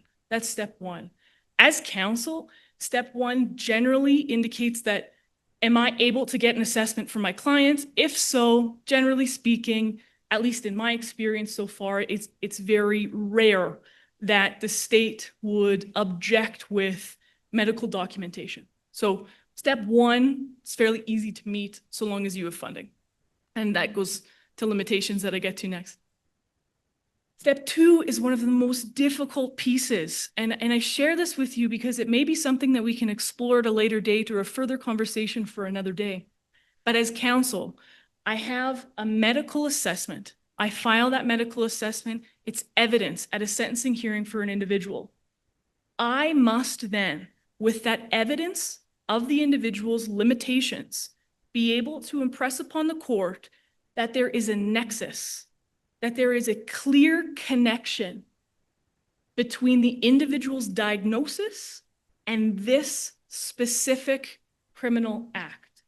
So what I need forensic professionals to be able to say for me to pass step two of this test is that this individual specifically exhibits a symptom of impulsivity, let's say, and that impulsivity can translate to an act such as A, B, or C. It can be very difficult to find evidence to produce in a criminal context to satisfy this threshold, which unfortunately leads a number of people who, again, if we take a step back, who are over 26 years of age, who are not able to participate in the FASD justice program. And as counsel, we're doing our best to say to the judge that this individual has a compromised IQ, has a compromised cognitive ability or cognitive standing. But if I'm not able to produce evidence to say, not only is this person experiencing a limitation of sorts, but that limitation has tied specifically to this criminal act, I'm going to have difficulty in a criminal context in assisting this individual, in my opinion, in providing a fair sentence. They otherwise would be sentenced as any other individual who's committed a similar act. Limitations. I've talked about them throughout the course of my presentation so far. I thought it was important to include limitations that I'm experiencing in counsel in Canada. Of course, the FASD Justice Program and the FASD Court is, from my understanding, the only one in Canada. So there's a lot to celebrate. It's exceptional. The Manitoba Court of Appeal in Okemau provides a legal test saying there is direction from the court to do this.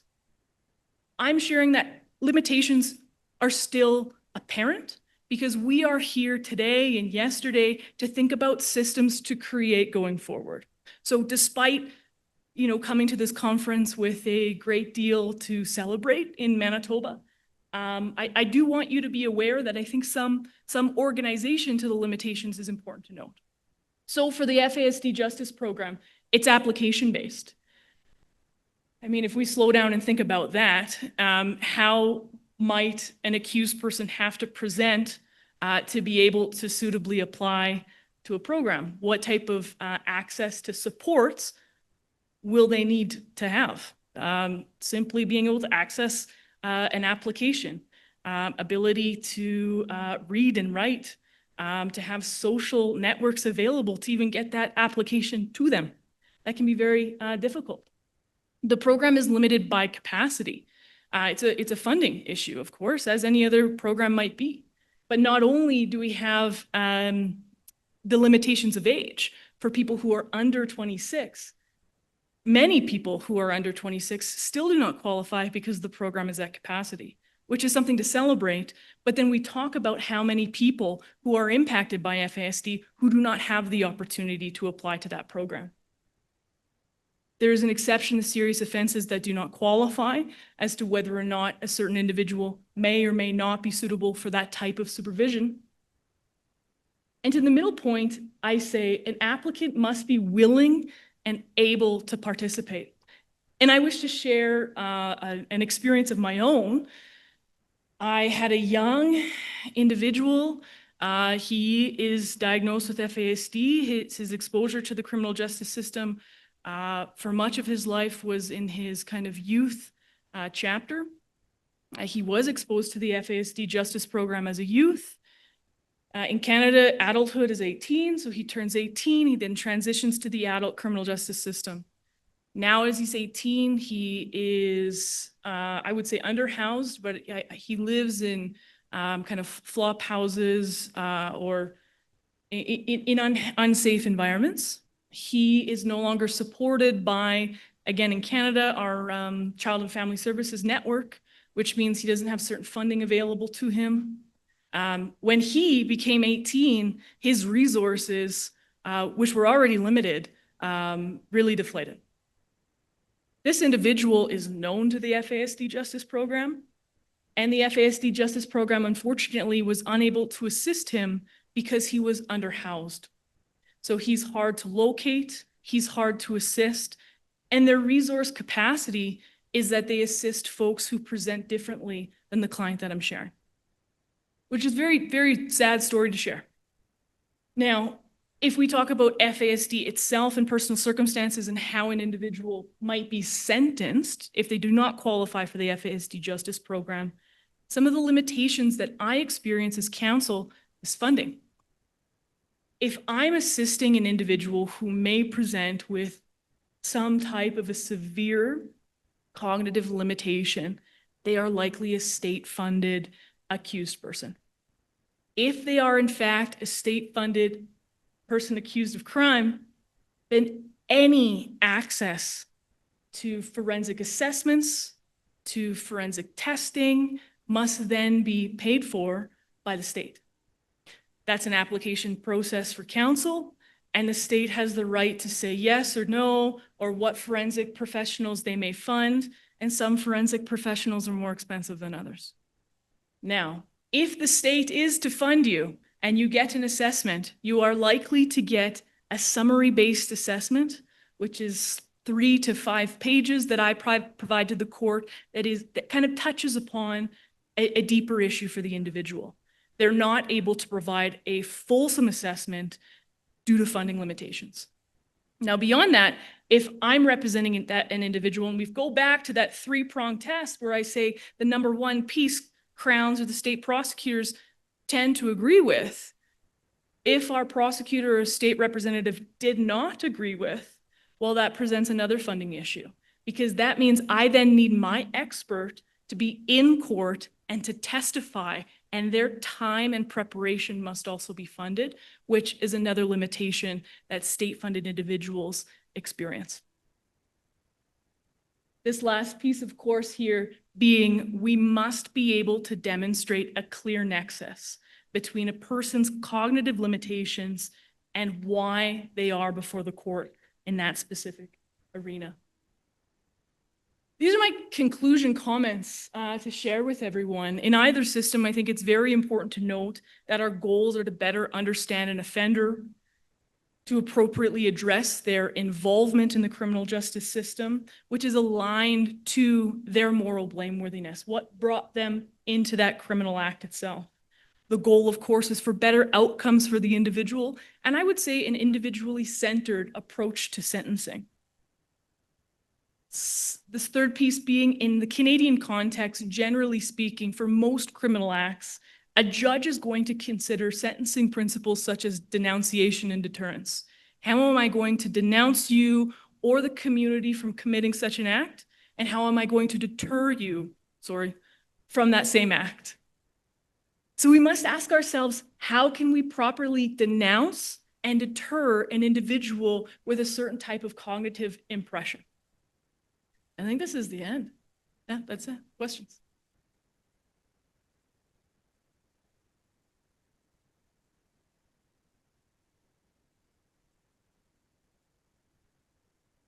Muchas gracias, Morgan, por tu participación. Me paso a este lado. Pues tenemos unos cuantos minutillos. Si alguien tuviera un comentario, alguna pregunta que hacer. Por allá, muchas gracias. Ahorita te dan un micrófono. Hola, muchas gracias. Estuvo muy interesante toda la información. Me surge la pregunta, ¿cuál es el delito con el que más se encuentran ustedes? ¿Cuál es el delito con el que más trabajan? Y si ese delito tiene relación con este padecimiento. That's a very interesting question. Sorry, I have to go back and forth here. My experience as a criminal defense lawyer, well, I mean, what's interesting for me is what's aligned with this conference and my personal practice is that I have the privilege to assist an individual just next week. I have been his lawyer, oh goodness, I think he was arrested in 2022. So we've been working with him for some time. And he's finally going before court next week, Tuesday, to be sentenced. And I can tell you that he's being sentenced for a serious violent event. So I wouldn't say that there are certain types of criminal acts where there's an exception to every rule. I've represented an individual who has an allegation of a homicide, and he carried a diagnosis. I also represent a lot of people who have more kind of daily exposure with the criminal justice system, unable to follow administrative conditions like reporting conditions or probation, or some more kind of petty acts like theft. But I would say in my experience, the exposure is kind of across the board. Muchas gracias. ¿Alguien más? Jennifer. I loved your presentation and I love the program.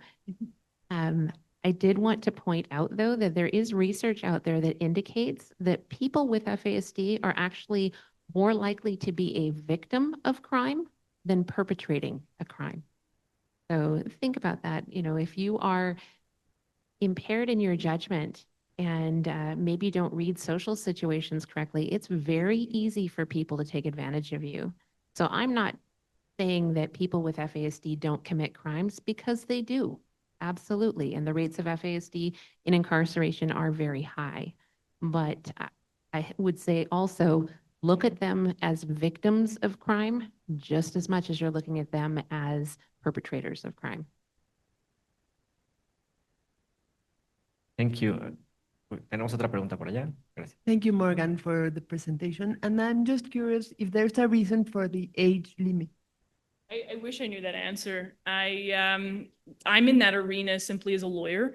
I would expect at that age, you mean for the FASD Justice Program, the Like for the 26? 12, yeah. I would expect that that age is simply a reflection of a resource limitation. However, that's my assumption. I can reach out to some of the actors of that program and provide that answer for you if that's helpful. Muchas gracias. ¿Hay alguna pregunta o comentario más?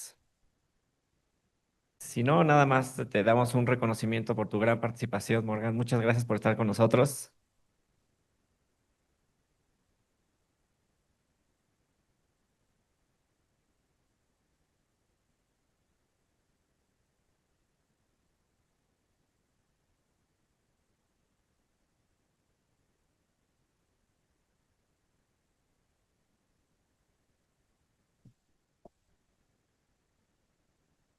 Pues con eso hemos terminado con las participaciones del día de hoy y ya nos estamos acercando peligrosamente hacia el final. Nada más queremos robarles unos últimos minutitos de su atención para hacer como algunos comentarios finales de cierre y posteriormente que nuestra directora general, Jessica, nos dirija unas palabras finales. Yo nada más tengo aquí como el deseo de compartir con ustedes que lo que sucedió a lo largo de estos 2 días fue algo muy importante para nosotros. Es un tema que venimos queriendo introducir y poner en la mesa desde hace ya algún tiempo, ¿no? Como se imaginarán, esto requiere mucha planeación y demás, pero esperamos que el programa que diseñamos para compartir con ustedes haya cumplido el objetivo principal para nosotros, que era mostrarles la amplitud y profundidad de un tema muy invisibilizado en nuestro país y en nuestras sociedades. Por eso lo construimos así, ¿no? El primer día de la exposición prenatal, donde abordamos justo la parte epidemiológica para ver qué tan grande, ¿no? Esas son las preguntas básicas que uno se hace, ¿no? ¿Qué tan grande es el asunto? ¿Qué tan frecuente es el consumo de alcohol durante el embarazo, ¿no? La exposición prenatal. Entender cuáles son los mecanismos neurobiológicos, cómo se explica el paso del alcohol a través de la placenta, cómo es que afecta el sistema nervioso central, en qué fases. Lo importante que es considerar que la mayoría de los embarazos en nuestro país, por lo menos, no son planeados y que eso incrementa mucho el riesgo de la exposición prenatal. ¿Qué programas existen en nuestro país actualmente? ¿Cuáles son las prácticas de diagnóstico actuales? Ahí tratando de visibilizar todas las áreas de oportunidad que tenemos. Hay muchísimo trabajo que hacer. Abordamos también la parte del estigma, que como vieron es una cosa transversal que definitivamente se tiene que abordar de manera prioritaria y una manera de fomentar la empatía, y como nosotros los psicoterapeutas lo decimos también, la compasión, ¿no? Es decir, la acción para acompañar al otro desde una mirada muy horizontal, ¿no? Muy humana. Y el día de hoy lo compartimos también con grandes expertos, ¿no? Con la doctora Susan, que desarrolló este magnífico código de 4 dígitos, nos explicó toda la fisiopatología, la experiencia, todos los recursos que tienen. Eso es otro de nuestros objetivos, que viéramos que hay un montón de desarrollo de este tema en otras partes del mundo y que podemos fácilmente acceder a ellos para construirnos en una sociedad que pueda atender estas problemáticas de una manera eficiente. También estuvimos viendo todo el tema del abordaje neuropsicológico, toda esta parte del tratamiento, la intervención, ¿no? Donde nos arremangamos y nos ponemos a trabajar, es importantísima también hacerlo de una manera muy profesional. Las consideraciones epigenéticas también es un tema súper interesante, ¿no? Porque nos podemos preguntar cómo afecta el estilo de vida a las personas que tienen este tipo de problemáticas y en qué medida el entorno puede compensar o llegar a moldear o modificar lo que a primera vista pudiera parecer un destino prefijado, ¿no? Y espero que estas conferencias nos hayan dado justo esa sensación de que no hay un destino, hay muchísimas cosas, muchas fortalezas, todos los programas que pudimos ver de apoyo a las familias son realmente increíbles, realmente alentadores, señalan justo esa parte luminosa de las potencialidades humanas. Muy conmovedor, yo al menos quedé muy conmovido. Y bueno, también terminamos con toda esta parte de el sistema de justicia penal, nada más para que dimensionemos todo lo que se puede hacer cuando nos ponemos a hablar de apoyar a alguien a lo largo de su ciclo de vida, ¿no? Entonces, bueno, esperemos hayamos cumplido ese objetivo. Muchísimas gracias por acompañarnos, por estar con nosotros, por ser parte de este cambio, de este movimiento que queremos empezar. Y desde mi punto de vista lo logramos, pusimos el tema en la mesa, ¿no? Ahora hay que empezar a caminar juntos para avanzar más.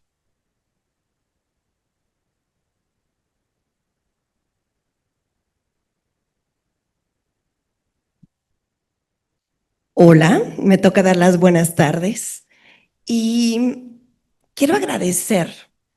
FISAC mañana cumple 44 años. Tenemos una misión muy clara: promover una cultura de responsabilidad ante el consumo de bebidas con alcohol. Y uno de nuestros ejes es claro: cero consumo de alcohol en menores de edad, embarazadas y lactancia.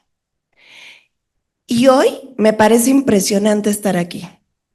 Llevo 21 años trabajando en esta fundación y tener este primer Congreso Internacional sobre Trastorno Espectro Alcohólico Fetal me hace ver que nos falta mucho camino, pero que vamos dando pasos firmes. De verdad, parte de esto es agradecer a cada miembro, porque realmente este Congreso no es nada sin cada parte que lo formó. Y esto tiene que ver desde los ponentes, que estamos muy agradecidos que tanto nacionales como internacionales estén aquí, que confíen en que FISAC los va a poner en la mesa, pero sobre todo porque vamos a grandes pasos. Pero también a nuestros aliados, estas instituciones que se suman a hacer una alianza para lo que sigue, porque para FISAC esto solo es ponernos los tenis, solo es poner una silla. Lo que sigue es dar los pasos juntos. Y no vamos a poder solos. Necesitamos una red. Y eso implica a toda la sociedad. Sociedad, familias, pero también a los especialistas. Y sabemos que lo vamos a conseguir. Estamos seguros de ello. Pero bueno, también agradecer, obviamente, a todos los que confían en nosotros y ponen también su apoyo como parte del Consejo, y a nuestro presidente del Consejo, que lamentablemente no pudo estar aquí, manda su agradecimiento, está muy conmovido y él justo comenta que vamos para adelante. Y eso pues me encantaría, y justo agradecer a Esteban y Aranza, que hicieron esto posible con más de un año de preparación, y que además a nombre de ellos y de todo el equipo les anuncio el Segundo Congreso Internacional para septiembre 2026, 9 y 10 de septiembre. Estaremos aquí con ustedes.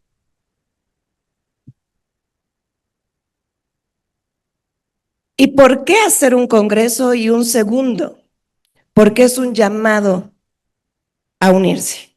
Ojalá el próximo año seamos más instituciones, más ponentes, más asistentes, desde presencial hasta en línea, lo cual también agradecemos a todos los que estuvieron conectados. Pues muy bien, tenemos mucha investigación que hacer, tenemos mucho que caminar, mucho como ven, y agradecer a todas las ponentes internacionales por traernos esto acá. Pero ahora nuestra meta es lograr investigaciones y programas locales y de la región de América Latina, con nuestras realidades y con nuestros contextos. Sin más, vamos por una niñez sin alcohol. Gracias a todos.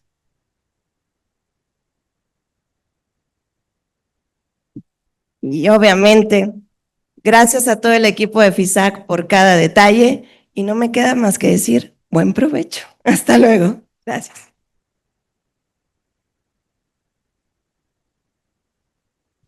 Y regreso. No. Nada más invitar a nuestros ponentes que todavía están con nosotros, por favor, para una foto. Y de hecho quisiera hacer dos cosas. Si me permiten, todos los asistentes que gusten, nos quedamos aquí al frente para una foto de todos los que estamos, y después me quedo con los ponentes para una foto adicional. Muchísimas gracias.